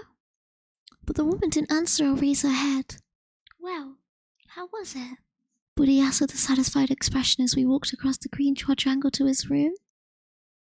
"Wonderful," I said. "I wish I could see something like that every day." I didn't feel up to asking him if there were any other ways to have babies. For some reason, the most important thing to me was actually seeing the baby come out of you yourself, and making sure it was yours. I thought if you had to have all that pain anyways, you may as well just stay awake. I'd always imagined myself hitching up onto my elbows onto the delivery table after it was over. Dead white, of course, with no makeup in from the awful ordeal, but smiling and radiant, with my hair down to my waist, and reaching out for my first little squirmy child and saying his name, whatever it was. "Why was it all covered in flour?" I asked then, to keep the conversation going, and Buddy told me about the waxy stuff that guarded the baby's skin. When we were back in Buddy's room, which reminded me of nothing as so much as a monk's cell, with its bare walls and bare bed and bare floor, and the desk loaded with Grey's Anatomy and other thick, gruesome books, Buddy lit a candle and uncorked a bottle of Dubonnet. Then we lay down side by side on the bed, and Buddy sipped his wine while I read out loud, Somewhere I'd Never Travelled, and other poems from a book I'd bought. Buddy said he figured there must be something in poetry if a girl like me spent all her days over it. So each time we met, I read him some poetry and explained to him what I found in it. It was Buddy's idea. He always arranged our weekends so we'd never regret wasting our time in any way. Buddy's father was a teacher, and I think Buddy could have been a teacher as well. He was always trying to explain things to me and introduce to me new knowledge. Suddenly, after I finished the poem, he said, "Esther, have you ever seen a man?" The way he said it, I knew he didn't mean a regular man or a man in general. I knew he meant a man naked. "No," I said. "Only statues." "Well, do you think you'd like to see me?" I didn't know what to say. My mother and grandmother had started hinting around to me a lot lately about what a fine, clean boy Buddy Willard was, coming from such a fine, clean family, and how everybody at church thought he was a model person, so kind to his parents and to older people, as well as so athletic and so handsome and so intelligent. All I'd heard about, really, was how fine and clean Buddy was, and how he was the kind of person a girl should say fine and clean for. So I didn't really see the harm in anything Buddy would think up to do. Well, alright, I guess so, I said.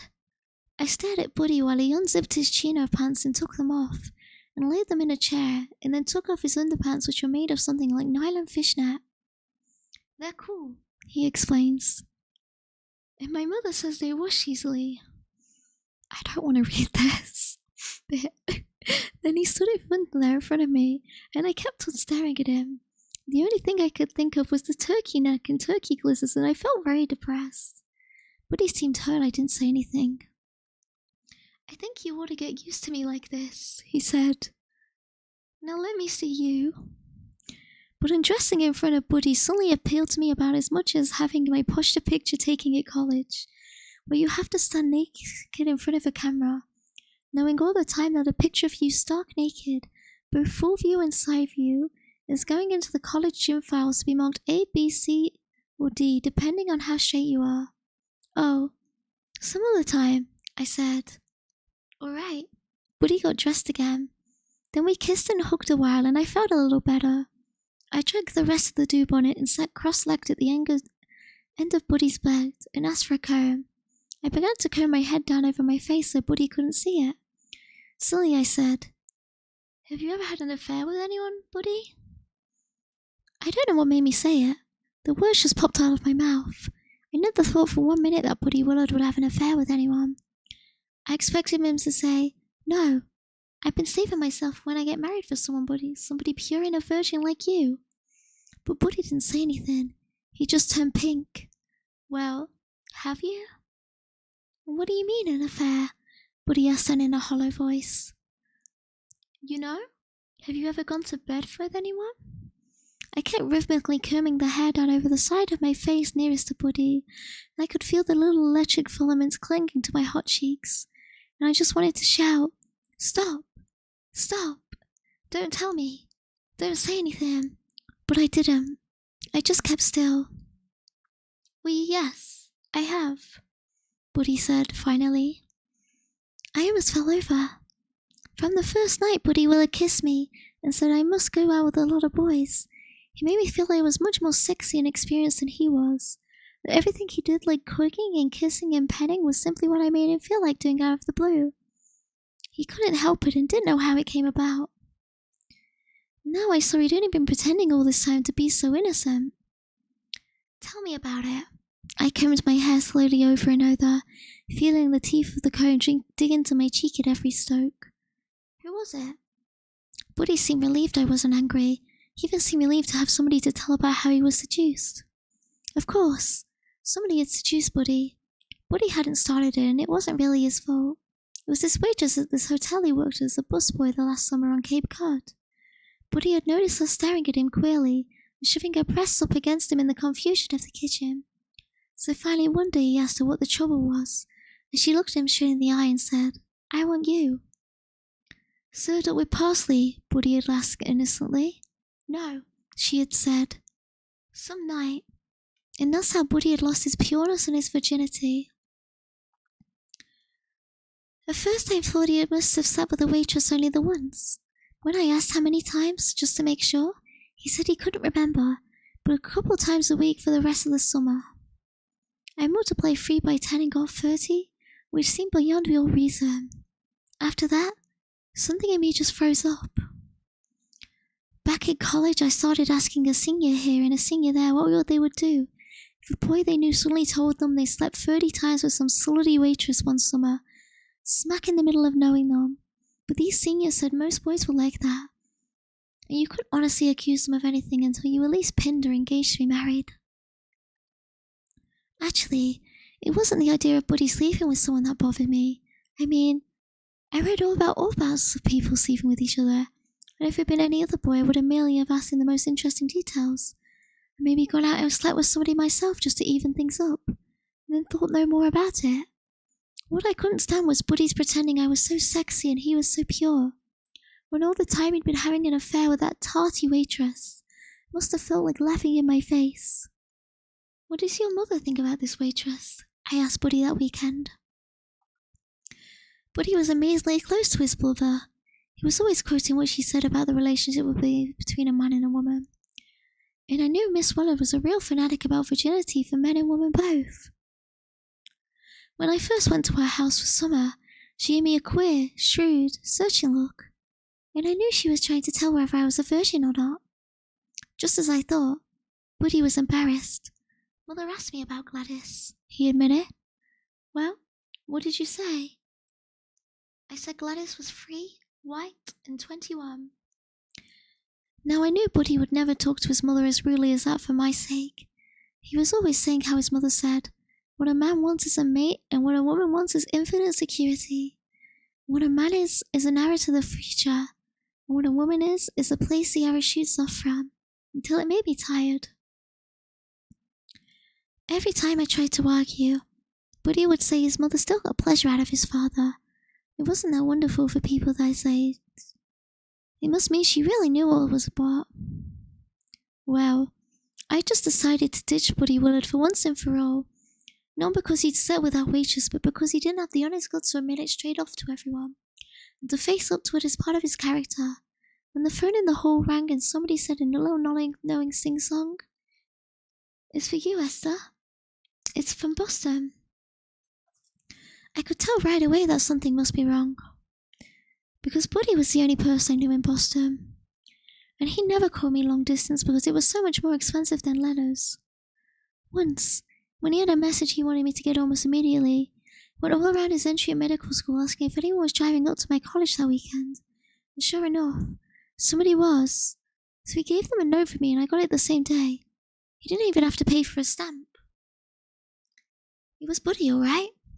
He told me that the annual full chest race showed he'd caught TB, and he was going off on a scholarship for medical students who caught TB to a TB place in the Adriatics. Then he said I hadn't ridden since that last weekend, and he hoped nothing was the matter with us.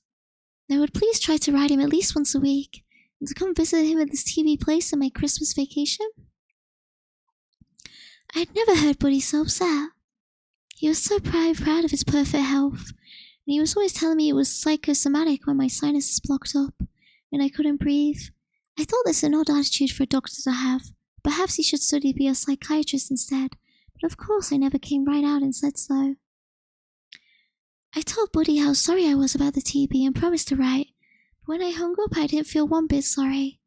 I only felt a wonderful relief. I thought the TB might just be a punishment for living the kind of double life Buddy lived, and feeling so superior to people.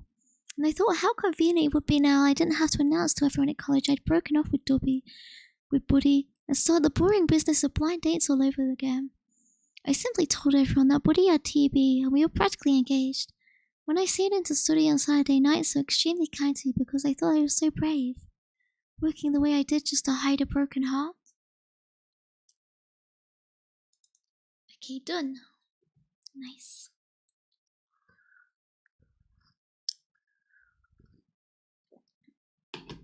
That chapter was really awkward. Hi, Rachel. Hi, Lance. Yes. Hello. That was a really strange chapter, guys. That was so weird. Bye, Bob. Yeah, Bobby's a slack. Bobby's a slut. It's incredible, really. What a slut. It was an experience, right? Right? I feel like I went for a lot of emotions reading that. Mainly cringe. Mainly a high amount of cringe. Are we descending into madness now? Not yet. Not yet. You'll really know when that happens. Kiwi is the teacher reading the book in front of the class, wondering what she can and can't say. Almost solely after sex. No, she's a pure woman. You think she'd do that? Esther is a pure lady.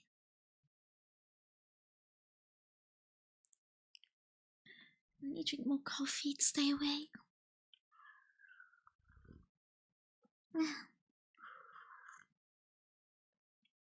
I never expected that from Buddy. Putrid sex haver. Real. Disgusting.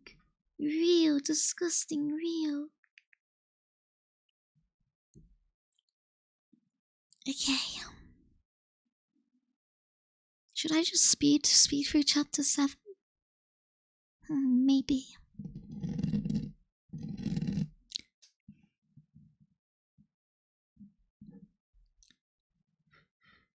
Joe, of course we expected. It seems like a bit of an accident. Yeah, he's like he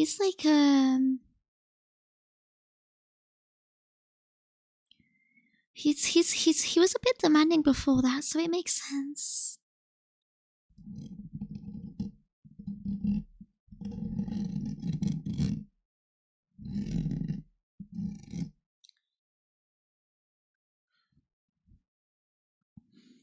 Okay, of course, Constantine was much too short, but in his own way he was handsome, with light brown hair and dark blue eyes, and a lively, challenging expression.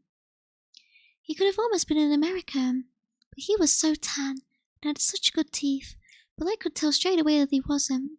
He had what no American I've ever met has had, and that's intuition. From the start, Constantine guessed I wasn't any prestige of Miss Willard's. I raised an eyebrow here and dropped a dry little laugh there. And pretty soon we were both openly raking Miss Willard over the coals, and I thought, this Constantine won't mind if I'm too tall and don't know enough languages and haven't been to Europe. He'll see through all that stuff to see what I really am. Constantine drove me to the UN in his old green convertible with the cracked, comfortable brown leather seats and the top down. He told me his tan came from playing tennis. When we were sitting there side by side, flying down the streets in the open sun, he took my hand and squeezed it. And I felt happier than I had ever been since I was about 9, and running along the hot, white beaches of my father the summer before he died. And why Constantine and I sat in one of those hush-plush auditoriums in the UN, next to a stern, muscular Russian girl with no makeup who was a simultaneous interpreter like Constantine. I thought how strange it was it never occurred to me before that I was only purely happy until I was 9 years old.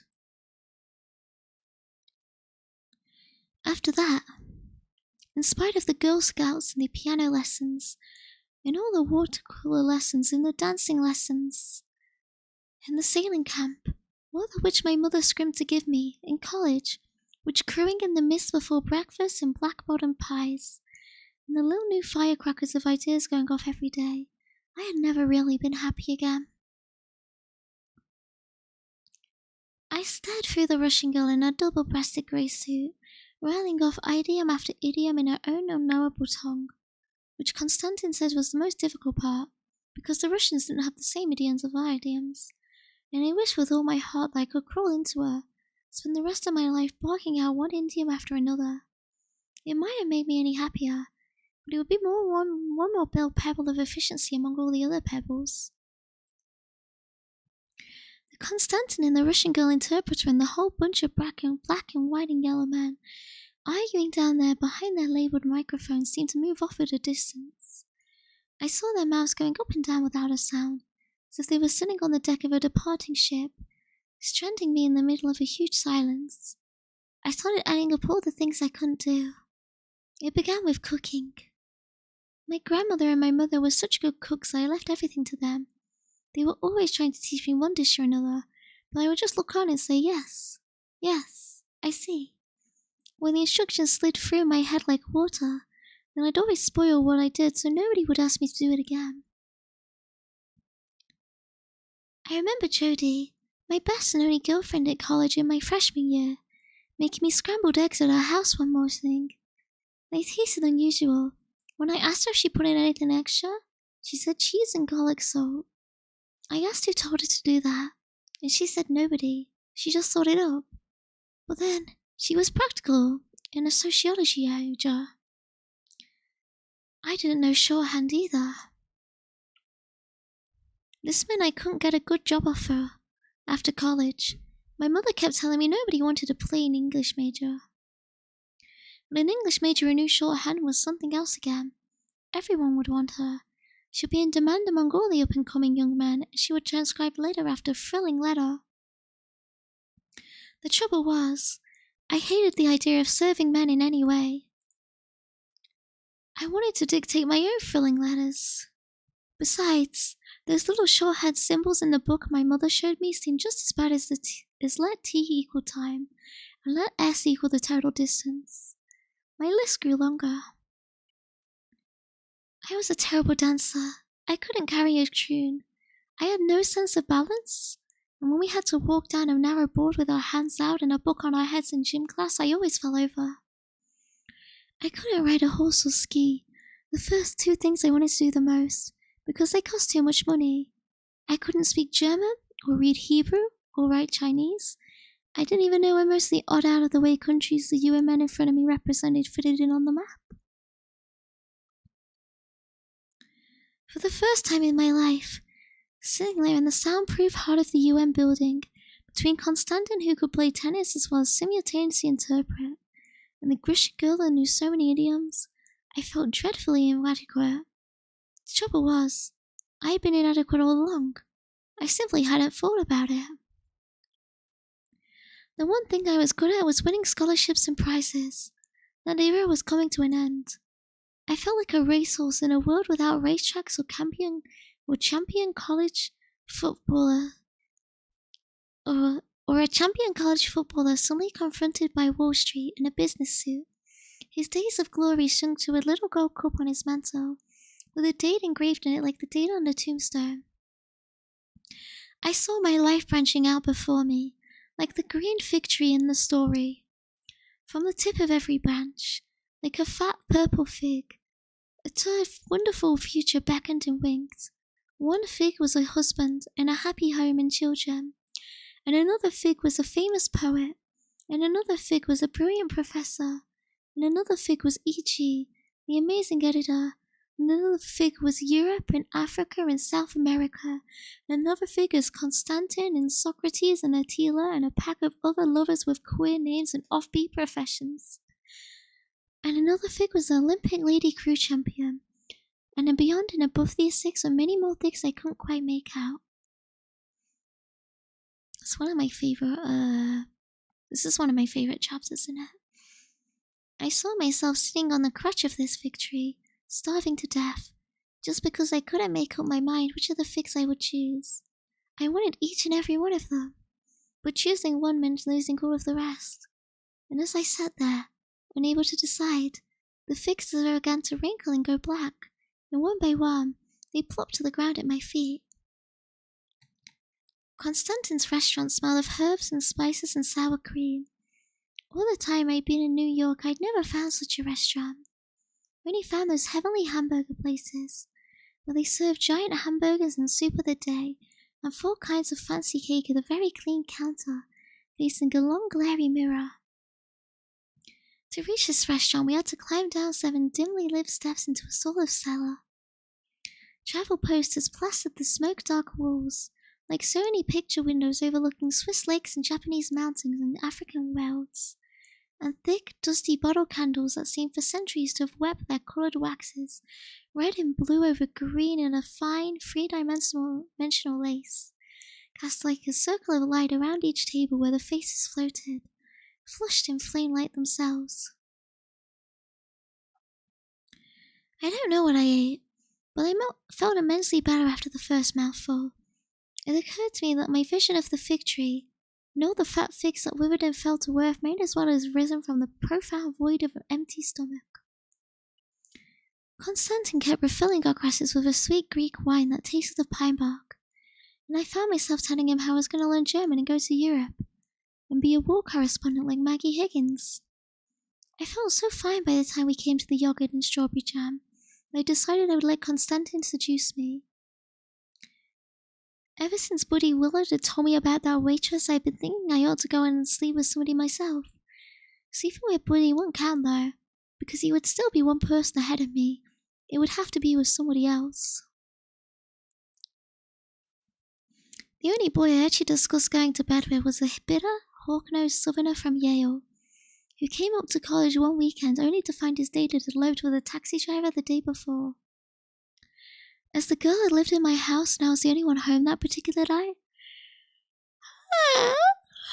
it was my job to cheer him up.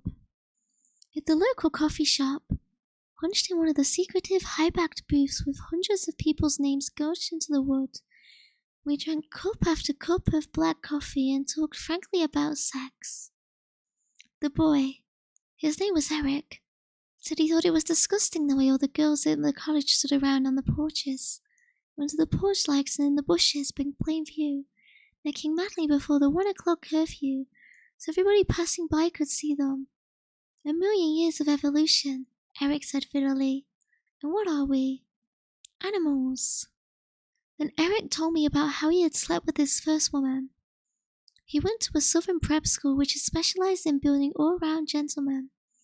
By the time you graduated, it was an unwritten rule that you had to have known a woman. Known in the biblical sense, Eric said.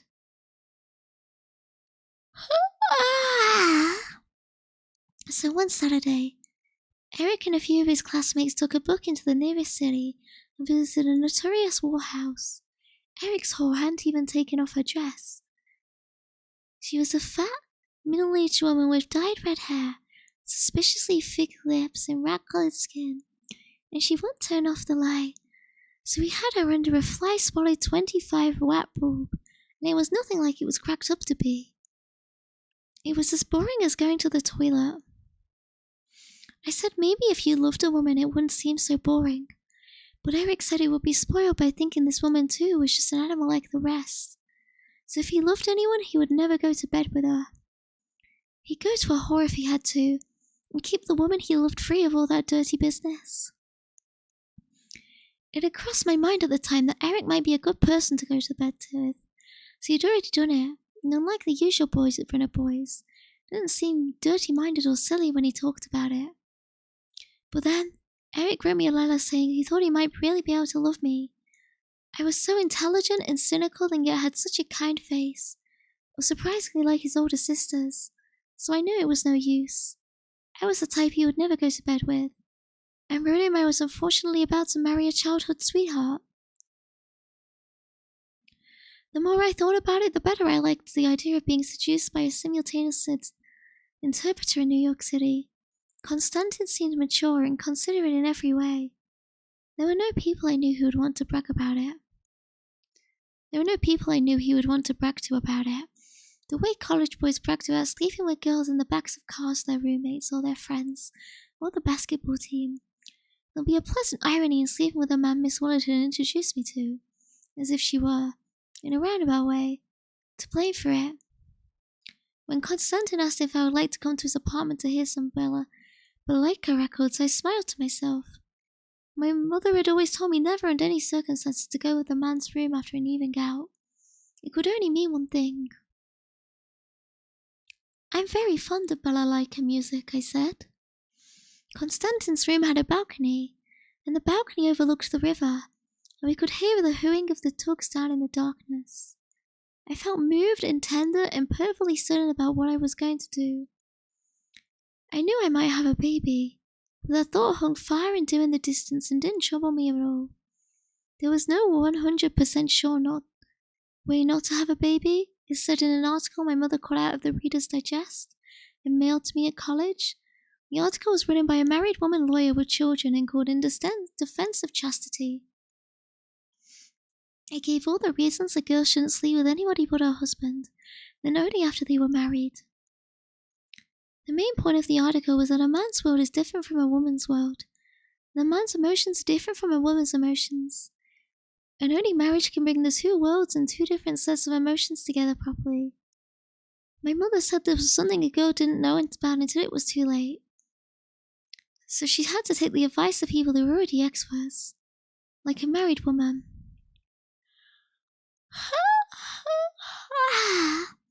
This woman lawyer said the best men wanted to be pure for their wives, and even if they weren't pure, they wanted to be the one to teach their wives about sex. Of course they would try to persuade a girl to have sex, and say they would marry her later, but as soon as she gave in, they would lose all self-respect for her, and start saying that if she did that with them, then she would do that with any other man, and they would end up by making her life miserable. The woman finished her article by saying better be safe than sorry, and besides, there was no surefire way of not getting stuck with a baby, and then you'd really be in a pickle. Now there's one thing this article didn't seem to me to consider was how a girl felt. It might be nice to be pure, and then to marry a pure woman, pure man. What if he suddenly confessed he wasn't pure after we were married, the way Buddy Willard had? I couldn't stand the idea of a woman having to have a pure life. And a man being able to have a double life, one pure and one not.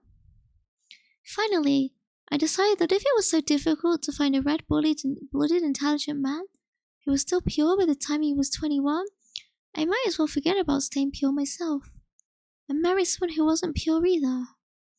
Then when he started to make my life miserable, I could make his miserable as well. When I was 19, pureness was the great issue.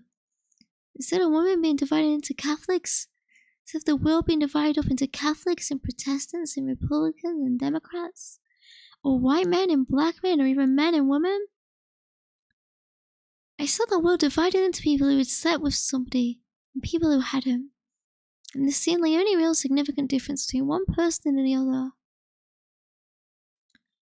I thought a spectacular change would come over me for me one day I crossed the boundary line. I thought it would be the way I'd ever feel if I visited Europe. I'd come home. If I looked closely into the mirror, I'd be able to make out a little white ant at the back of my eye. Now, I thought that if I looked into the mirror tomorrow, I'd see a doll-sized Constantine sitting in my eye and smiling out at me. Well, for about an hour, we lounged on Constantine's balcony in two separate slingback chairs, with the Victrola playing and the Valak of records stacked between us. A fake milky light diffused on the streetlights of the half moon, the cars, the stars. I couldn't tell what, but apart from holding my hand, Constantine showed no desire to seduce me whatsoever. I asked if he was engaged or have any special girlfriend, thinking maybe that's what that was about. But he said no.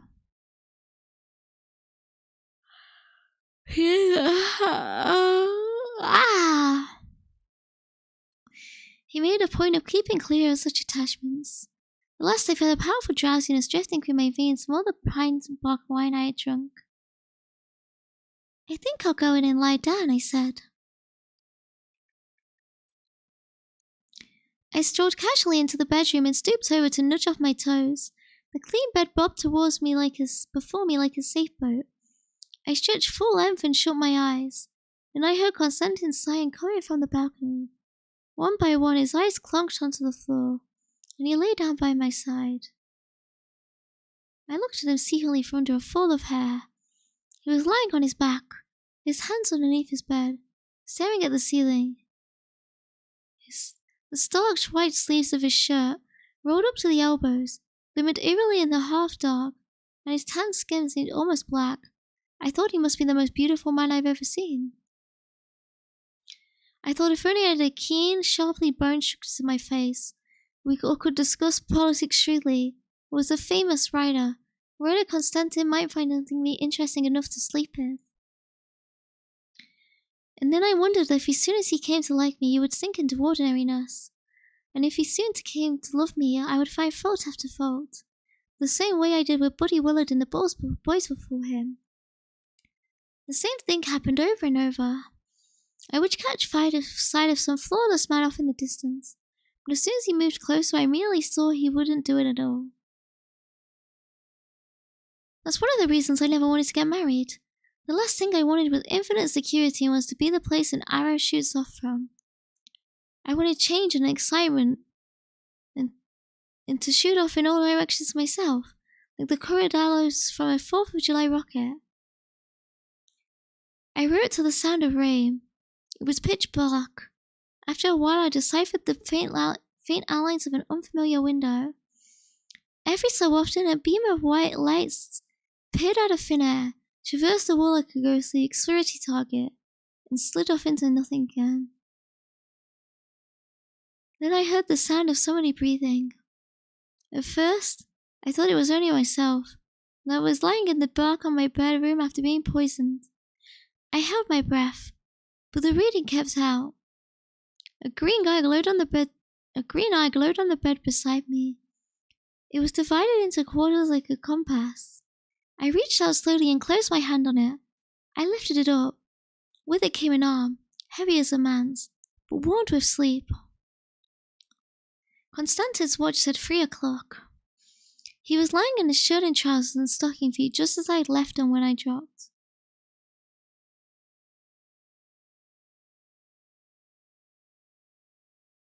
I suddenly dropped myself. Wait, I've lost myself. Oh, there we go. When I dropped to sleep, and as my eyes grew used to the darkness, I made out his pale eyelids and his straight nose, and his tolerant, shapely mouth, but they seemed insubstantial, as if drawn on a fog. For a few minutes I leaned over, studying him. I'd never fallen asleep beside a man before. I tried to imagine what it would be like if consenting with my husband. It would mean getting up at 7 and cooking him eggs and bacon and toast and coffee and dawdling about in my neighborhood in curlers. After he'd left for work to wash up the dirty plates and make the bed. And then when he came home after a lively, fascinating day, he'd expect a big dinner. And then I'd spend the evening washing up even more dirty plates until I fell into bed, utterly exhausted. This seemed a dreary and wasted life for a girl with 15 years of straight A's, but I knew that's what marriage was like, because cook and clean and wash was just what Buddy Willard's mother did from morning till night, and she was the wife of a university professor, and had been a private school teacher herself. Once when I visited Buddy, I found Miss Willard braiding a rug out of strips of wool from Mr. Willard's old suits. She spent weeks on that rug, and admired the tweedy browns and the greens and the blues piling the braid. But after Miss Willard was through, to the flat hanging the rug on the wall the way I would have done, she put it down in place of a kitchen mat.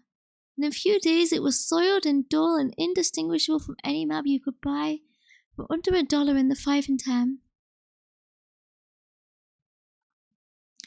And I knew that in spite of all the roses and kisses and restaurant dinners a man showered on a woman before he married her, what he secretly wanted when the wedding service ended was to flatten out underneath his feet like Mrs. Waller's kitchen mat.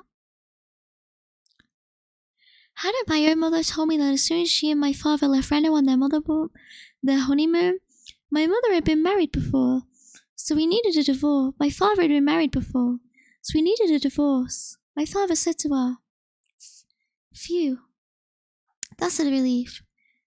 Now we can stop pretending and be ourselves."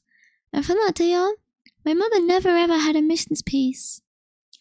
I also remember Buddy Willard saying in a sinister, knowing way that after I had children I would feel differently. I wouldn't want to write poems anymore. So I began to think maybe it was true that when you were married and had children, it was like being brainwashed. And afterwards you went about as known as a slave in some private totalitarian state. As I stared down at Constantin the way you stared at a bright, unattainable pebble at the bottom of a deep well, his eyelids lifted and he looked through me, and his eyes were full of love. I watched dumbly as a little shudder of recognition clicked across the blur of tenderness, and the wide pupils went glossy and depthless as painted leather.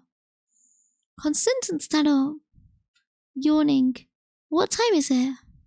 "3, I said in a flat voice. "I better go home. I have to be at work first thing in the morning." "I'll drive you." As we sat back on our separate sides of the bed, fumbling with our shoes in this horrible, cheerful white light of the bed lamp, I sensed Constantin Gilbert turned around. "Is your hair always like that?" "Like what?" He didn't answer, but reached over and put his hand in the root of my hair and ran his fingers out slowly to the end like a comb. A little electric thought flared through me, and I stared quite still. Ever since I was small, I loved feeling somebody comb my hair. It made me go all sleepy and powerful. "Ah, I know what it is," Constantin said. "You've just washed it." And he bent to lace up his tennis shoes. An hour later, I lay in my hotel bed, listening to the rain. It even felt like rain. It sounded like a tap running. The ache and the diddle of my left shin bone came to life, and I abandoned any hope of sleep before 7, when my radio alarm clock would rouse me with its hearty renderings of salsa. Every time it rained, the old leg break seemed to remember itself, and what remembered was a dull hurt. Then I thought, Buddy Willard made me break that leg. Then I thought, no, I broke it myself. I broke it on purpose to pay myself back for being such a heel. I'm gonna fall asleep. My eyes keep closing.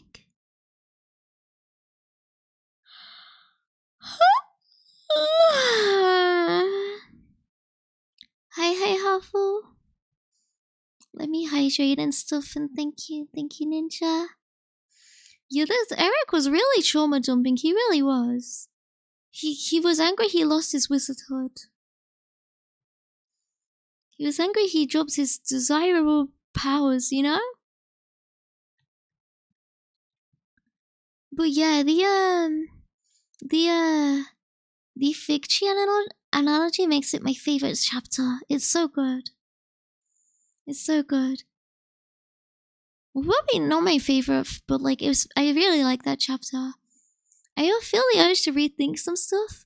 Also, I might have also passed out. These two things are definitely not related. I'm gonna chug loads of coffee so I stay awake. Mods ban him.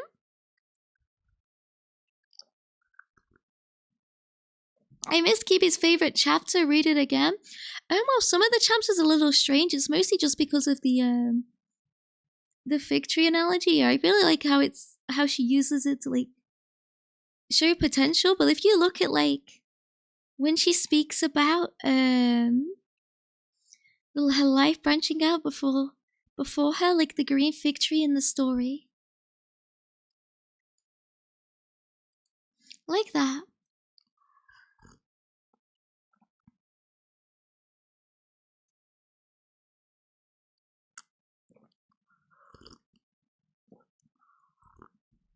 That's too hopeful for Plath. Yeah, she speaks about how she can only choose one. So no. The fig tree is a fig tree because she can only take one branch, no more. If you take more than one branch, you'll kill the fig tree that you're tending to, right?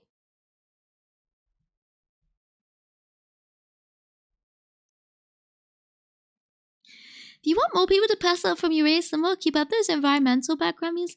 Do people like them? I don't know. I figure it's easiest to just have like speaking, right?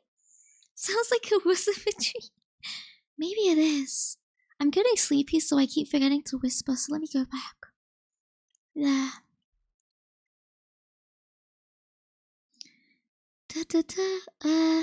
Okay, here we go. I prefer silence person. No. I heard it. You prefer women to be silent? Is that what you said? You prefer women to be silent? I heard. Are we allowed? Keep it my bad. It's because I was sleepy. I was falling asleep. I couldn't concentrate on my voice because I was realizing I was reading the wrong words. Yo, silence female. Yes, shut up. Classic French man. Real. Very, very, very real. Is this a chapter? Not yet. I just finished 7. True silence, female. Silence. Cutie, how are you, mi amor? I'm falling asleep. I realize the issue with doing ASMR is I'm going to fall asleep doing it. I'm going to go EP. And then what? Then what? What will I even do in that situation? I'm so EP. I'm such an EP female. Sniffer kiwi mouth breath. No.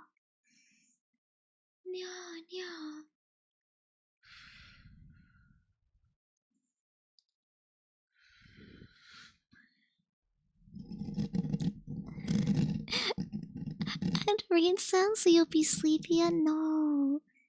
I don't want to be sleepier. I don't want to fall asleep on stream. That's bad. I want to get to chapter 10 at least. Using ASMR to get chats to make chat sleep. EP chat Uno reverse. It was really Uno reversed on me. She'll listen to her own ASMR about to sleep. The issue is you going to sleep at 5 a.m. This is a solution. But I woke up at 4 a.m. today. I didn't fall asleep at 4 a.m. I woke up. I feel like if I fell asleep at 5 a.m., I'd be less sleepy, right?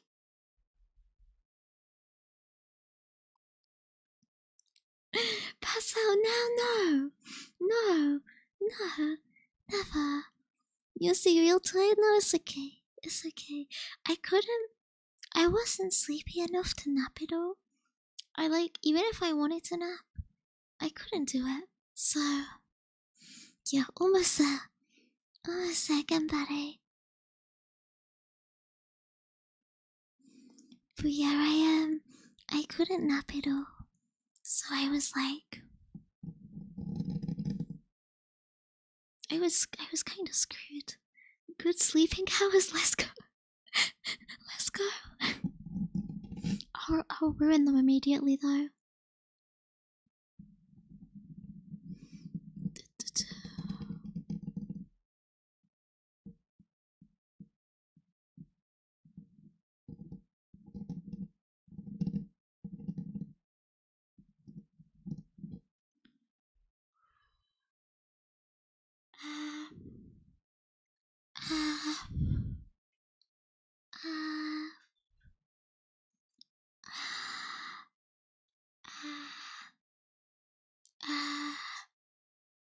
To be fair, it was pretty light at 5 a.m. this morning exactly.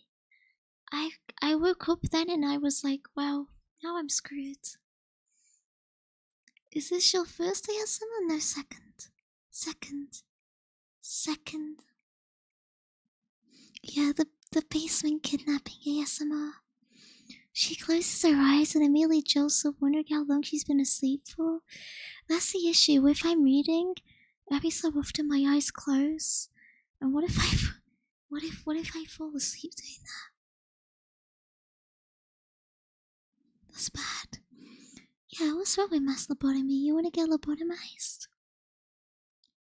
Lobotomy time.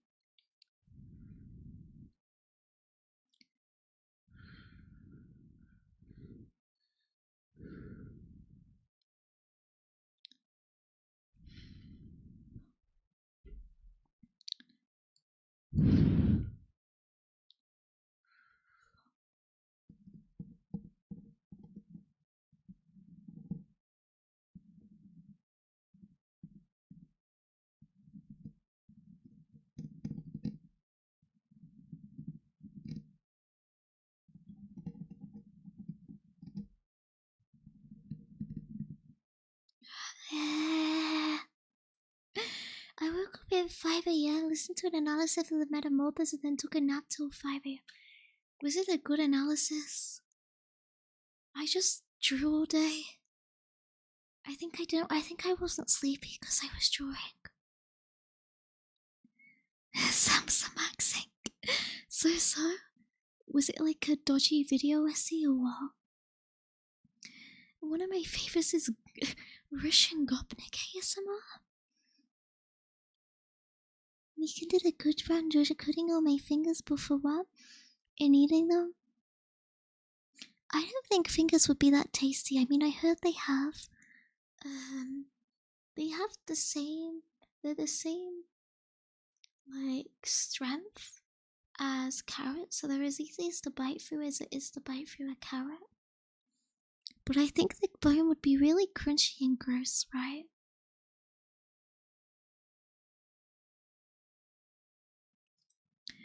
Grim. He woke up as a vermin? No. Let me hydrate, thank you.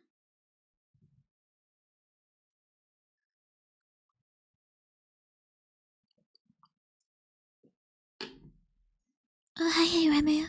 Your ASMR might get more views if you add the mummy tag. I think every ASMR artist does that. Wait, is that a real thing? Is that real? Hold on, guys. I'm testing this number friend theory. I'm number friending with this theory right now.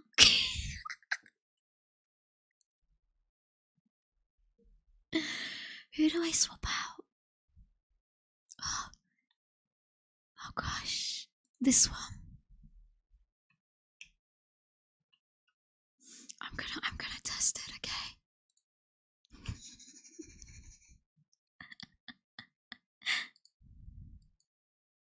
I will never stop bullying you for adding mommy. Fuck off. Shut up. I'm testing my fairy. Oh gosh, she's noobering. I'm noobering. It's like bacon? No, I think it would maybe the taste. But yeah, exactly. Exactly. If you bite them at the joints, I heard they snap like carrots. Like they're as easy as to snap as that. It was a video essay, but they likened it to a disability. I wasn't sure if they really understood the relationship between a carer and a disabled family member, so it lost me a little. I have seen that interpretation before, but I don't think it's directly related to disability. I think metamorphosis is more related to being. I think a closer allegory would be because he's like a useless member of society, right? He's abandoned for being useless, so I can see the jump for disability there. A little. But it's like, it's 50-50 if that was what was intended, right? I think the real intention was covering like covering like societal treatment there. How it feels to be treated as absolutely nothing. Like it's like they're not seen with the same amount of strength. Yeah, if you bite them with the same amount of strength, they would snap the same. It wouldn't be hard to bite. The only thing stopping you is your own brain. Apparently eating human flesh will influence your enzymes and turn you insane if you're already on. Yeah, isn't that like that mad disease or something? Like the prion one? There's a certain name, but I don't remember it. But I think it's like very common in certain villages, right? In Africa. If I remember correctly, that's a thing there. But yeah, if you eat that, you get the prions. Mommy QB, don't call me mommy. Isn't QB actually old enough to be your mother? Shut up. Prions are trying to fold their proteins into a normal form, yet cubions are maintaining their weird shape. Real. Flashbacks putting a carrot in thing when bind down to you. Have you done that? Have you done that? I don't believe this carrot thinker for a second's bones exist. I mean, it's like with a fish, right? Fish can have weak bones. You can have weak bones which you can easily bite through.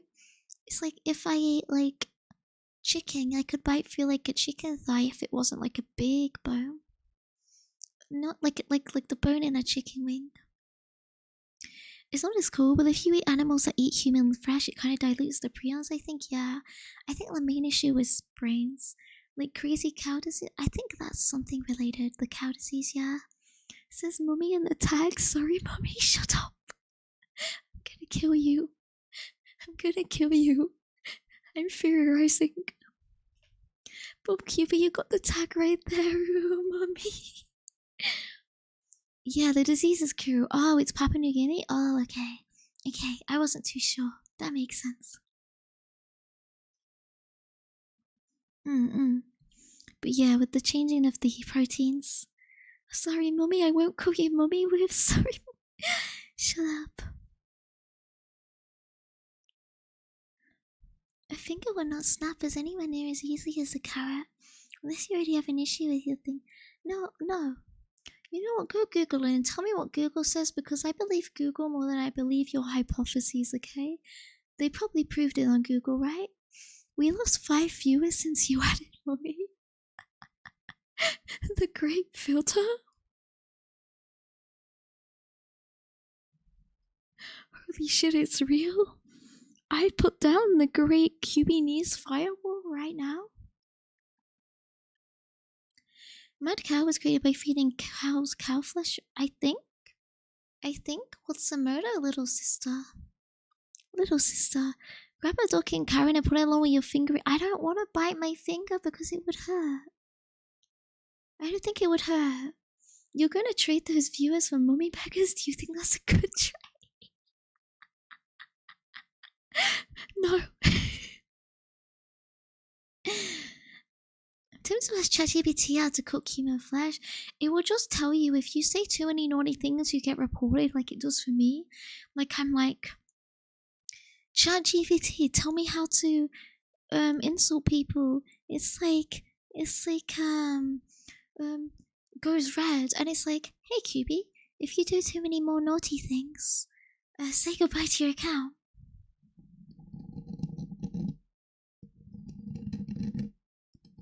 Use GPT for us a free of. Oh, to be honest, I only use it for shit posts, which is why I have. Maybe I should get it so I can avoid the I can get the real answer. Because I only used it to write really fucking dog shit. I don't use it for anything else. The idea that you can bite for a finger as easy as a carrot is a myth. What the fuck, really? I don't want it to be true. Just gonna tell you, sorry, I'm an AI. No, all AI is right now is a freaking search agent, though. If QB was a mummy, the children would starve with these meager assets. Meager? The mummy tag being side to side with the emoto tag really sets that mummy sister ward daughter wife mood. Yeah, I'm maxing right now. I'm the true mummy sister daughter wife. I'm maxing out.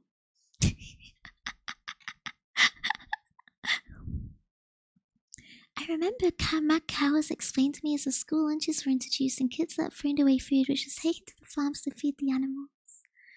But then cards started seeing beef, and when they found out, you really don't know. It's like, apparently it's like, I think here, like if you were born before a certain year here, you can't donate blood in other countries because of something to do with it, but I don't know what. There was an outbreak. I started to make napalm the other day, real and based. Femcell, please. Did I really remove the Biafra tag? I did. I'll pull it back later. The McDonald's chicken Big Mac. Exactly, yeah. It's just a search engine with a cool mask on. You probably should say meager. It sounds quite bad. I shouldn't say it. Look, there's an M. There's an M. Okay, there's an M. QB nice. Sorry.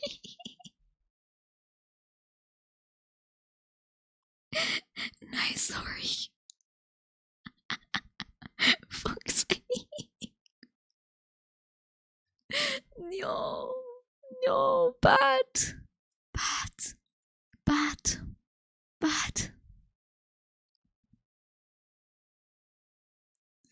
Savage.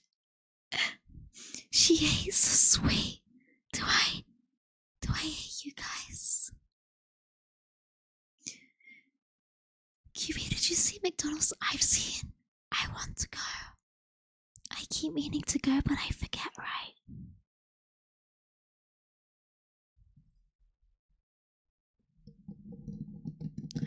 I keep meaning to go to McDonald's and ask them to give me all the toys, but I get really nervous and scared. Having to go there, like, I'm really scared, like, being somewhere like that on my own. So, I didn't get my Cinnamoroll yet. I'm hoping. Surely I can get it next week. It'll still be here next week, right? I just keep getting scared every time I try. You gotta get in contact with McDonald's to reserve the toys for you. Maybe I should just sprint there. I'll sprint there. I'll go. Please.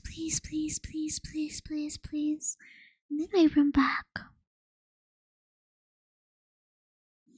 And then I have it. I occasionally find myself saying no instead of no. Is it over for me? Have I got terminal cubiitis? Do you not want terminal cubiitis? Is that an issue? Do you truly not want it?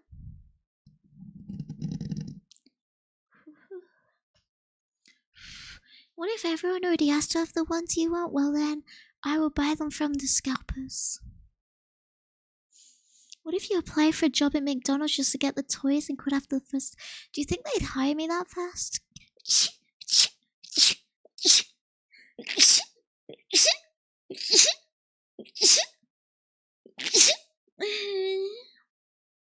Yeah. Yeah.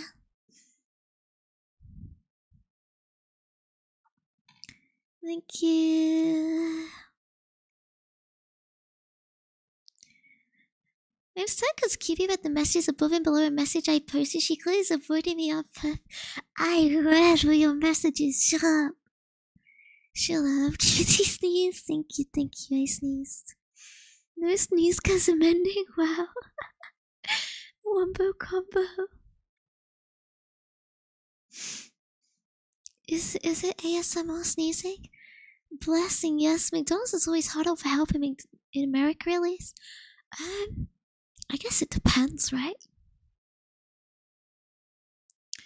We are in a recession, so I feel like they'd be stricter.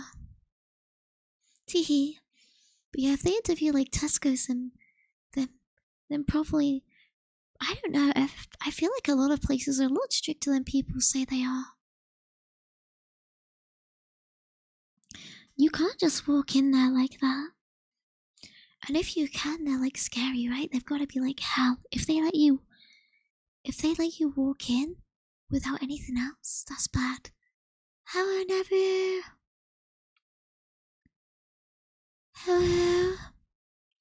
Befriend the McDonald's workers and offer to cover a shift for them so you can get... At that point, shouldn't I just ask them to give me the toys though?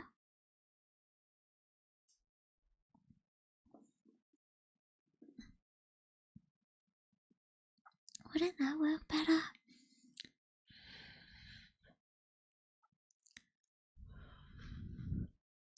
What if I went to them and I said, Mr. McDonald's, I'll give you ASMR if you give me cinema roll.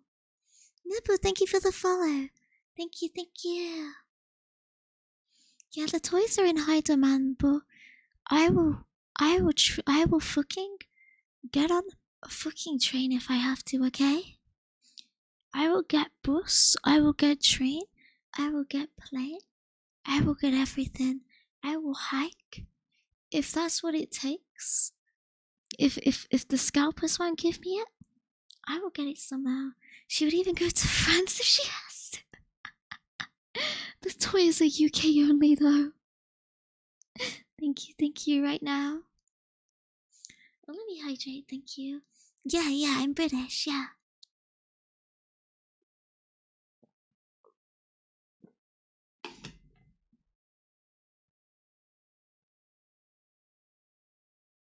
They're in high demand just like you.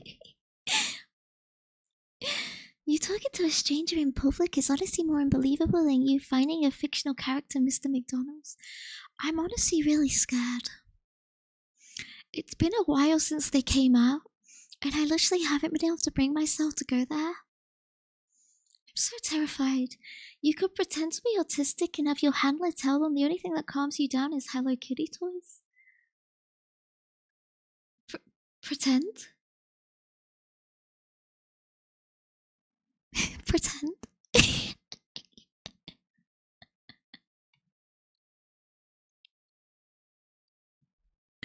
QB, you just said you can't even enter McDonald's. I can't. I'm scared. There's a lot of people there. What if I go in like a weekday when everyone's at work? They can't hurt me there, right then?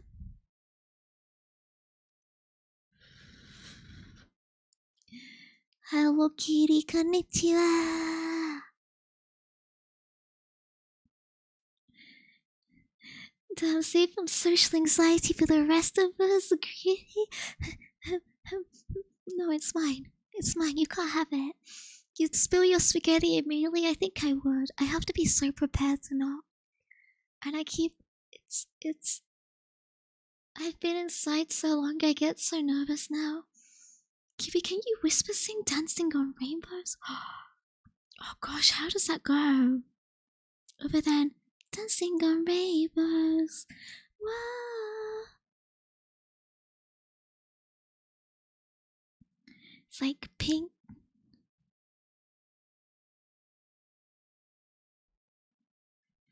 Is it the pink fluffy unicorns one?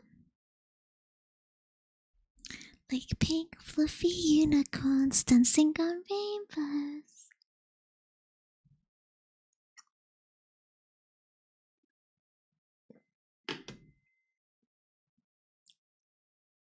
Surely autism is just K-Fabe? That's for, me not to say and you to find out, okay? Okay? Kiwi, would you eat the McDonald's grease trap fry? The Mackey's grease trap fry, is it good? Is it good and is it free? Because I would eat anything if so. It's the nicest Kiwi stream I've been in, not in a single insult, just good cozy. I could insult you. I could insult you. I could drop insults. It's free, it's good, it's healthy. Kiwi, please, I want it. Give me the fry. Give me the fry now, please. The smell is insolent. Yeah, I almost don't want to bully. Wowie. Only almost. Only almost. Please don't ruin it. Okay, can I only be nice here? No being mean ASMR, it's over for me. Second best after the previous ASMR. Why is the previous better, huh? If they sold McDonald's fry sauce as a perfume, I'd wear it to attract a Cupid.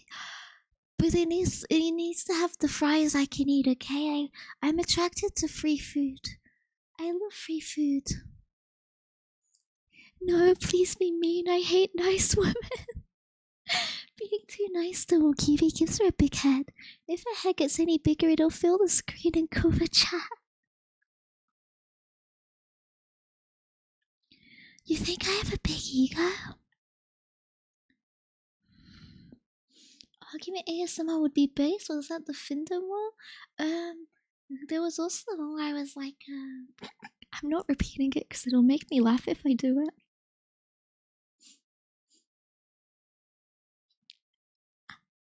I can't actually say it because it'll make me laugh. Physically my head is small, right? My ego is small and my head is even smaller, okay? Exactly. I'm magnanimously humble.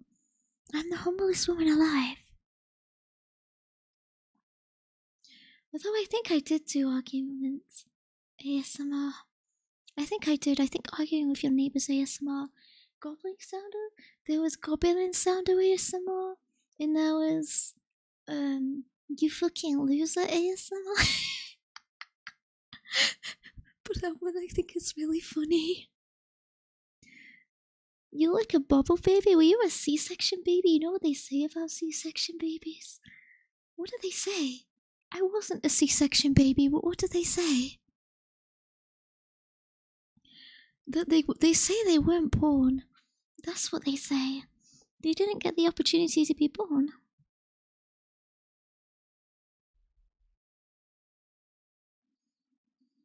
But me, I'm built different. I wanted a birthday, so I was born. Am I doing the whole book today? Hi, Bill. I'm not sure. I'm aiming for 10. I probably won't do the whole book. I'll probably go halfway. Like, I'll finish 10 and that's it.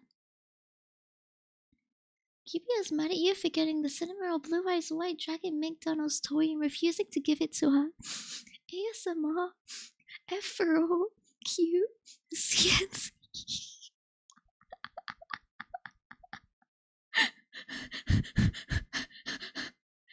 The fucking tags.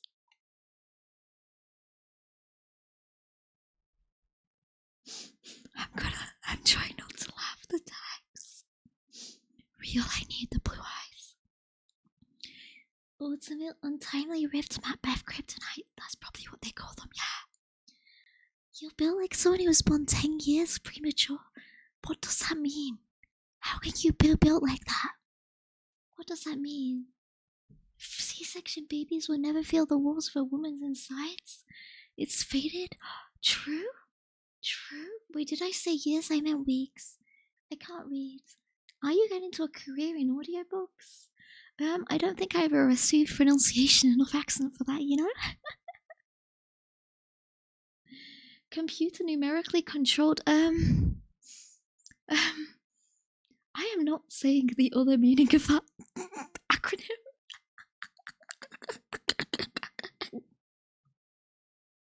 Go Google it. I didn't even bring it up, so go Google it. If you want to know, go Google it. Tell us no. No learning with QV. No learning with QV. No learning with QV. No. Yeah, it means cute and cuddly, exactly. It means cute and cuddly, guys. Yeah, Teacher QV says C and C means cute and cuddly. Hi, PJ. Go QV, I gave the truth. I gave the truth. Simple as, you know? You love women, I do. Oh my gosh. Oh my gosh, I'm shy now. I'm shy around women. Oh, of course, Kiwi would know the whole. Go away. Oh my god, if you. Sometimes you just find things out involuntarily, you know? I didn't say anything about it. I just said I knew what I meant. You look like someone who drinks Yorkshire tea. No, Yorkshire tea is bad. Yorkshire tea is bad. I'm not a huge woman fan or woman head. Real. I cannot believe you didn't personally tell me you were gonna stream 5 hours ago. Worst wife ever. I'd cry. Hi, Soren. Technically, if I drop the announcement, that's me personally telling everyone. So, like, doesn't that make you a bad husband if you don't turn up if we're going this way? If we're taking this route? Can you do a mummy voice, Cube? I really can't. I really can't. I've tried. It's really funny. Oh, I thought, yeah, I just really love, I really love woodworking. It's my favorite. Was really good at, designing technology, you know? I feel like I learned that a few years ago and repressed the memory as is, right? And then write Doctor Who. No Doctor Who fanfics.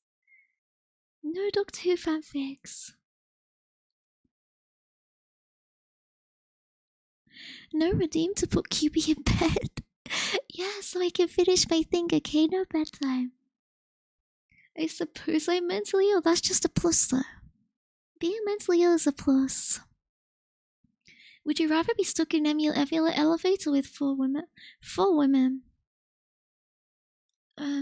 Sometimes they say they like my clothes and then I blush, so 4 women.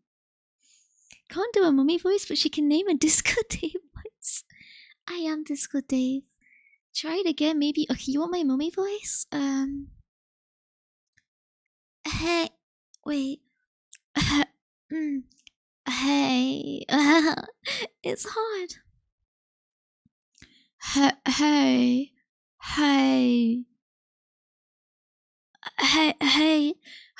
chat.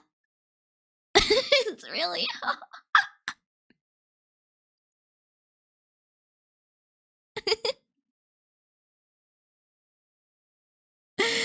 Never do that again. That's as low as I can go, though.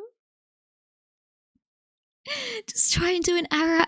Absolutely not. That makes me cringe so deeply. Cubes, can you read a Sonitube fanfic for once? I already did that once. And I got threatened, like, very greatly. So I'm not sure I should do it again. I didn't have Doctor Who fanfic, okay? Would you rather be stuck in an elevator with 8 women or a random cubicon? 8 women in an elevator is too much. How big is the elevator?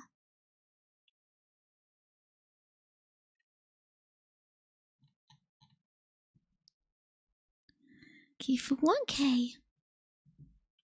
Currently 979. Would you write a good fanfic based around the good members of a niche? You want me to write a oh my god, you want me to write a fanfic? A fanfic for 1K? Oh, can I wait? Of course. Chatta.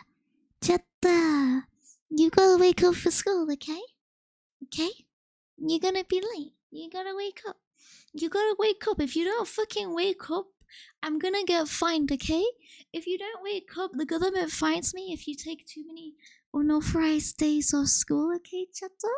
So I need you to wake up for school, okay? Or I'm gonna beat your ass.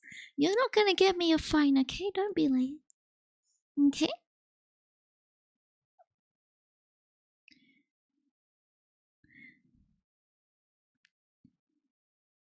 Why do mums say hey all the time? They just do, you know? They just do. The elevator barely fits all 8 of you. Would you rather be stuck in an elevator with 12 women? 12 women, just pile them on top of each other. Stop piling the women. Okie dokie, mommy, shut up. Shut up. No physical abuse, this won't wake me up. How am I meant to do that without being loud? If you don't wake up, I'll fucking beat you. It's time for school. Would you rather be stuck in an elevator with a stranger or a random member of a community that Oh. I don't know. My OPSEC reps? Stranger, please. She hates us. Wait. No.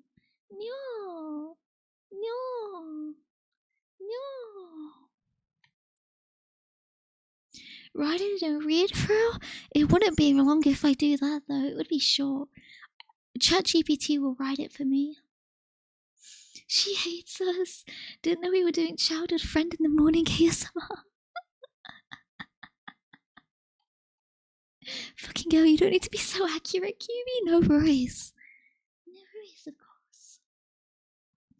I am mentally well and can be trusted in explosive cases with QB.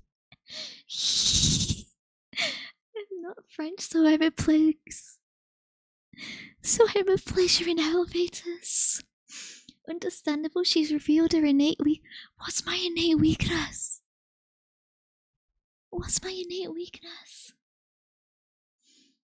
Were you lying when you said you love us? No? Do I sound like a liar? Will I sound like a liar?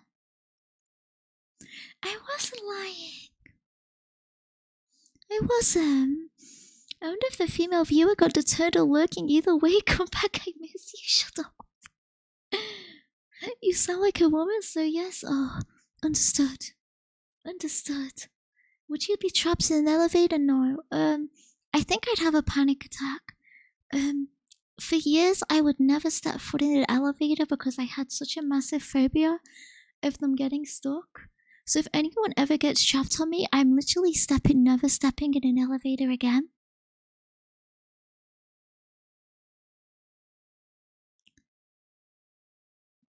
Like I literally would purposely I would take so many stairs, the strongest legs worldwide, because when there was an elevator, I was like, you know what? I'd rather walk 6 floors. I'd rather climb 6 floors instead. You know what? I'd even rather climb 10 floors, maybe even 20, anything like that. I am still a little scared of them. This streamer better not be a woman. I have something to break to you.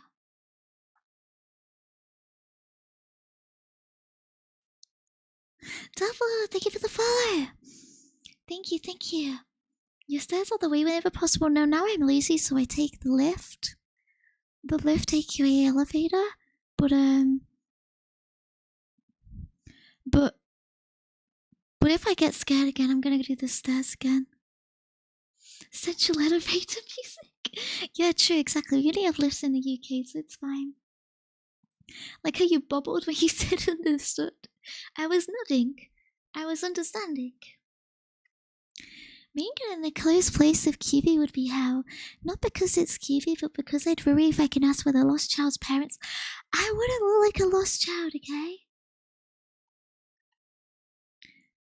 Yeah, I enjoy walking upstairs. I've never enjoyed walking upstairs. It's actually just been pure necessity I did it. QB Vice? QB Vice? I get a weird feeling in my stomach every time I use an elevator or escalator. I think I watched too most lively, because honestly, that's probably what it did it to me as well. I think I saw too many of those videos years ago. And now I'm like terrified of anything. You would run. Wait, Final Fantasy 7. Does Final Fantasy 7 have a bunch of lifts or stairs? Would you rather be in the plane during 9/11 or meet a random You know what? I'd rather meet a random QBcon for 12 hours, but please don't dox me, okay? Why are you going so high up? Don't jump, please. Because it's cool. Let's go high up. Let's go to floor 100, okay? Let's go look at the sky. Isn't it cute? Just tell them you're a eunuch or something to explain the voice. Am I a eunuch? Oh no. Think about it this way. Maybe more people die falling down the stairs than from elevator failures. Yeah, they do, but I know I won't fall down the stairs. I don't know if the elevator won't stop. Actually, I have fallen down the stairs before, but I was fine. Even if I fall down the stairs, my body is strong enough. I have a stronger body, so nothing will happen to me. My sister has a phobia of escalators. Yeah, I think it's a common phobia, right? Escalators and lifts. Stairs in part 1 Discord, it gives you a choice between stairs and elevator in part 1. Oh. Sorry, what do you mean audio sucks, you freaking troll? After playing Final Fantasy X, I'm terrified of elevators that are sphere-based. Sphere-based? Not sure if it made it in the remake. Oh. Have you ever gone to the high limit in Minecraft and jumped off? It makes me feel weird. Yeah, I like to do the suicide jumps in Minecraft when I had the game. Sometimes you like to try and make the water, see if it actually kills you or not. It was weird jumping so far though. Would you rather be stuck in an elevator with one cubicon or be stuck in the elevator by yourself, but the cubicon is in your room? Guys, we're going in the elevator together, okay? We're going in the elevator together then. Would you rather be in the plane during 9/11 or be with the... I'd rather not be in the plane during 9/11. What if we jump together from the World Trade Center? She's not fully developed yet, so her flexible cartilaginous bones absorb the impact of the fall. Just have stronger bones. I've never broke a bone. Just be stronger. I would die in the elevator with QB. I'd rather be in the bell jar. You can't get in the bell jar. That's not allowed, okay? QB ASMR. Hey, Sheena. Wait, what is this shitting? Where is no biscuit crunchy ASMR? No biscuits. Would you rather be in the plane during 9/11 or my birthday party? My birthday is... Did you have a cool birthday on 9/11 at least? If QB was in the plane during 9/11, she would be the hijacking pilot. You can't trust QB guns, but there are only like 3 to 5 that last to sniff stocks, and like 10 to 15 that ask to sniff you. How bad could QB guns really be? She loves... I do. If I break my own bones, am I strong because I have the strength to break my own bones? But I'm weak because my bones are weak to live to be stronger. You're weak. You're weak because your bones should be the strongest thing in your body. Therefore, you've clearly been using hacks. You telefract your bones for them to die and break, okay?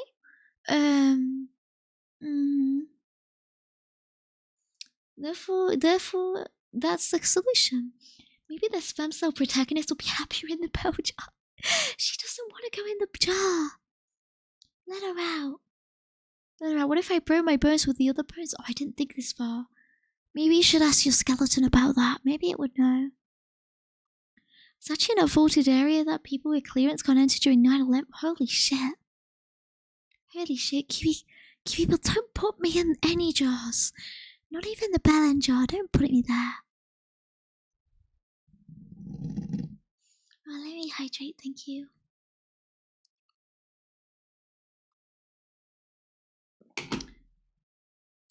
Would you rather be in the plane during 9/11 or change all your viewers with soy redditors? I'd rather be the pilot. Holy shit, finally a channel that was alive during 9... Wait, guys, were you guys not alive during 9/11? I can't poll it because my keyboard sounds will get picked up where my mic is, but me having a deep conversation with my skeleton on the side of the bed for 5 hours on a weekend.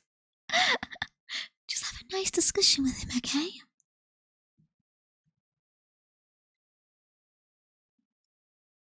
A nice talk. A lovely talk. John Johnny, please. Oh, thank you, Mr. Johnny. Thank you. You weren't old enough to remember it? Oh, I was in middle school? Okay. As long as you were alive, it's enough. Yeah, people were born as after 200, and that scares me. Guys, who the hell has voted nope? I was, but I wasn't there for it because I was Canadian. I was mad. I came home from school and my Simpsons were replaced with news around it.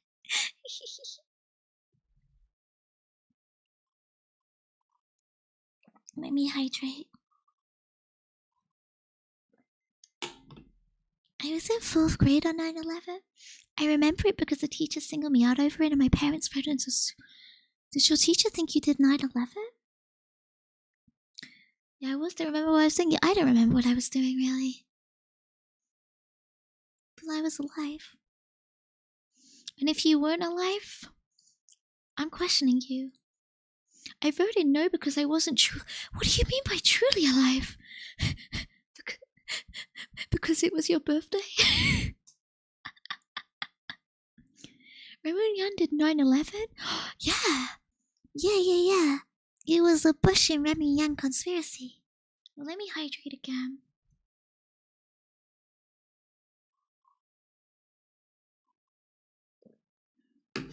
Champ, you can't melt steel beams. 9/11 was the inside job and I was the inside man. Holy shit, how do you get in on that? I want to join. How do you get in? I was born on 03. Oh, you were born after it? Oh my gosh, a year and 9 months too late. Hi, Moran. Bye, Moran. He hadn't met QB yet, so his life wasn't real. Let's push the limits of QB's planet. Please don't do that. He means like in that way Brad wasn't truly alive until that one moment. I see. He needs a child. Really? True. If you were born after 2000, you are a child. You are a baby. Baby. Goo goo gaga. Baby. Baby. Goo goo gaga, baby. That's what you are. That's what you fucking got, you fucking baby. Can we hear you ASMR, B? No. No way.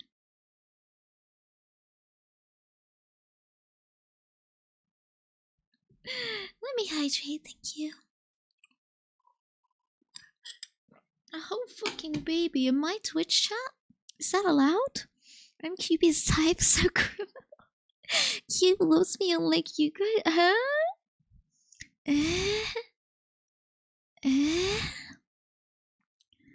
I feel like people born after 9/11 not got to experience what the world was like before we ended up in Cloud World. Exactly.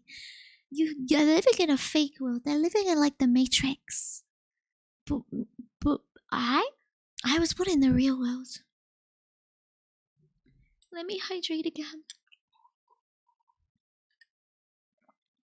If any minors are found on Twitch, they should be floating. I agree, they should.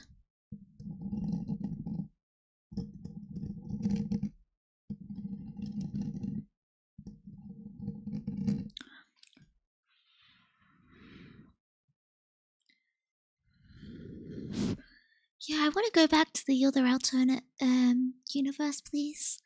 Get away with so much shit before 9/11.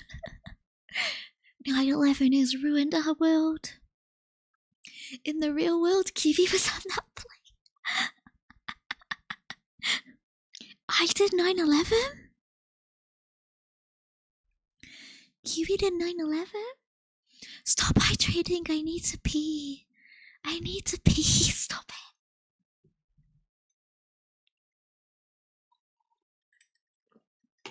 I'm Kiwi bin Laden. I know where they hid Saddam Hussein. I bloody do it. Tiger Shadow, thank you for the follow. Thank you, thank you, thank you. Do you have streamable rolls to pee in? I think that's normally called the toilet, right? Please don't do what that guy did and hide in the septic tank. Thank you. Good your roll. How? How does that make me old? Yeah, Saddam Hussein was under my bed. I hid him there. They found him in my room. I'm gonna hydrate again, but stop it. I can't be bothered to stand up right now. I'm too lazy. If you keep doing, I'll start posting cringe, okay? You want me to post cringe? You want that? You want cringe? QB Saddam Hussein fanfic for 1K. I discovered his hiding spot. And then I discovered true love. Saddam Hussein was killed in 2006 for a fucking fossil. Yeah, but you know where Saddam Hussein was hid, right? You're still conscious of him, right? Up my ass? I put Saddam Hussein up my ass? They must smell good, but did they really? Did they really do that?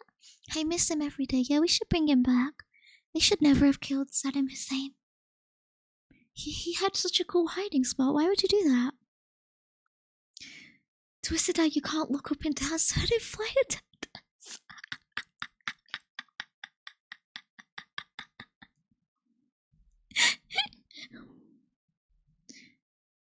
Tee. Oh my god, 2006 was 40 years ago, guys. Consider that. Consider the fact that I am going to pee right now. Thank you. Be right back. I can't wait.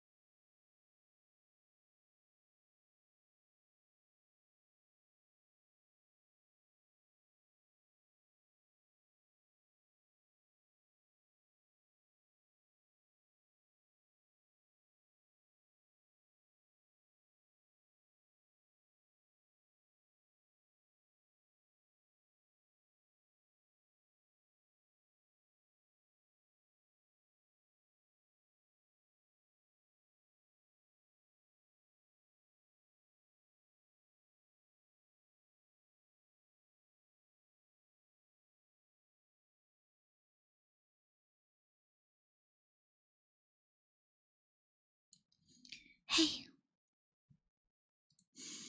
I'm back. Guys, why are you pretending like I didn't mute, like I don't always mute twice? Shut up. You shouldn't tell us to consider our honesty. I didn't mean it in a weird way. I just needed to pee, okay? Hi. Can we vote in a community? To make her ask us to play 100% piss instead of emoji with us? No, you can't do that. It's juice, and juice only, okay? Hey, creepily, if you mute twice, it cancels out. I swear it doesn't. Hey, QB, it's kind of cool that you don't need to flush. You could just turn on the tap and wash it away.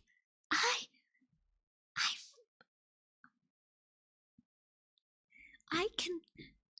I don't do that. But I do mute, okay? But I do mute. Thank you. It's because I'm chugging like multiple bottles of water, okay? Please understand her. Please do an understanding, thank you.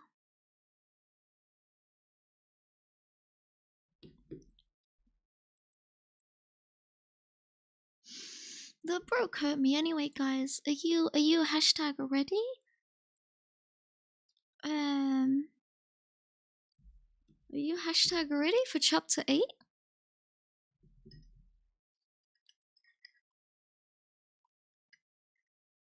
I'm sure we won't even hear from that far. Why bother muting? I don't trust my mic. I mute every time I walk away. Can we skip chapter 8? No. Start cubing. Start cubing for chapter 8, okay? My, such a thirsty boy. Okay. Chapter 8. Mr. Willard drove me up to the Adrianax. It was the day after Christmas, and a grey sky bellied over us, fat with snow. I felt overstuffed and dull and disappointed, the way I always do the day after Christmas, as if whatever it was, the pine balls and the candles and the silver and the gilt ribboned presents and the birch log fires and the Christmas turkey and the carols at the piano promise never came to pass. At Christmas, I almost wished I was a Catholic. First Mr. Willard drove and then I drove. I don't know what we talked about, but that the countryside, already deep under old falls of snow, turned us a bleaker shoulder, and as the fir trees crowded down from the grey hills to the road edge, so darkly green they looked black, I drew gloomier and gloomier. I was tempted to tell Mr. Willard to go ahead alone. I would hitchhike home. But one glance at Mr. Willard's face, the silver hair and his boyish crew cut, the clear blue eyes, the pink cheeks, all frosted like a sweet wedding cake with the innocent, trusting expression. And I knew I couldn't do it. I'd have to see the visit through to the end. At midday, the greenness paled a bit, and we parked in an icy turnoff and shared out the tuna fish sandwiches and the oatmeal cookies and the apples in the thermos of black coffee Mrs. Willard had packed for our lunch. Mr. Willard eyed me kindly. Then he cleared his throat and brushed a few last crumbs from his lap. I could tell he was going to say something serious, because he was very shy, and I'd heard him clear his throat in that same way before giving an important economics lecture. Nellie and I have always wanted a daughter. For one crazy minute, I thought Mr. Willard was about to announce that Mrs. Willard was pregnant and expecting a baby girl. Then he said, "But I don't see how any daughter could be nicer than you." Mr. Willard must have thought I was crying, because I was so glad he wanted to be a father to me. There. He patted my shoulder and cleared his throat once or twice. I think we understand each other. Then he opened the car door at his side and strolled down to my side, his breath shaping torturous smoke signals in the grey air. I moved over to the seat he had left, and he started the car and we moved on. I'm not sure what I expected of Buddy's sanatorium.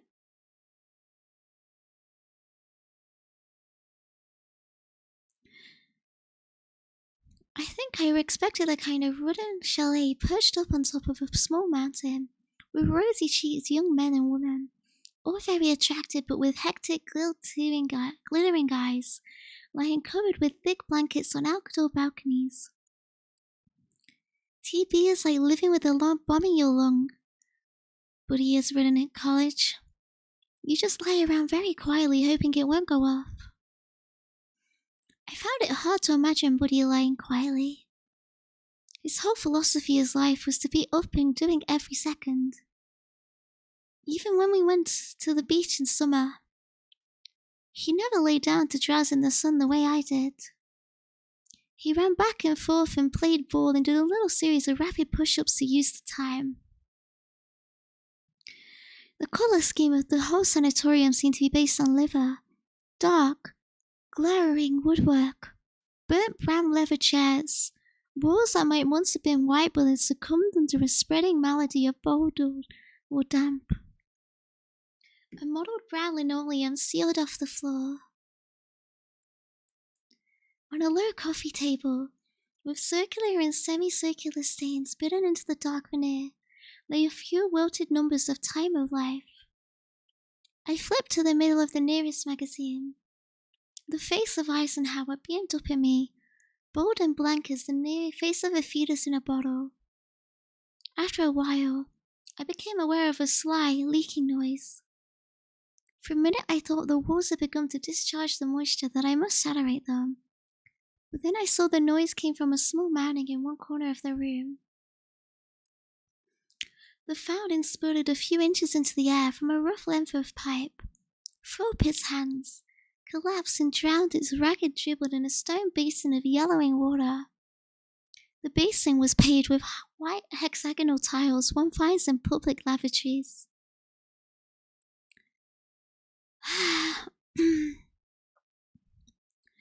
A buzzer sounded. Doors opened and shut in the distance. Then Buddy came in. "Hello, Dad." Buddy hugged his father, and promptly, with a dreadful brightness, came over to me and held out his hand. I shook it. It felt moist and fat. Mr. Willard and I sat together on a leather couch. Buddy perched opposite us on the edge of a slippery armchair. He kept smiling, as if the corner of his mouth was strung up on an invisible wire. The last thing I expected was for Buddy to be fat. All the time I thought of him at the sanatorium, I saw shadows carving themselves under his cheekbones, and his eyes burning out of almost fleshless sockets. But everything concave about Buddy had suddenly turned convex. A pot belly swelled under the tight white nylon shirt, and his cheeks were round and ruddy as marzipan fruit. Even his laugh sounded plump. Woody's eyes met mine. "It's the eating," he said. "They stuff us day after day and then just make us lie around. When I'm allowed out on walk hours now, so don't worry.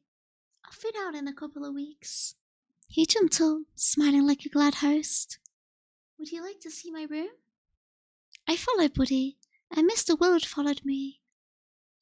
Through a pair of swinging doors set with panes of frosted glass, then a dim, liver-colored corridor smelling of floor wax and Lysol, and another vague odor, like bruised gardenias. Buddy threw open a brown door, and we filed into the narrow room. A lumpy bed, surrounded by a thin white spread, pencil striped with blue, took up most of the space. Next to it stood a bed table with a pitcher and a water glass, and the silver twig of a thermometer poking up from a jar of pink disinfectant. A second table, covered with books and papers and off-kilter clay pots, baked and painted, but not glazed, squeezed itself between the bed foot and the closet door. "Well," Mr. Willard breathed, "it looks comfortable enough." Buddy laughed. "What are these?" I picked up a clay ashtray in the shape of a lily pad, with the veinings carefully drawn in yellow on a murky green ground. Buddy didn't smoke. "That's an ashtray," Buddy said. "It's for you." I put the tray down. "I don't smoke." "I know," Buddy said. "I thought you might like it, though." Well, Mr. Willard rubbed one papery lip against another. I guess I'll be leaving you two young people. Fine, Dad. You be getting I was surprised. I thought Mr. Willard was going to stay the night before driving me back the next day. Shall I come too? No. Mr. Willard peeled a few bills from his wallet and handed them to Buddy. See that Esther gets a comfortable seat on the train. She'll stay a day or so, maybe. Buddy escorted his father to the door. I felt Mr. Willard had deserted me. I thought he must have planned it all along, but Buddy said no. His father simply couldn't stand the sight of sickness, and especially his old son's sickness, because he thought all sickness was sickness of the will. Mr. Willard had never been sick a day in his life. I sat down on Buddy's bed. There simply wasn't anywhere else to sit. Buddy rummaged among his papers in a businesslike way. Then he handed me a thin grey magazine. Turn to page 11. The magazine was printed somewhere in Maine and full of stenciled poems and descriptive paragraphs separated from each other by asterisks. On page 11 I found a poem titled Florida Dawn. I skipped down through image after image about watermelon lights and total green palms and shells fluted like bits of green architecture. Not bad. I thought it was dreadful. Who wrote it? Buddy asked with an odd, pigeony smile. My eyes dropped to the name on the lower right hand. Oh gosh, my eye dropped to the name on the lower right hand corner of the page. B.S. Willard. I don't know. Then I said, Of course I know, Buddy. You wrote it. Buddy edged over to me. I edged back. I had very different little knowledge about TV, but it seemed to me an extremely sinister disease, the way it went on so invisibly. I thought Buddy might well be sitting in his own little murderous aura of TB germs. Don't worry, Buddy asked. I'm not positive. Positive? You won't catch anything. Buddy stopped for a sec. Buddy stopped for a breath, the same way you do in the middle of climbing something very steep. I want to ask you a question. He had a disquieting new habit of boring into my eyes, with a look as if actually bent on piercing my head, the better to analyze what went on inside it. I thought of asking it by letter. I had a fleeting vision of a pale blue envelope with a Yale crest on the black flip. But then I decided it would be better if I waited until you came up, so I could ask you in person. He paused. Well, do you want to know what it is? What? I said in a small, unpromising voice. Buddy sat down beside me. He put his arm round my waist and brushed my hair from my ear. I didn't move. Then I heard him whisper, How would you like to be Mrs. Buddy Willard? I had an awful impulse to laugh. I thought how that question would have bowled me over any time in my 5 or 6 period of adoring Buddy Willard from a distance. Buddy saw me hesitate. Oh, I'm in no shape now, I know. He said quickly, I'm still on PAS, and I may lose a rib or two, but I'll be back at med school by next fall. A year from this spring at the latest. I think I should tell you something, Buddy. I know, Buddy said stiffly. You've met someone. No, it's not that. What is it then? I'm never gonna get married. You're crazy, Buddy brightened. You'll change your mind. No, my mind's made up. But Buddy just went on looking cheerful. Remember, I said, that time you hitchhiked back to college with me after skit night? I remember. Remember how you asked me where I would like to live best? The country or the city? And you said... And I said I wanted to live in the country and in the city both? Buddy nodded. And you, I continued with sudden force, laughed and said I had the perfect setup of a true neurotic. Now the questions had come from some questionnaire you'd had in psychology class that week. Woody's smile dimmed. Well, you were right. I am neurotic. I could never settle down in either the country or the city. You could live between them, Woody suggested helpfully. And then you could go to the city sometimes, and to the country sometimes. Well, what's so neurotic about that? Woody didn't answer. Well, I rapped out thinking, you can't coddle these sick people. It's the worst thing for them. It'll spoil them to bits. Nothing, Woody said in a pale, still voice. Neurotic? I let out a scornful laugh. If neurotic is wanting two mutually exclusive things at one at the same time, then I'm neurotic as hell. I'll be flying back and forth between one mutually exclusive thing and another for the rest of my days. Woody put his hand on mine. Let me fly with you. I stood on the top of the ski slope on Mount Pisgah, looking down. I had no business to be up there. I'd never skied before in my life. Still, I thought I would enjoy the view while I had the chance. At my left, the rope tow deposited skier after skier on the snowy summit, which, packed by much crossing and recrossing, and slightly melted in the moon's sun, had hardened to the consistency and polish of glass. The cold air punished my lungs and sinuses to a visionary clearness. On every side of me, the red and blue and white jacketed skiers are torn down the blinding slope like fugitive bits of an American flag. From the foot of the ski run, imitation log cabin lodge piped its popular songs into the overhang of silence, gazing down on the Jungfrau from our chalet for two.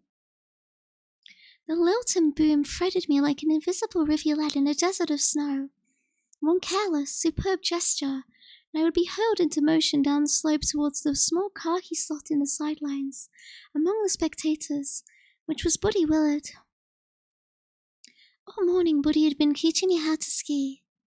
First, Buddy borrowed skiers and ski poles from a friend of his in the village, and ski boots from a doctor's wife whose feet were only one size larger than my own, and a red ski jacket from a student nurse.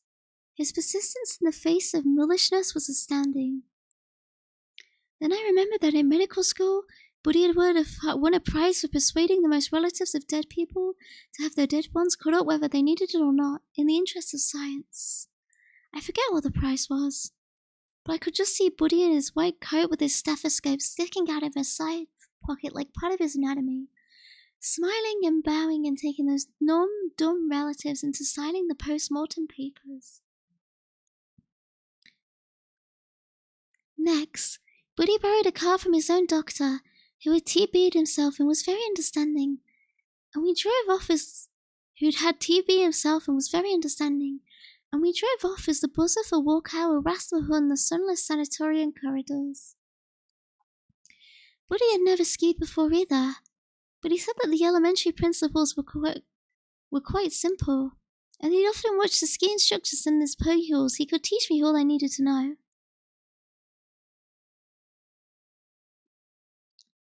For the first half hour, I obediently herringboned up a small slope, pushed off with my poles and coasted straight down. Woody seemed pleased with my progress. That's fine, Esther, he observed, as I negotiated my slate for the 20th time. Now let's try you on the rope tow. I stepped in my chest, flushed and panting. But Buddy, I don't know how to zigzag yet. All these people coming down from the top know how to zigzag. Oh, you only need to go halfway, then you won't gain very much momentum. And Buddy accompanied me to the rope tow and showed me how to let the rope run through my hands, then told me to close my fingers around it and go up. It never occurred to me to say no. I wrapped my fingers around the rough, bruising snake of a rope that slithered through them and went up. But the rope dragged me, wobbling and balancing, so rapidly I couldn't hope to dissociate myself from it halfway. There was a skier in front of me and a skier behind me, and I'd have been knocked over and stuck full of skis and poles the minute I let go. And I didn't want to make trouble, so I hung quietly on. At the top, though, I had second thoughts. Buddy singled me out, hesitating there in the red jacket. His arms chopped the air like khaki windmills. Then I saw he was signaling me to come down a path that had opened in the middle of the weaving skies. But as I poised, uneasy, with a dry throat, the smooth white path from my feet to his feet grew blurred.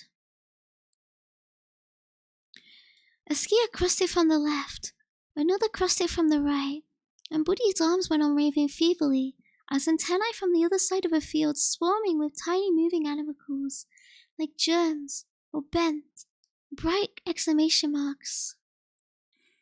I looked up from that churning amphitheater to the view beyond it.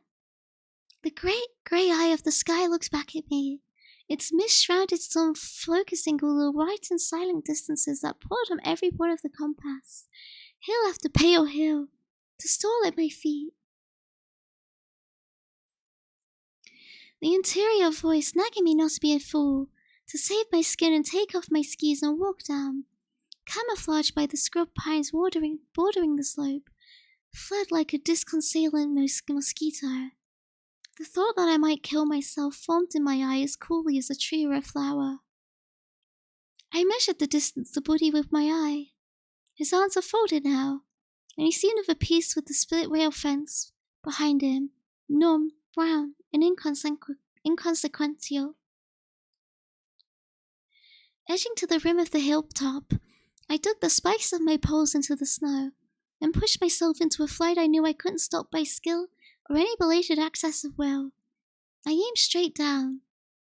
A keen wind that had been hiding itself shook me full in the mouth and raked the hair back horizontal on my head. I was descending, but the white sun rose no higher. It hung over the suspended waves of the hills, an insentient pivot without which the world would not exist. A small, answering point in my own body flew towards it. I felt my lungs inflate with the inrush of scenery, air, mountains, trees, people. I thought, this is what it's like to be happy. I plummeted down past the zigzaggers, the students, the experts, through year after year of doubleness and smiles and compromise, into my own past. People and trees receded on each hand like the dark sides of a tunnel as I hurtled onto the still bright point at the end of it, the pebble at the bottom of the well, the white sweet baby cradled in its mother's belly. My teeth crunched a gravelly mouthful. Ice water seeped down my throat. Buddy's face hung near me, near and huge, like a distracted planet. Other faces showed themselves up back of his. Behind them, black drops swarmed on a plane of whiteness. Piece by piece, as the strokes of a dull godmother's wand, the cold world sprang back into position. You are doing fine, a familiar voice informed my ear, until that man stepped into your path. People were unfastening my bindings and collecting my ski poles from where they poked skyward. Askew, in their separate snowbanks, the lodge fence propped itself at my back. Buddy bent to pull off my boots and the several pairs of white wool socks that padded them.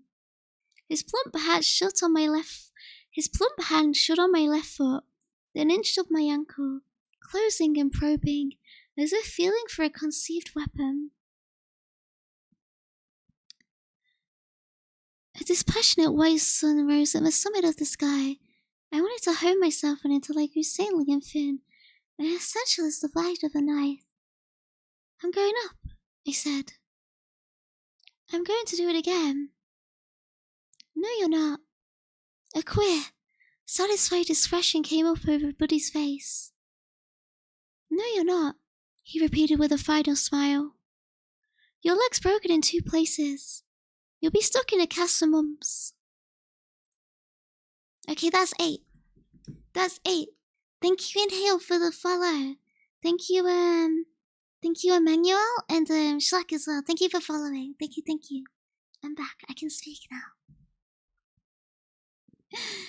Thank you, Creepily. Thank you for following. QB ASMR, where right now? Right now? Hi, praise the sun. I'm good. I'm good. I'm only checking chat when I'm not reading is all. I'm getting so weepy. I'm chugging my coffee to stay awake because it's relaxing me too much. She's so good, reader epic. I wish I learned read. It's fine. I will give you audiobook so you don't have to read, okay? It's as simple as that.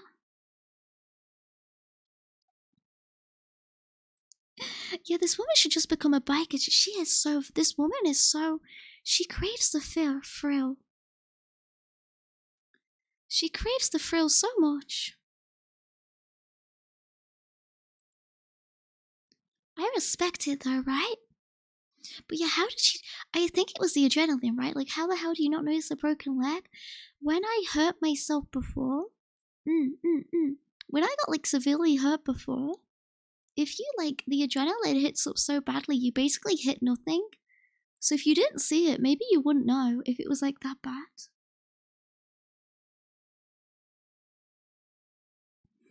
Like, the adrenaline is crazy. What a fucking thrill. What a thing. I would chase that high again. You be British bartending ASMR when? Freshen your drink, girl? Want a pint of Guinness, pal? You'll have to pay off your tab first, you know. Come back when you've got money to pay off your tab. We can't serve you otherwise. Keep harassing me and I'll get the bartender. What is the story even about? It's hey Yaga. It's about, I guess, how like neuroticism. It's about Esther, and it's about her time on her undergraduate degree. Like, I guess the guy she likes and what she wants to work as, and what she does at school and stuff, and how she feels about people. I do enjoy occasionally hearing Kiwi be a little erudite. It's kind of shocking for the fun. I'm erudite. I'm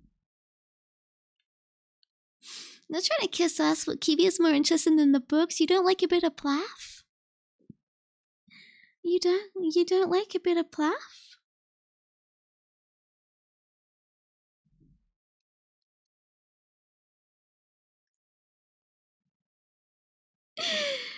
I love a bit of plaff. She's so good. How many chapters does this book have? It's 20 total. We just finished 8. So there's still a lot left. It's not. It's a relatively short book, I guess, if you in the long run.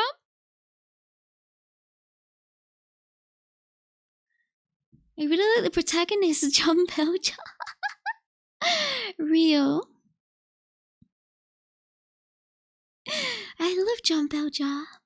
No, thank you. Very relaxed right now. Okay, excellent. Excellent. I'm curious, Kiwi, do you feel certain parts of Plath's works are only fully understandable to a woman? I read The House of Spirits by Isabel Allende, and though it wasn't explicitly a feminist novel, I always thought that certain parts were only fully understandable and relatable to a female reader. I think so. I wouldn't be surprised.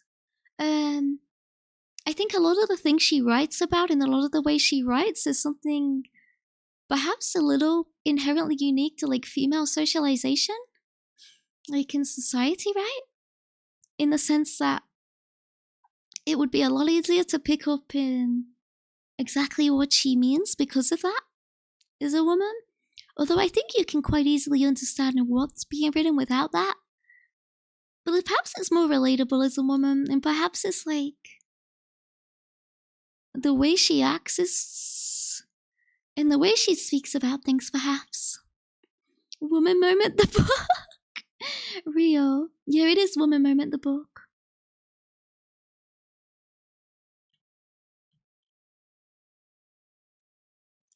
I like Smart Bee. Really adds to the Cubit's whole gap mowing. Do I have gap mowing now? Do I? Oh my gosh. Plath TH, but FF and TH is pronounced the same, you know? Observe this RGB text bubble and recognize my immense power and mastery of this arcane chat magic. Wowie. Wowie.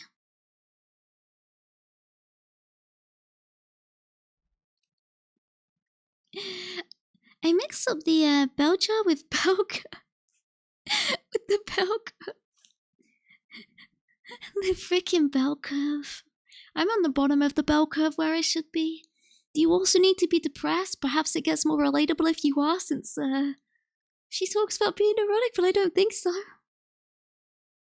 You should read No Longer Human. It's my moment, the book. Oh my god, I've not read No Longer Human by Dazai properly.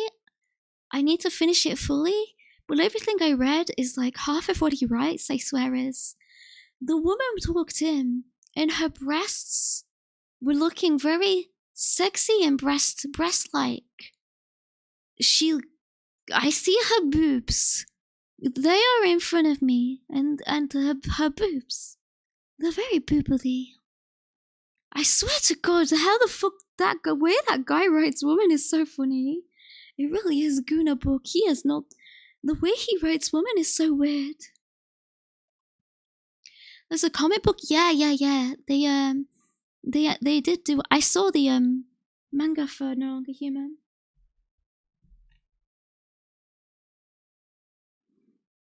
The only bell QB is familiar with is the schoolhouse bell at local elementary school. Shut up. The freaking schoolhouse bell. But yeah, breasts. Booba. Breastily. Yeah, she breasted boobily along the streets. Really speaks to the male spirit. It's funny when a writer always introduces women by describing a race. It just becomes really noticeable.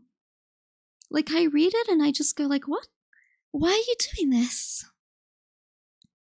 Why are you writing this way? I wonder if other people notice it. But it really is my moment, the book. A lot of drinking in that. Do you have booba? What do you think? What do you think, okay? I wish the writers would also introduce male readers. True. They should start introducing the male characters describing the shape of their breasts. I don't think they can do the male readers that way, though. Perhaps that's harassment.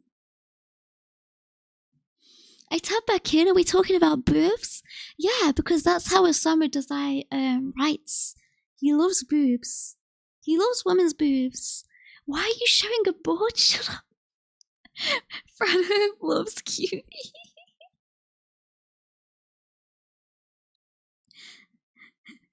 That bear has some daipan.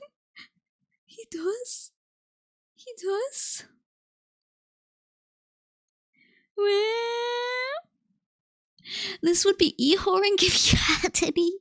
Well, I don't. So it's fine, right?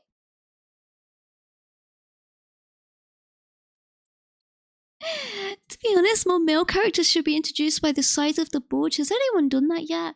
Probably in some like weird one of those like book talk books, which is just smart, right? I wouldn't be surprised if they did that in those. They should be introduced by the wrinkles in the desk. Where are you going with this? Men should stop writing when they are horny. They make it weird and create an uncanny valley if it was out of words. Yeah, to be honest, I just like his writing is good. His plots are good. I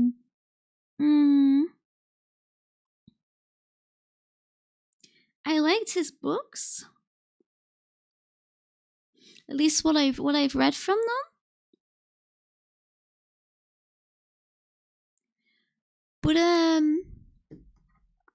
But definitely at some points it's very immersion breaking to go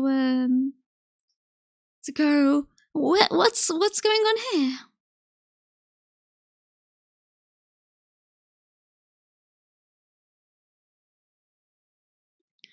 I'm not sure there's a real woman version of it because the male version is still kind of the classics, right? Well, the closest thing I can think of where they do that in books written by women is the weird like growth of the smut market.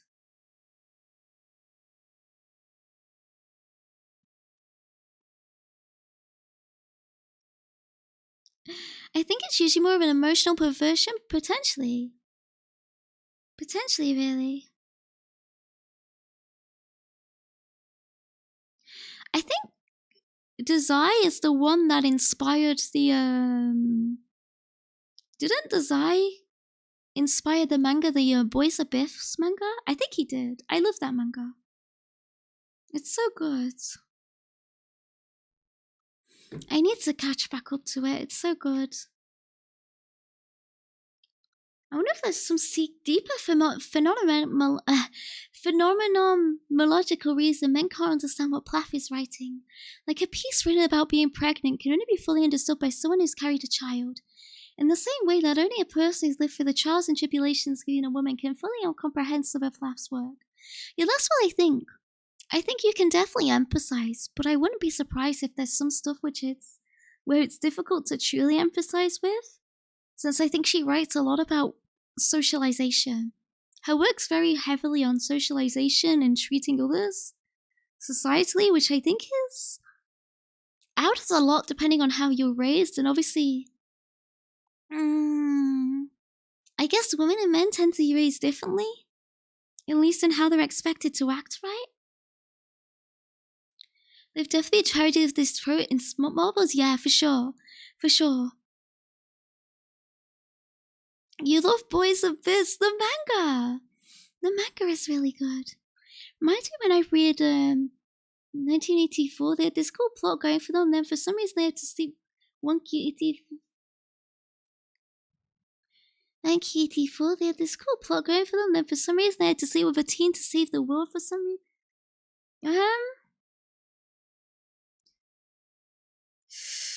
I can't believe I misread that at first. 1Q84. I haven't read that one. But if it's Murakami, right? And Murakami also has the issue where he breastily, like all his female characters, they breastily and they boobily. So it wasn't surprise me. Like romantic partners being very pushy, almost abusive. Oh, true. That's very common in women-written books. In female-written books, that's very common. However, I don't know if that's because women write romance novels. I don't know too much because I don't read those kind of books, really.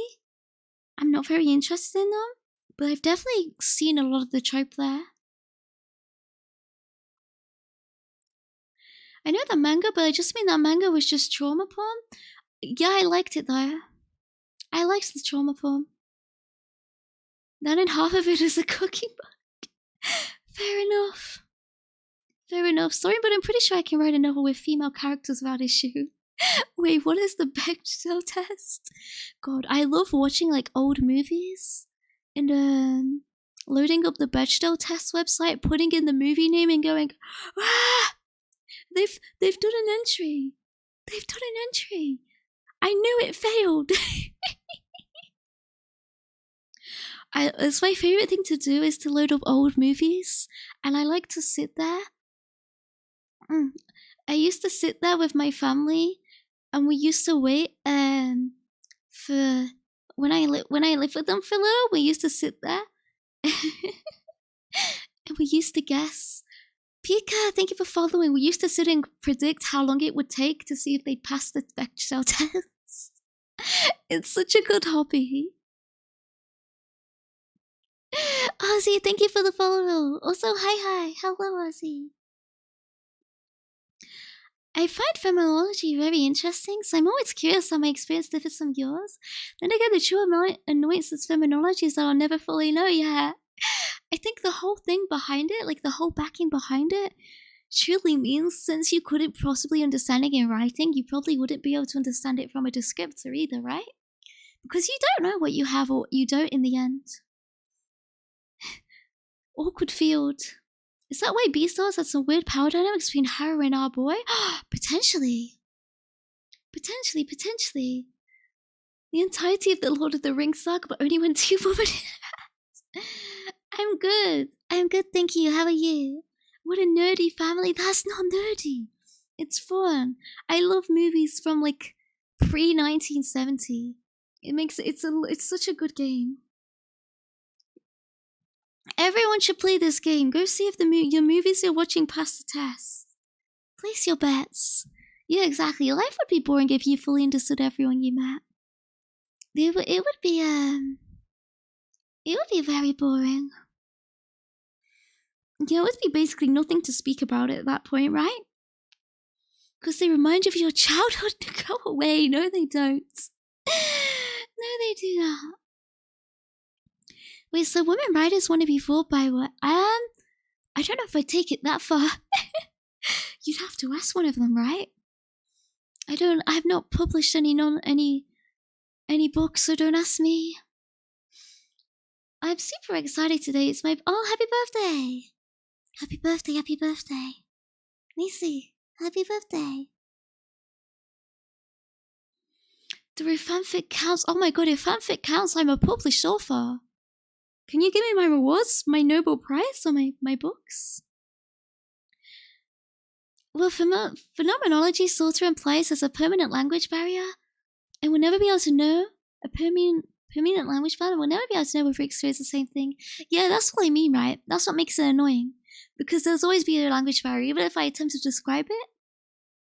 The whole basis of it, which I believe is completely true, the whole basis of it is that you'll never understand. Let me stretch. Thank you, Ozzy.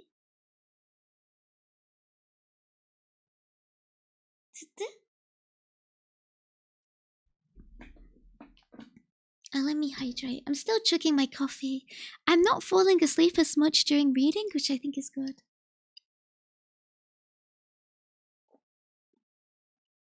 Chugging the coffee was a good idea. I read Sus and it was really good. Went to read Songos of Achilles and it was cute. Whoopsies. Well, that's the thing where you can't describe color to a blind person who's never seen. Yeah, true. True. Like, you can't describe what it's like to visualize if you can't. Can you describe red without using go away?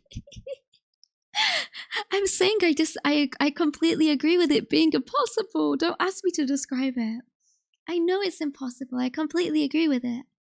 On that basis, I agree with the field. I think it's completely valid.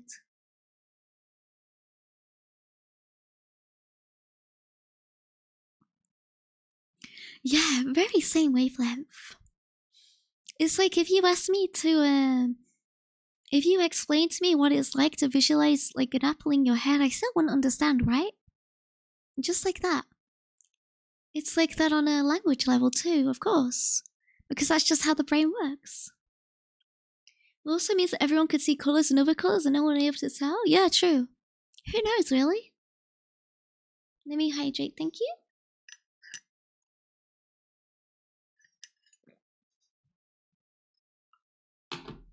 I'm rotating you in my language, please stop. Stop rotating me in your mind. Stop it.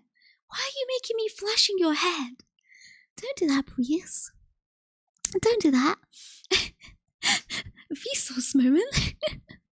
Oh my god, who is the guys from Vsauce? It's like Vsauce moment Michael here or something, right? What do they say? Can you share some of your coffee? Unfortunately not. I needed to stay awake so I don't fall asleep midstream. But we all agree that we see QB as a very small, very stinky hag. Ouch, be careful with my head. Keep me where you think. What have you done with my fingers? What have you done with my fingers? Today's color is purple. Don't visualize that. Do not visualize that. You guys aren't allowed to visualize that, okay? QB has a 12 gauge in my mind.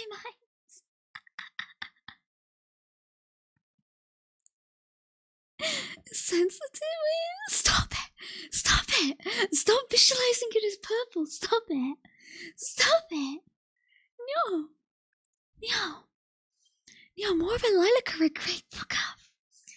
Stop it! Stop it! Stop thinking! I'm skinning QB in my mind so I can lay off the bedsheets. Don't use me to sleep under, please. I don't want to be your bedsheets. Maybe we can reach true understanding after all. Potentially. Vsauce, Michael here. Home security is great. Or is it? Got it, Chief? Okay, excellent. This is a minus 80 IQ and below stream only, okay, guys? No being smart. Why are we even reading? We should start making funny noises like Skibbity Toilet again.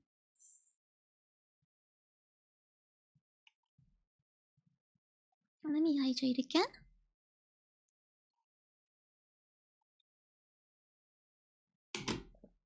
The fucking automod. We're at the bottom of the bell curve, boys. Yippee! We are. We're staying at that bottom.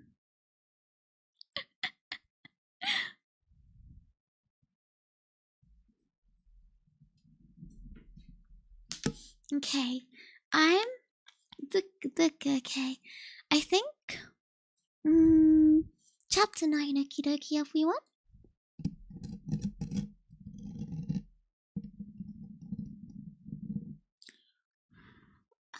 Chapter 9. Chapter 9. Ready. Wait. No more philology, so please explain to me. Okay, 3 reasons. I need to do this first, it's important. Number 1, why cheese and onion crisps are the best? Because they taste really yummy. Number 2, why they're the best? I really like them.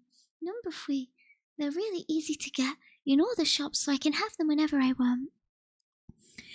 More like bottom of the barrel? Oh, no. Oh, see you, Ozzy. Bye. Yeah, ready up now. I can't sneeze on command. What do you mean, get it out the way? I can't do that. Yeah, number 3 is a great reason, thank you. Okay, ready up, everyone. Chapter 9. I'm so glad they're going to die. Hilda arched her cat limbs in a low yawn, buried her head in her arms on the conference table and went back to sleep. A wisp of bilious green straw perched on her brow like a tropical bird. Biogreen. They were promoting it for fall. Only Hilda, as usual, was half a year ahead of time. Biogreen with black, Biogreen with white, Biogreen with Nile green. Its kissing covered them. Fashion blurbs, silver and full of nothing, sent up their fishy bubbles in my brain. They surface with a hollow pop. I'm so glad they're going to die. I cursed the look that had timed my arrival in the hotel cafeteria to coincide with Hilda's. After a late night, I felt too dull to think up the excuse that would take me back to my room for the glove, the handkerchief, the umbrella, the notebook I forgot. My penalty was the long, dead walk from the frosted glass doors of the Amazon to the strawberry marble slab of our entry on Madison Avenue. Hilda moved like a mannequin the whole way. That's a lovely hat. Did you make it? I half expected Hilda to turn on me and say, "You sound sick," but she only extended and then retracted her swarthy neck. Yes. The night before, I'd seen a play where the heroine was possessed by a diebuck. And when the diebuck spoke from her mouth, its voice sounded so cavernous and deep you couldn't tell whether it was a man or a woman. Well, Hilda's voice sounded just like the voice of that diebuck.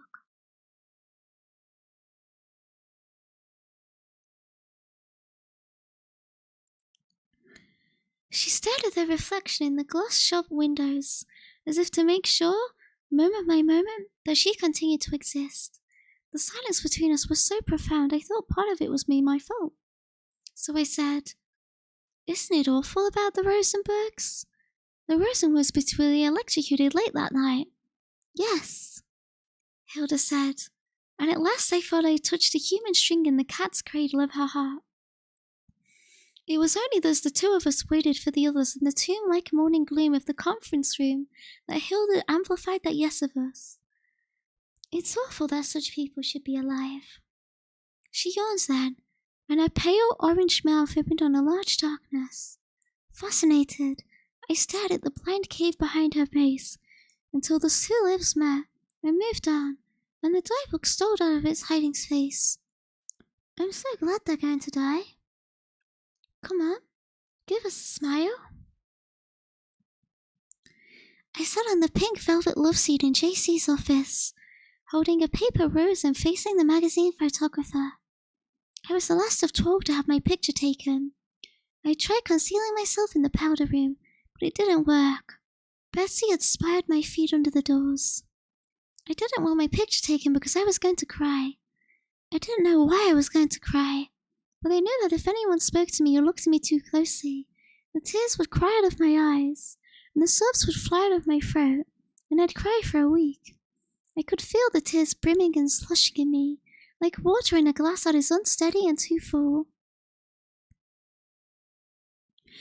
This was the last round of photographs before the magazine went to press. We would return to Tulsa, or Biloxi, or Teaneck, or Coosby, wherever we'd come from, and we were supposed to be photographed with props to show what we wanted to be. Betsy held an ear of corn to show she wanted to be a farmer's wife, and Hilda held the bold, faceless head of a hat maker's dummy to show she wanted to design hats, and Doreen held a gold-embroidered saree to show she wanted to be a social worker in India. She didn't really, she told me. She only wanted to get her hands on a saree. When they asked me what I wanted to be, I said I didn't know. Oh, sure you know, the photographer said. She wants, said JC wittily, to be everything. I said I wanted to be a poet. Then they scattered about for something for me to hold. JC suggested a book of poems, but the photographer said no, that was too obvious. It should be something that showed or inspired the poems. Finally, JC unclipped the single long-stem paper rose from her latest hat. The photographer fiddled with his hot white lights. Show us how happy it makes you to write your poem. I stared through the frieze of rudder plant leaves in JC's window to the blue sky beyond. A few stagey cloud puffs were traveling from right to left. I fixed my eyes on the largest cloud, as if, when it passed out of sight, I might have the good luck to pass with it. I felt it was very important to keep the line of my mouth level. Give us a smile. At last, obediently, like the mouth of a tinkler's dummy, my own mouth started to quirk up. Hey, the photographer protested, with sudden foreboding. You look like you're going to cry. I couldn't stop. I buried my face in the pink velvet facade of JC's love seat, with immense relief where salt tears and miserable noises that had been prowling around me all morning burst out into the room. When I lifted my head, the photographer had vanished. JC had vanished as well. I felt limp and betrayed, like the skin shed by a terrible animal. It was a relief to be free of the animal, but it seemed to have taken my spirit with it, and anything else it could lay its paws on. I fumbled in my pocketbook for the glick compact with the mascara, and the mascara brush and the eyeshadow and the 3 lipsticks in the side mirror. The face that peered back at me seemed to be peering from the grating of a prison cell after a prolonged beating. It looked bruised and puffy in all the wrong colors. It was a face that needed soap and water and Christian tolerance. I started to paint it with a small heart. JC breezed back after a decent interval with an armful of manuscripts. These will amuse you, she said. Have a good read. Every morning a snowy avalanche of manuscripts swelled the dust-grey piles in the office of the fiction editor. Secretly, in studies and attics and schoolrooms all over America, people must be writing. Say someone or other finished the manuscripts every minute. In 5 minutes, there'll be 5 manuscripts stacked on the fiction editor's desk. Within the hour, there'll be 60, crowding each other onto the floor. And in a year? I smiled, seeing a pristine imaginary manuscript floating in midair. It was Esther Greenwood typed in the upper right-hand corner. After my month on the magazine I had applied for in a summer school course with a famous writer, where you sent in the manuscript of a story and he read it and said whether you were good enough to be admitted into his class. Of course, it was a very small class, and I had sent in my story a long time ago, and I hadn't heard from the writer yet. but I was sure I'd find the letter of acceptance waiting on the mail table at home. Let me drink, thanks.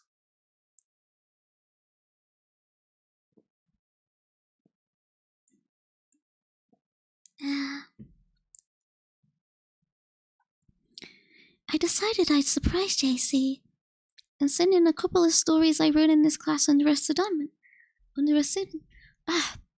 Pseudonym.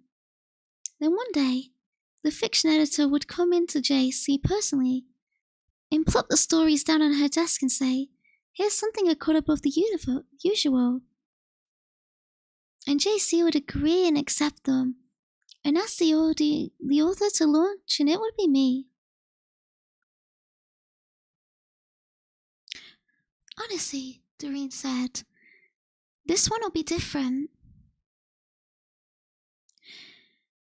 Tell me about him, I said stonily. He's from Peru. They're squat, I said. They're as ugly as Aztecs. No, sweetie. I've already met him.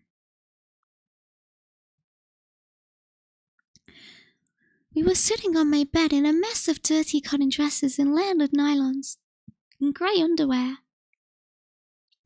And for 10 minutes, Doreen had been trying to persuade me to go to a country club dance with a friend of somebody Lenny Roo, which, she existed, was a very different thing from a friend of Lenny's. But as I was catching the 8 o'clock train home the next morning, I felt I should make some attempt to pack. I also had a dim idea that if I walked the streets of New York by myself one night, something of the city's mystery and magnificence might rub off on me at last. But I gave it up. It was becoming more and more difficult for me to decide to do anything in those last days, and when I eventually did decide to do something, such as packing a suitcase, I only dragged in all my grubby, expensive clothes out of the bureau in the closet and spread them on the chairs and the bed and the floor and started staring at them, utterly perplexed. They seemed to have a separate, mullish identity of their own, which had refused to be folded and washed and stowed. It's these clothes, I told Doreen. I just can't face these clothes when I come back. That's easy. And in her beautiful, one-track way, Doreen started to snatch up slips and stockings and an elaborate strapless bra, full of steel springs, a free gift from the Primrose Corset Company, which I'd never had the courage to wear. And finally, one by one, the sad array of queerly cut $40 dresses. Hey, leave that one out. I'm wearing it. Doreen extricated a black scrap from a bundle and dropped it in my lap, then snowballing the rest of the clothes into one soft, conglomerate mass, she stuffed them out of sight under the bed. Doreen knocked onto the green door with the gold knob, scuffling, and a man's laugh, cut short, sounded from inside. Then a tall boy in shirt sleeves and a smart blonde crew cut inched the door open and peered out. "Baby," he roared. Doreen disappeared in his arms. I thought it must be the person Lenny knew. I stood quietly in the doorway in my black sheath and my black stole, with the fringe, yellower than ever, but expecting less. I am an observer, I told myself, as I watched Doreen being handed into the room by the blonde boy to another man, who was also tall, but dark, with slightly longer hair. This man was wearing an immaculate white suit, a pale blue shirt with a yellow satin tie with bright stick pin. I couldn't take my eyes off that stick pin. A great white light seemed to shoot out of it, illumining the room. Then the light withdrew into itself, leaving a dewdrop on a field of gold. I put one foot in front of the other. "That's a diamond," somebody said, and a lot of people burst out laughing. My nail tapped a glassy facet. Her first diamond. "Give it to her, Marco." Marco bowed and deposited the stick pin in my palm. It dazzled and danced with light like a heavenly ice cube. I slipped in quickly into my imitation jet bead evening bag and looked around. The faces were empty as plates, and nobody seemed to be breathing. Fortunately, a dry, cowed hand encircled my upper arm. "I'm escorting the lady to the rest of the evening. Perhaps The spark of Marco's eyes extinguished, and they went black.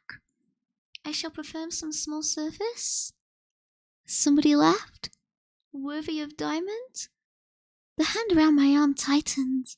Ow! Marco removed his hand. I looked down at my arm. A thumbprint purpled into view. Marco watched me. Then he pointed at the underside of my arm. Look there. I looked and saw 4 faint matching prints. You see, I am quite serious. Marco's small flickering smile reminded me of a snake I teased at the Bronx Zoo. When I tapped my finger on the stout cage glass, the snake had opened its clockwork jaws and seemed to smile. Then he struck, and he struck, and he struck in the invisible plane until I moved off.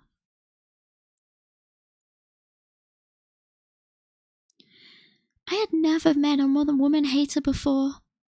I could tell Marco was a woman hater, because in spite of all the models and TV stars in the room that night, he paid attention to nobody but me.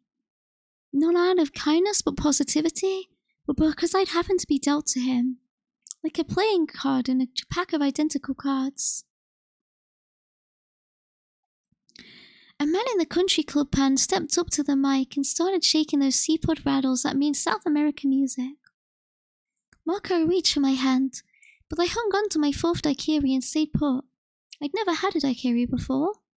The reason I had a daiquiri was because Marco ordered it for me, and I felt so grateful he hadn't asked what sort of drink I wanted that I didn't say a word. I just drank one daiquiri after another.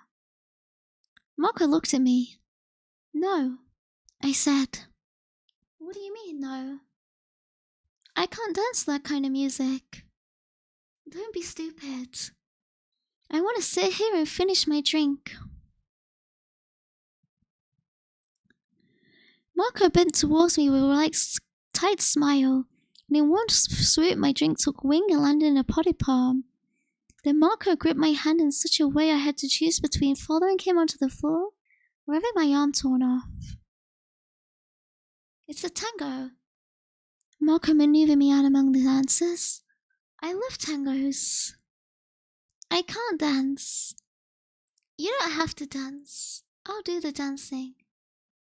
Marco hooked an arm around my waist and jerked me up against his dazzling white suit. Then he said, "Pretend you're drowning." I shut my eyes, and the music broke over me like a rainstorm. Marco's legs slid forward against mine, and my legs slid back, and I seemed to be riveted to him, limb for limb, moving forward as we moved, without any will or knowledge of my own. And after a while I thought, it doesn't take 2 to dance. It only takes 1. And I let myself blow and bend like a tree in the wind. What did I tell you? Marco's breath scorched my ear. You're a perfectly reasonable, respectable dancer. I began to see why woman haters could make such fools of women. Women haters were like gods, invulnerable and chock full of power. They descended, and then they disappeared. You could never catch one. How deep are we into chapter 9? I'm past halfway. After the South American music, there was an interval. Marco led me through the French doors into a garden. Lights and voices spilled from the ballroom window. But a few yards beyond, the darkness drew up this barricade and sealed them off.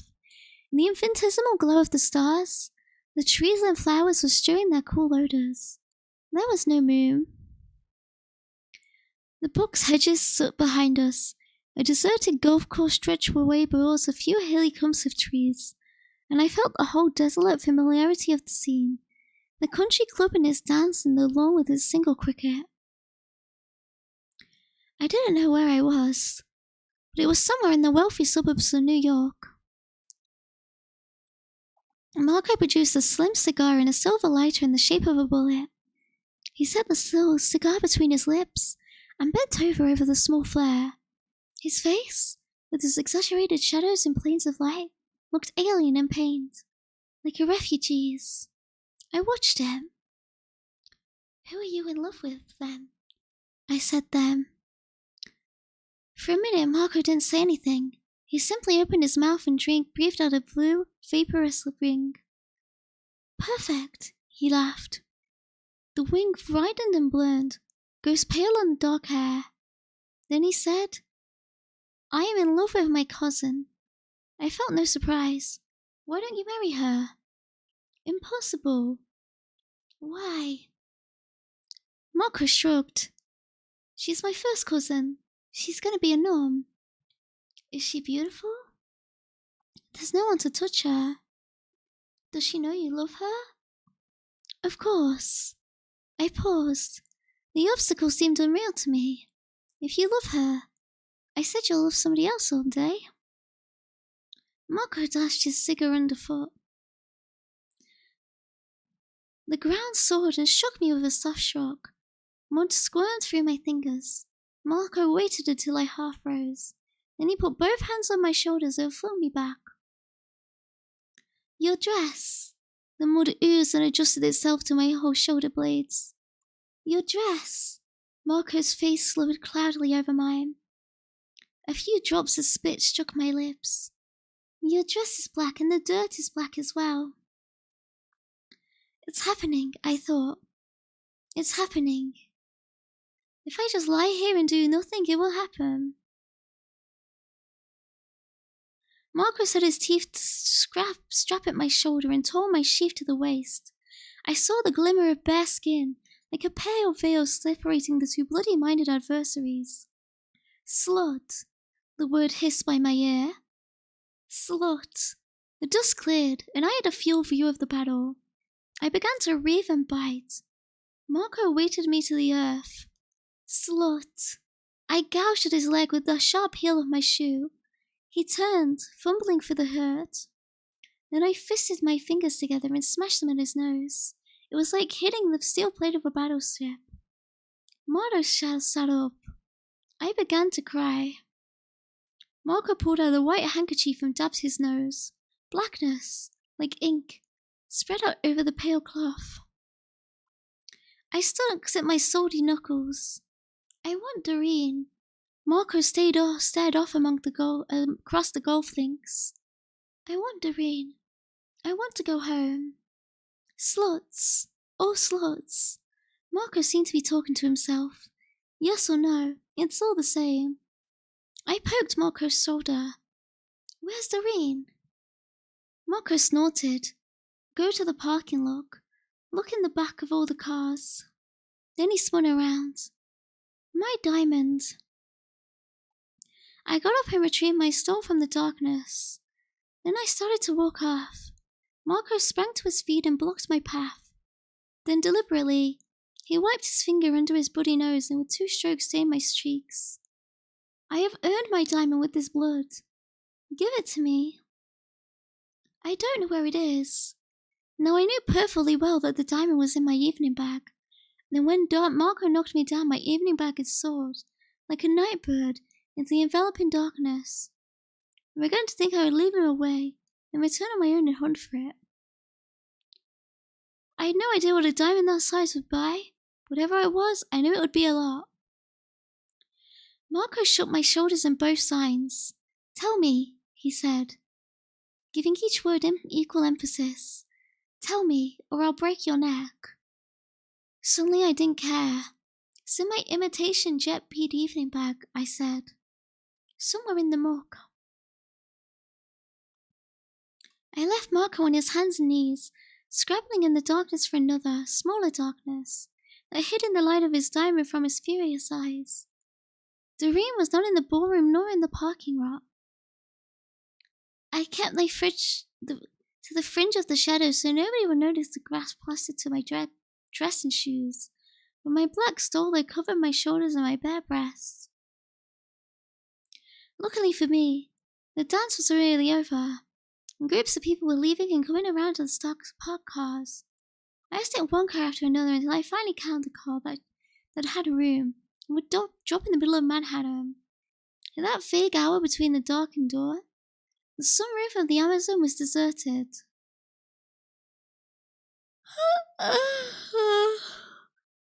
Quiet as a burglar in my cornflower spring bathrobe, I crept to the edge of the parapet. The parapet reached almost to my shoulders, so I dragged a folding stair from the against the wall, opened it, and climbed onto the precarious seat. A stiff breeze lifted the hair from my head. At my feet, the city doused its lights in sleep, its buildings blackened, as if for a funeral. It was my last night. I grasped the bundle I carried and pulled in this pale tail. A strapless elasticated slip which, in the course of war, wear had lost its elasticity, slumped into my hand. I waved it like a flag of truth, once, twice. The breeze caught it, and I let go. A white flake floated out into the night, began its slow descent. I wondered on what street or rooftop it would come to rest. I tugged at the bundle again. The guard would make an effort, but failed, and a bat-like shadow sank towards the roof garden in the penthouse opposite. Piece by piece, I fed my wardrobe to the right night wind, and flutteringly, like a loved one's abilities, grey scraps were ferried off, to settle here, exactly where I would never know, in the dark heart of New York. Oh, I'm sleepy.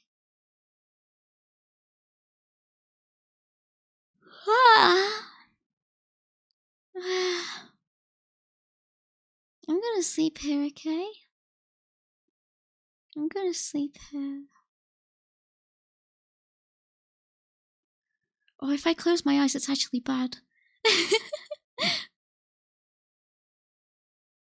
We almost done good, buddy. That works too. I won't really. That's too embarrassing, actually, okay? Do not sleep on stream. I'm trying my best.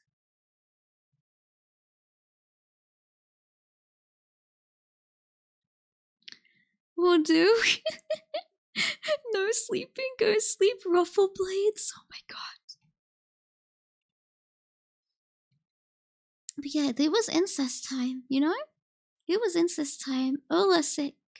Hi sick. Hi Rusk. Welcome, welcome. Oh, you were leveling your skill and nicey. Nicey.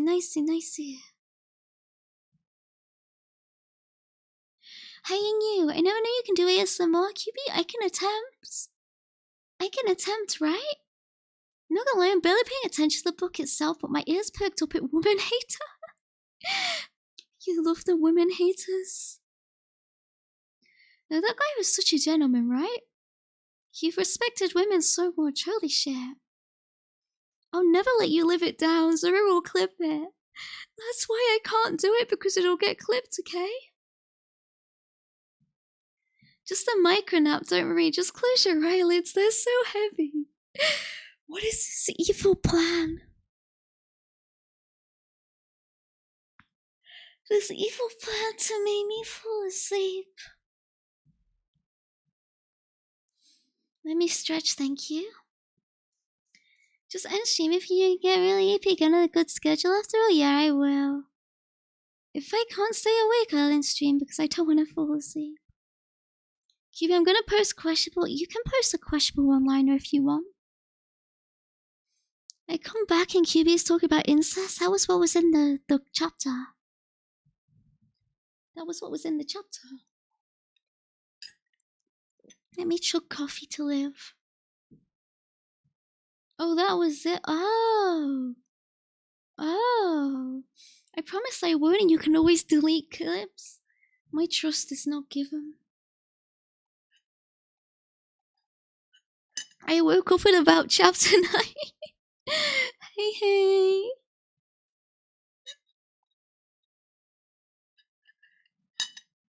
You must have missed the context. Yeah. This guy said he wanted to have sex with his cousin, but he couldn't.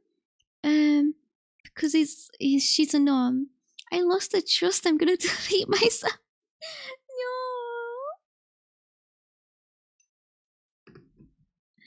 No. Anyway, let me do this real quick.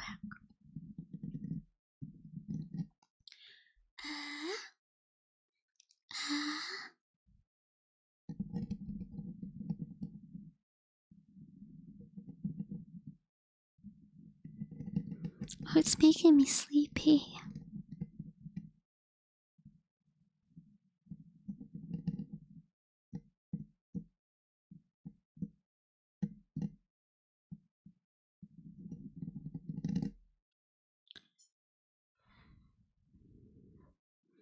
Sleepy, sleepy, sleepy. Cube, do you accept of cousin couples? I am not the law. What if you ask me? You can stop here, Cubes. 10 is arbitrary, but I want to read it. I want to read it, okay? Jimmy goes to torment chat and so forth. I won't. Even if I close my eyes, I wouldn't fall asleep. See, my eyes are closed right now.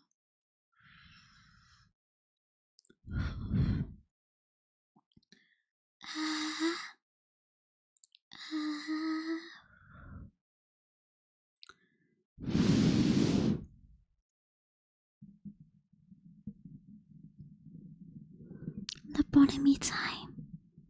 I give you lobotomy. Okay. I'm gonna put you in the asylum, okay?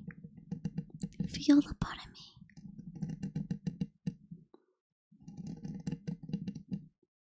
Yeah, you wanna be all better? You want the mental illness to go away? It's lobotomy time.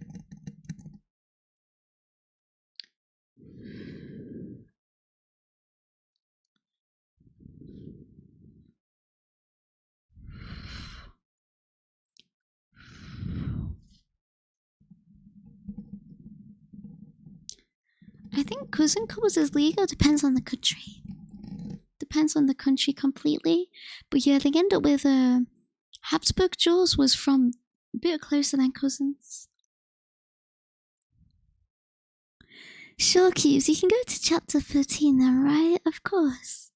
Of course I can. Of course I could read until chapter 13. Why not?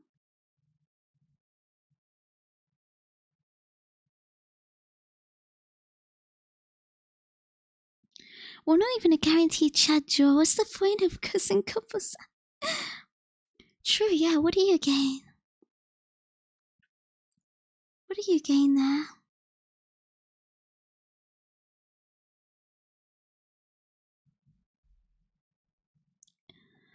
Okay, should I do chapter 10? Ugh. I feel like I should drink more coffee. I almost fell asleep talking.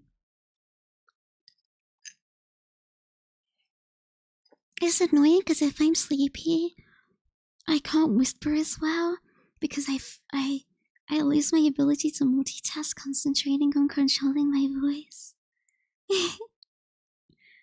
Oh, hello, Fancy. Welcome. Hello.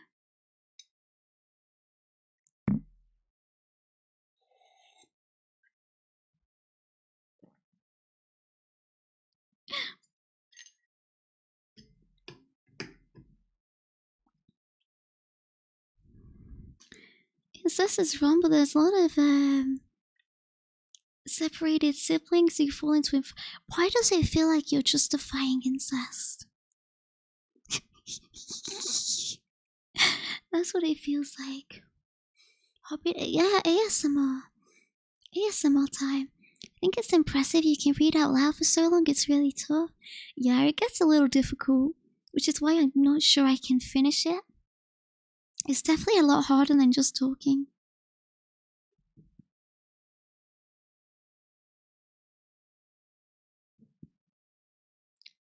Read chapter 10. I'm finally in bed and ready to feel your tiny child snug as a book. Got it. Got it, okay? You guys should tuck in, okay? You can all be my tiny little children, my tiny little books, okay? Be my little books. You're snugging your books, okay? Be nice to get to the halfway mark. Yeah, we're one away. This is it. Finish this and it's halfway. I'm older than you, so I don't know if you're older than me, but I'm gonna start chapter 10. Yeah, the even split sounds nice. The face in the mirror looked like a sick Indian. I dropped the compact into my pocketbook and stared out of the train window like a colossal junkyard. The swamps and backlots of Connecticut flashed past, one broken down fragment bearing no relation to another. What a hodgepodge the world was. I glanced down at my unfamiliar skirt and blouse. The skirt was a green dirndl with tiny black, white, and electric blue shapes swarming across it, and it stuck out like a lampshade. Instead of sleeves, the white eyelet blouse had frills at the shoulder, floppy as the wings of a new angel. I'd forgotten to save any day clothes from the ones I let fly over New York, so Betsy had traded me a blouse and skirt from my bathrobe, with all the cornflowers on it. A wan reflection of myself, white wings, brown ponytail and all, ghosted over the landscape. Pollyanna cowgirl, I said out loud. A woman in the seat opposite looked up from a magazine. I hadn't, at the last moment, felt like washing off the 2 diagonal lines of dry blood that marked my cheeks. They seemed touching and rather spectacular, and I thought I would carry them around with me, like a relic of a dead lover, until they wore off of their own accord. Of course, if I smiled or moved my face much, the blood would flake away in no time, so I kept my face immobile, and when I had to speak, I spoke through my teeth without disturbing my lips. I didn't really see why people should look at me. Plenty of people looked queerer than I did. My grey suitcase rode on the rack over my head, empty except for the 30 best short stories of the year, a white plastic sunglasses case, and 24 avocado pears, a parting present from Doreen. The pears were unripe, so they would keep well, and whenever I lifted my suitcase up or down, or simply carried it along, they cannoned from one end to the other with a special little thunder of their own. Route 128, the conductor bawled. The domesticated wilderness of pine, maple, and oak rolled to a halt and stuck in the frame of the train window like a back picture. My suitcase grumbled and bumped as I negotiated the Long Island aisle. I stepped from the air-conditioned compartment onto the station platform, and the motherly breath of the suburbs enfolded me. It smelled of lawn sprinklers and station wagons and tennis rackets and dogs and babies. A summoned calm laid its soothing hand over everything, like death. My mother was waiting by the glove-grey Chevrolet. Why, lovely? What's happened to your face? Caught myself, I said briefly, and crawled back into the back seat after my suitcase. I didn't want her staring at me the whole way home. The upholsteries felt slippery and clean. My mother climbed behind the wheel and tossed a few letters into my lap, and then turned her back. The car purred into life. I think I should tell you right away, she said, and I could see bad news in the set of her neck. You didn't make that riding course. Yeah, punched my stomach. All through June, the riding course had stretched before me like a bright, safe bridge over the dull gulf of the summer.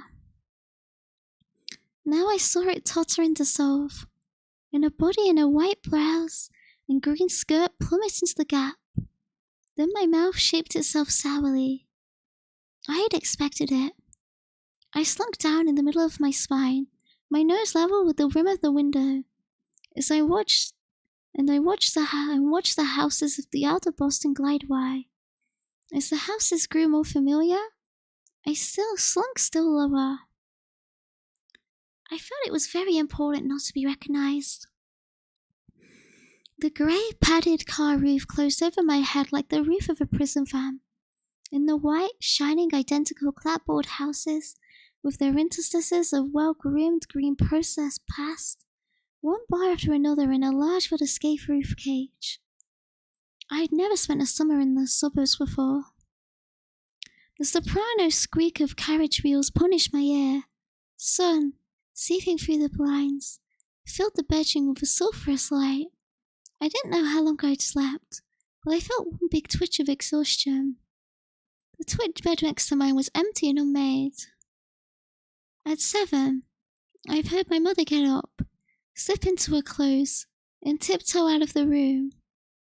Then I had the buzz of the orange squeaker sounded from downstairs, and the smell of coffee and bacon filtered under my door. Then the sink water ran from the tap, and the dishes clinked as my mother dried them and put them back in the cupboard. Then the front door opened and shut. Then the car door opened and shut, and the motor went broom broom and, edging off with a crunch of gravel, faded into the distance. My mother was teaching shorthand and typing to a lot of city college girls, and wouldn't be home until the middle of the afternoon. The carriage wheels squeaked past again. Somebody seemed to be wheeling a baby back and forth under my window.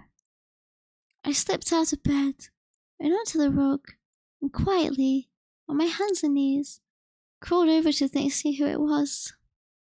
Ours was a small, white clapboard house set in the middle of a small green lawn, on the corner of two peaceful suburban streets. But in spite of that, in spite of the little maple trees planted on intervals around our property, anyone passing along the sidewalk could just glance up at the second-story windows and just see what was going on. This was brought home to me by my next-door neighbor, a spiteful woman named Miss Ockenden. Miss Ockenden was a retired nurse who had just married her first husband. The other two died in curious circumstances, and she spent an inordinate amount of time peering from behind the staunch white curtains of her windows. She had called my mother up about twice about me. Once to report that I had been sitting in front of the house for an hour under the streetlight and kissing somebody in a blue pinafore, and once to say that I better pull the blinds down in my room, because she'd seen me half naked getting ready for bed one night when she happened to be out walking her Scotch Terrier.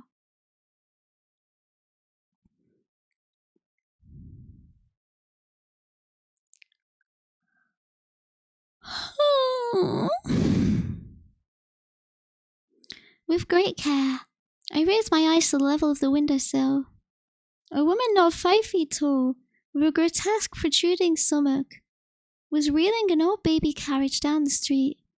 2 or 3 small children of various sizes, all pale, with smudgy faces and bare smudgy knees, wobbled along in the shadow of her skirts. I can't stop yawning. A serene, almost religious smile lit up the woman's face, her head tilted happily back. Like a shadow-edged Persian a duck head, she smiled into the sun. I knew the woman well. It was Dodo Conway. Dodo Conway was a Catholic who had gone to Barnard and then married an architect, who had gone to Columbia and who was also a Catholic.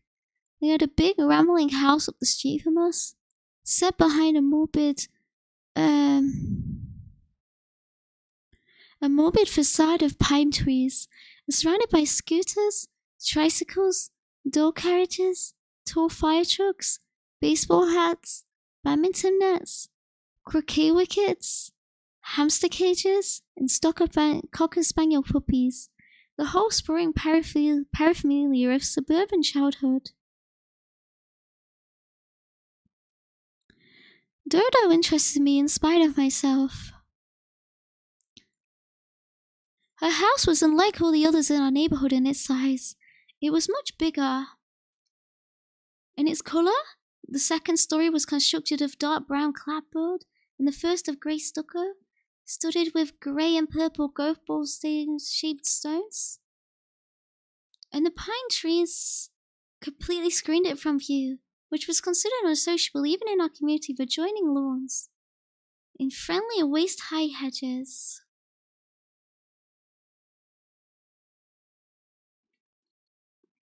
Dodo raised her 6 children, and would no doubt raise a 7th, on Rice Krispies, peanut butter and marshmallow sandwiches, vanilla ice cream, and gallon of Hood's milk.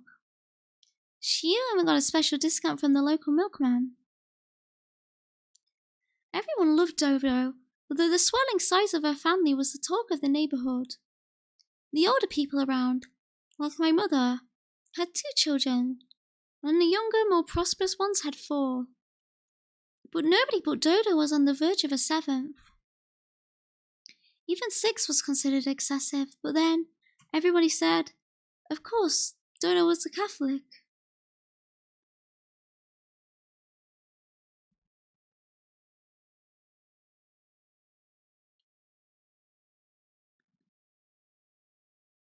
I watched Dodo wheel the youngest Conway up and down.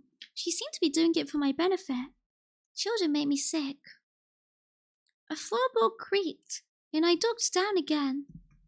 Just as Dodo Conway's face, by instinct, or some gift of supernatural reasoning, turned on the little pivot of its neck.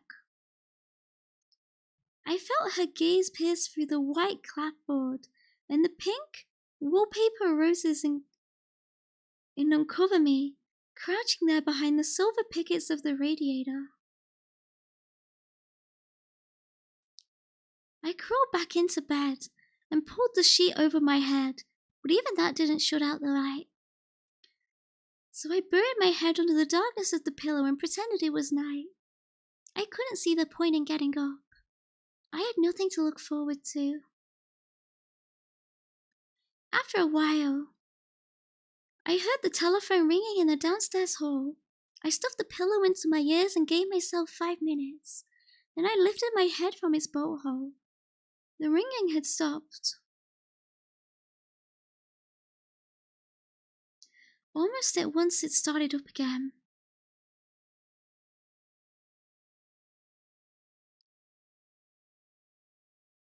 Cursing whatever friend, relative, or stranger that had sniffed out my homecoming, I padded barefoot downstairs. The black instrument on the whole table trilled its hysterical note over and over, like a nervous bird. I picked up the receiver. "Hello," I said in a low, disguised voice. "Hello, Esther. What's the matter? Have you got laryngitis?" It was my own friend Jody, calling from Cambridge. Jody was working at the Co-op that summer and taking a lunchtime course in sociology. She and 2 other girls from my college had rented a big apartment from 4 Harvard law students, and I'd been planning to move in with them when my writing course began. Jody wanted to know when they could expect me. "I'm not coming," I said. "I didn't make the course." There was a small pause. "He's an ass," Jody said then. "He doesn't know a good thing when he sees it." My sentiments exactly. My voice sounded strange and hollow in my ears. "Come anyway. Take some other course."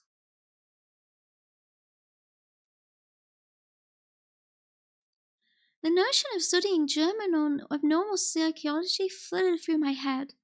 After all, I saved nearly the whole of my New York salary, so I could just about afford it. But the hollow voice said, "You better count me out." "Well," Jody began, "there's this other girl who wanted to come in with us if anybody dropped out." "Fine. Ask her." The minute I hung up, I knew I should have said I would come. One more morning listening to Dodo Conway's baby carriage would drive me crazy. And I made the point of never living in the same house as my mother for more than a week. I reached for the receiver. My hand advanced a few inches, then retreated and fell limp. I forced it towards the receiver again, but again it stopped short, as if it had collided with a pane of glass. I wandered into the dining room. Propped onto the table, I found a long, business-like letter from the summer school, and a thin blue letter on the leftover Yale stationery, addressed to me in Buddy Willard's lucid hand. I slit open the summer school letter with a knife. Since I wasn't accepted for the writing course, it said, I could choose some other course instead, Well, I should call into the admissions office that same morning. It would be too late to register. The courses were almost full. I dialed the admissions office and listened to the zombie voice. Leave a message that Miss F's Greenwood was cancelling all arrangements to come to summer school. Then I opened Buddy Willard's letter. Buddy wrote that he was probably falling in love with a nurse that also had TB, but his mother had rented a cottage in the Adirondacks for the month of July. And if I came along with her, he might as well find his feeling for the nurse was a mere infatuation. I snatched up a queso and crossed out Buddy's message. And I turned the letter paper over, and on the opposite side wrote that I was engaged to a simultaneous interpreter. I never want to see Bobby again, as I do not want to give my children to a hypocrite for a father.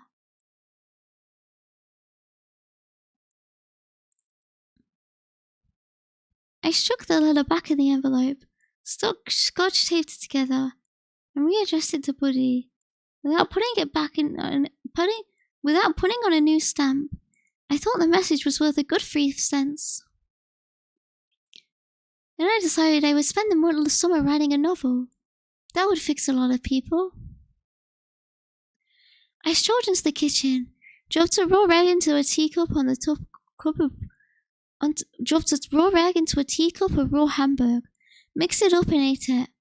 Then I set up the card table on the screened breezeway between cows and the garage. A great wallowing bush of mock orange shut off the view from the street in front. The house wall and garage wall took care of either side, and a clump of birches and a box hedge protected me from Mrs. Ockenden at the back. I counted out 350 sheets of caressable bond from my mother's stock in the hall closet, secreted away under a pile of old felt hats and clothes brushes and woolen scarves. Black on my breezeway, I felt the third vegan seat into my old portable and rolled it up. From another distant mine, I saw myself sitting on the breezeway, surrounded by 2 white clapboard walls, a mock orange brush and a clump of birches and box hedge, small as a doll in a doll's house. A feeling of tenderness filled my heart. My heroine would be myself, only in disguise. She would be called Elaine. Elaine. I counted the letters on my fingers. There were 6 letters in Esther too. It seemed like a lucky thing. Elaine sat on the breezeway in an old yellow nightgown of her mother's, waiting for something to happen. It was the sweltering morning in Japan. In July? Holy shit, I'm so sleepy I can't read.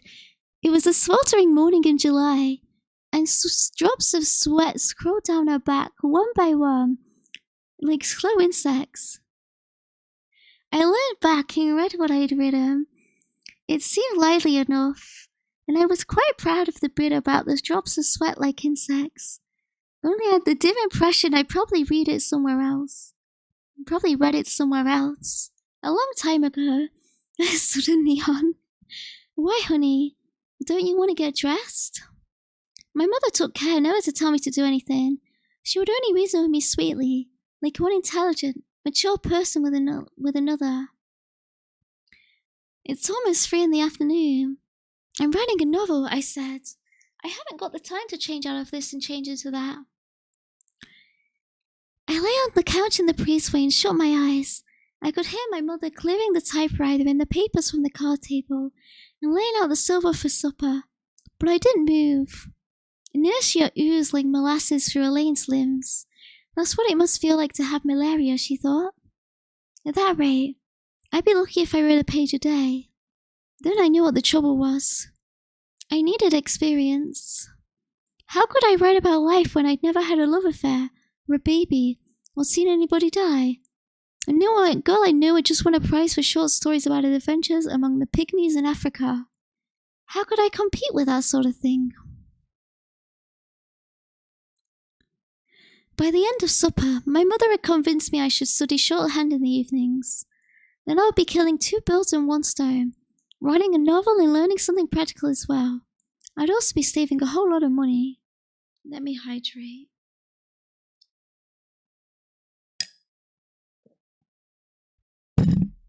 Oh shit, oops.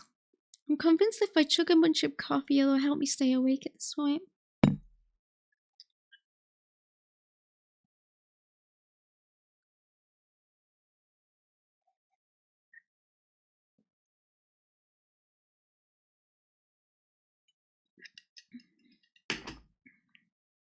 Normal coffee is evil soon. I just finished it. So I can finish this chapter. Placebo effect time.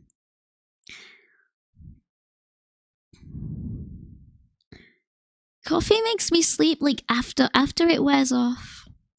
I can sleep through it, but I get the placebo effect for a bit. That same evening, my mother unearthed an old blackboard from the cellar and set it up on the breezeway. Then she stood at the blackboard and scribbled little curlicues in white chalk while I sat in a chair and watched. At first I felt hopeful. I thought I might learn shorthand in no time, and when the freckled lady in the scholarships office asked me why I hadn't worked to earn money in July and August, the way you were supposed to if you were a scholarship girl, I could tell her I'd taken a free shorthand course instead, so I could support myself right after college. The only thing was, when I tried to picture myself in some job, briskly jotting down line after line of shorthand, my mind went blank. There wasn't one job I felt like doing where you used shorthand, and as I sat there and watched, the white chalk curls blurred into senselessness. I told my mother I had a terrible headache, and went to bed. An hour later the door inched open, and she crept into the room. I heard the whisper of her clothes as she undressed.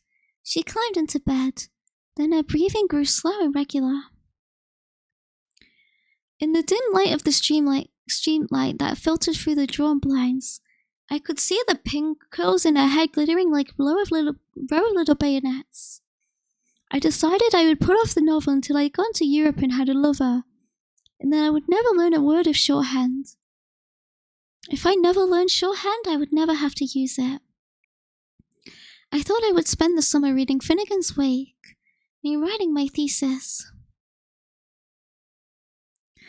Then I would be way ahead when college started at the end of September, and able to enjoy my last year instead of swanning away with no makeup and stringy hair on a diet of coffee and Benzedrine, the way most of the seniors taking honors did until they finished their thesis. Then I thought I might put off college for a year and apprentice myself to a pottery maker, or work my way to Germany and be a waitress until I was bilingual. Then plan after plan started leaping through my head like a family of scatty rabbits. I saw the years of my life spaced along a road in the form of telephone poles, threaded together by wires. I counted 1, 2, 3, 19 telephone poles, and then the wires dangled into space, and try as I could, and would, I couldn't see a single pole beyond the 19th.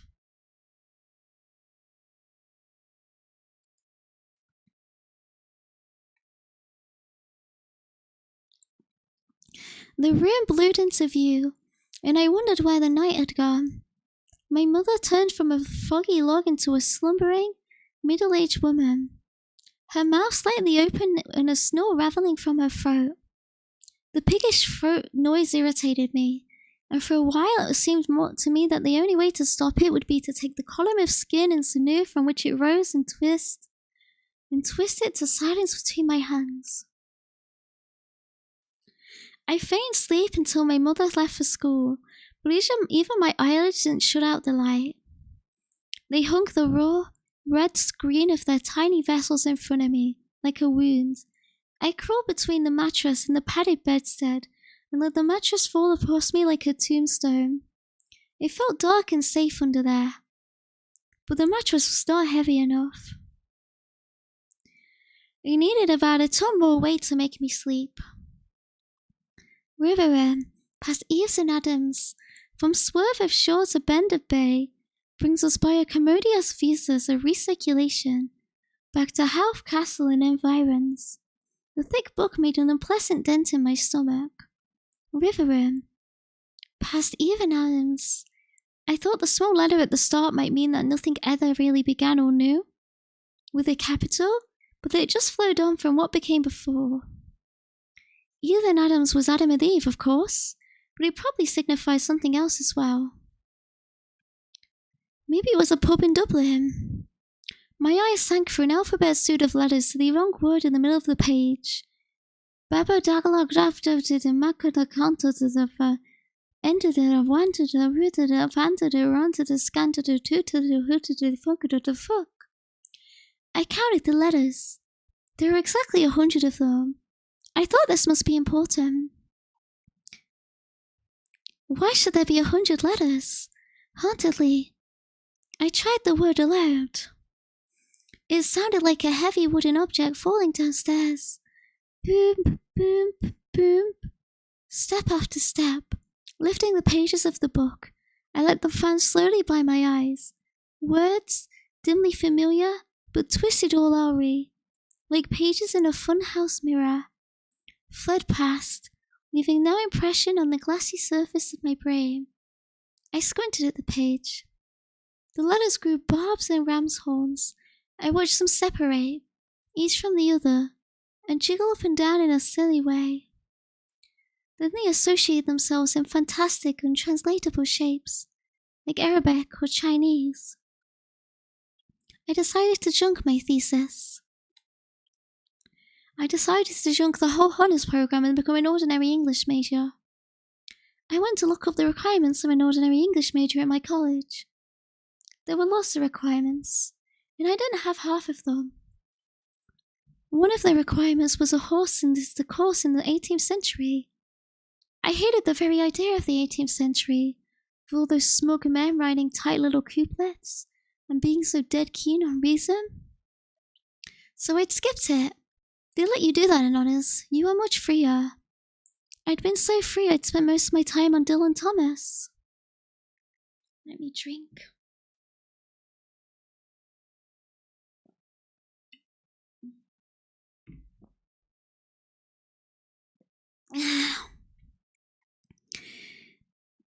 A friend of mine, also in honours, had managed never to read a word of Shakespeare, but she was a real expert on the four quartets.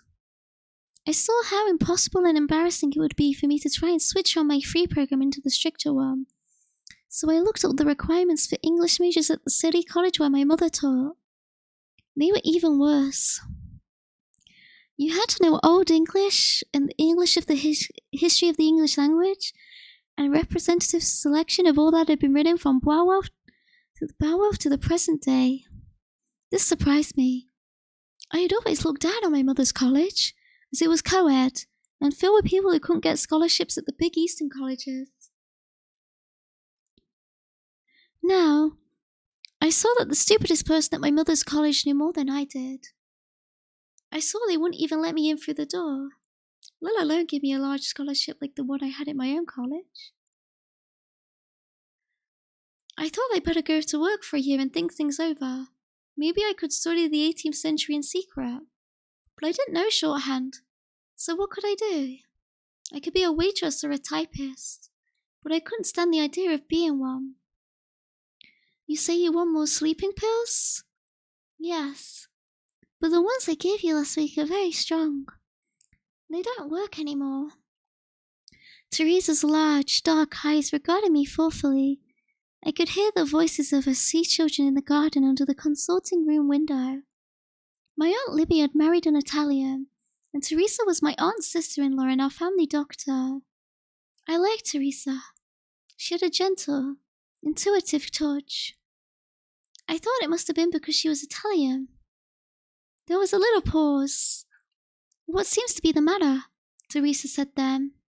I can't sleep. I can't read. I tried to speak in a cool, calm way, but the zombie rose up in my throat and choked me off. I turned my hand palm up. I think. Teresa torn off a white slip from her prescription pad and wrote down a name and address. You better see another doctor right now. He'd be able to help you more than I can. I peered at the writing, but I couldn't read it. Dr. Gordon, Teresa said. He's a psychiatrist. Done.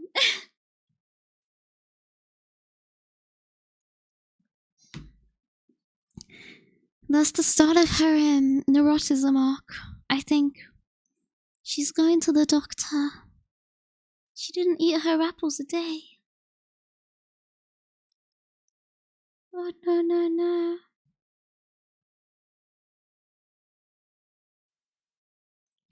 Told to seek mental health, my science. as she should be. Congrats on staying awake. I try my best. Minecraft village on is star. It's not interesting as she always mentions the marital status of women. Yeah, she does.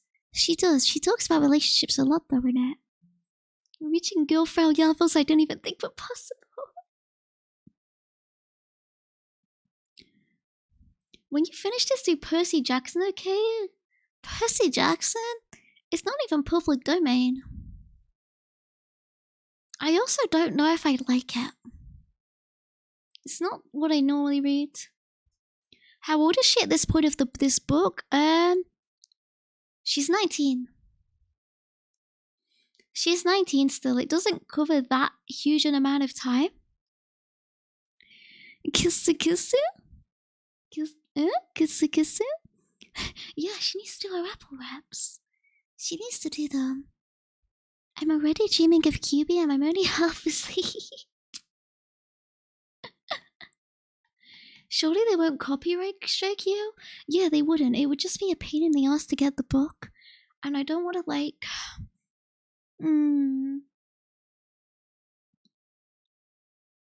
I'm a bit scared to buy books with money if I don't know if I like them. I've read a little bit of it before, but it's very young adultish, right? Yeah, let's finish this one first anyway. Should you Fate Stay Night? Fucking... Oh, I'm gonna be honest, I'm anti-light novels in English. I don't think they work. I read Axel World. I read a couple others. They're written so badly when you translate them. They do not work. Sherlock Holmes, perhaps Sherlock Holmes could work. Sherlock Holmes is fun. QB, I tried to type in Global to do my daily geography, but I accidentally typed in Hans Global, and now I know too much about a civil servant who held power in both Nazi Germany and post-Nazi Germany. Interesting. Sneaky evil fellow.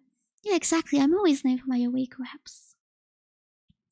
I'm still awake, but Fate is a visual novel and it's really got always setting. Wait, what the fuck? I thought Fate had an LN. I was referring to the LN because I thought Fate had one. But yeah, when they have a visual novel, it's like... When they voice act the visual novel, it's like, fuck off. Go home. This is my job. Yeah, that's what I mean. Yeah, Percy Jackson is teen fiction.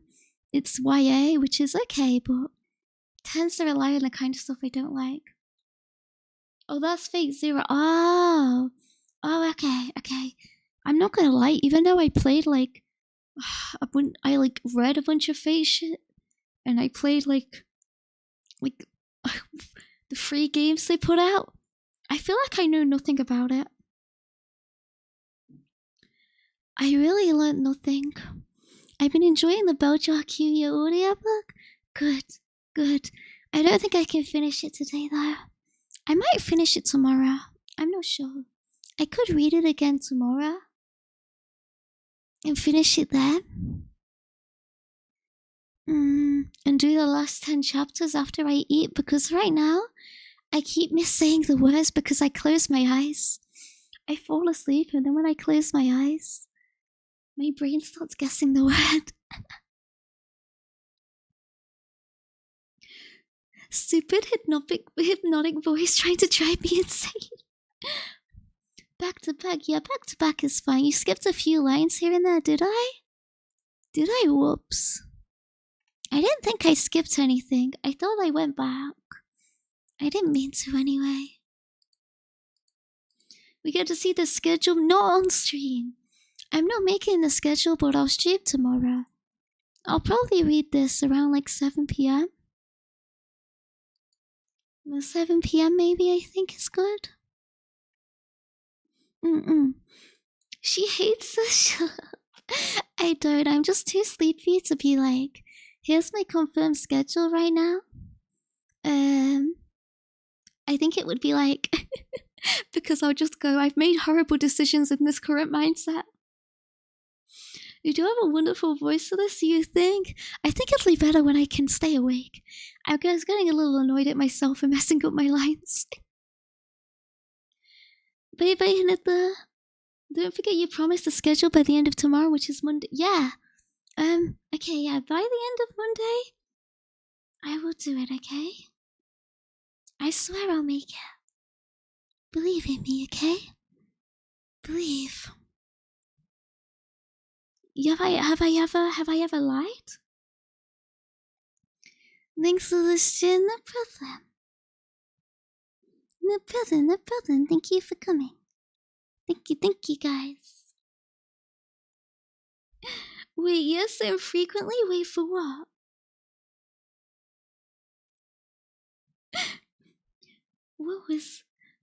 What was frequently? No laughing? Like,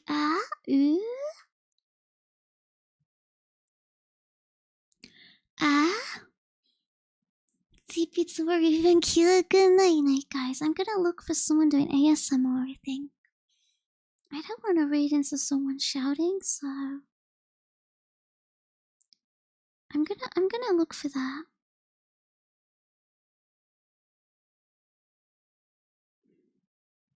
At what time do I stream tomorrow? 7 p.m. I think. I think 7 p.m. is a good idea, right? Gonna do your connections are nice and easy to. I maybe. I don't like doing them sleepy. I mess them up. See you tomorrow. Yeah, see you guys tomorrow, guys. I believe.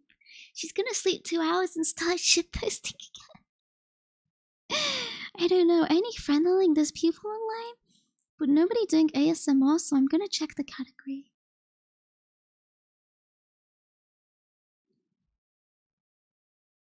I'll just check that.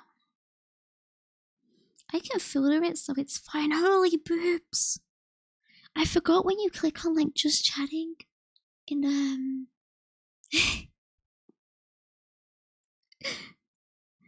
in ASMR, it's like, wow.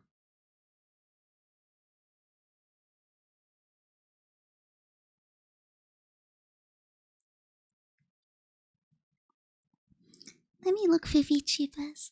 Take care and good morning. She was wondering if you tried to keep the same time as today. Maybe, but I don't know. I think 7 p.m. I'll do. Because these streams aren't that long, right? I don't think this one is that long. It's only 7 hours, right? So I won't be up that long past midnight. If I said it, you find all the boobers doing the boobly, you really do. They're doing the boobly and they're doing the ear licking. And I'm seeing them do it. Oh, Tommy, thank you for the follow. You be such a say-so streamer. I'm incredibly say-so. I'm incredibly, very, very say-so, thank you. Very much. They also have the movie tag.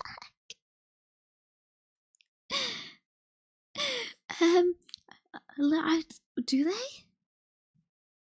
They don't. Some people do. I'm seeing the mummy tab here.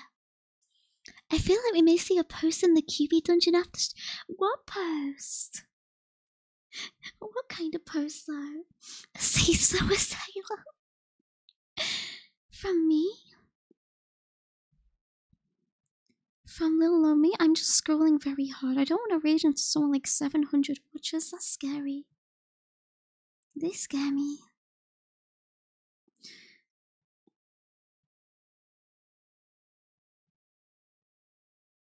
Oh my god, there's so much ear licking. Okay, no ear licking.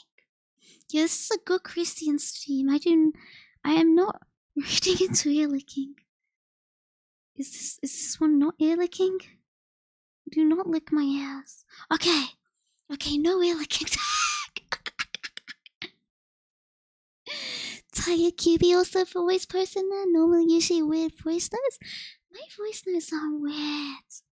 They're normal. They're normal.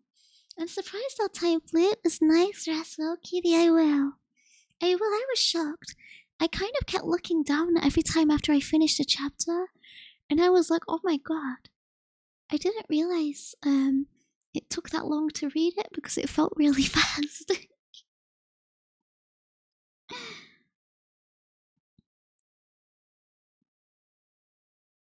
It felt very, very fast. Okay, let me follow this person so I can read him.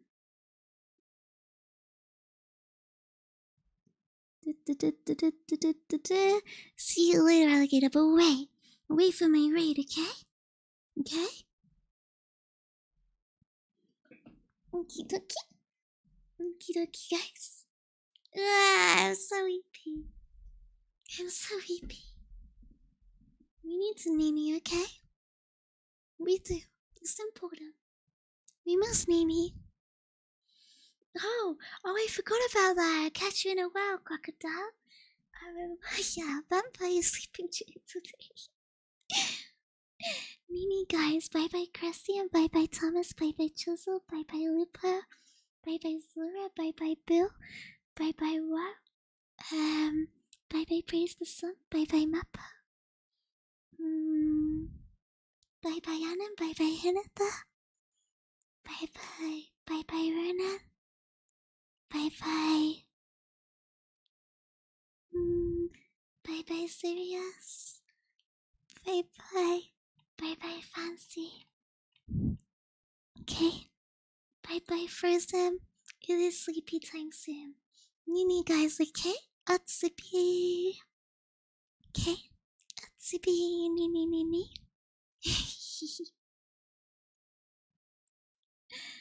Bye bye, everyone else as well, okie dokie.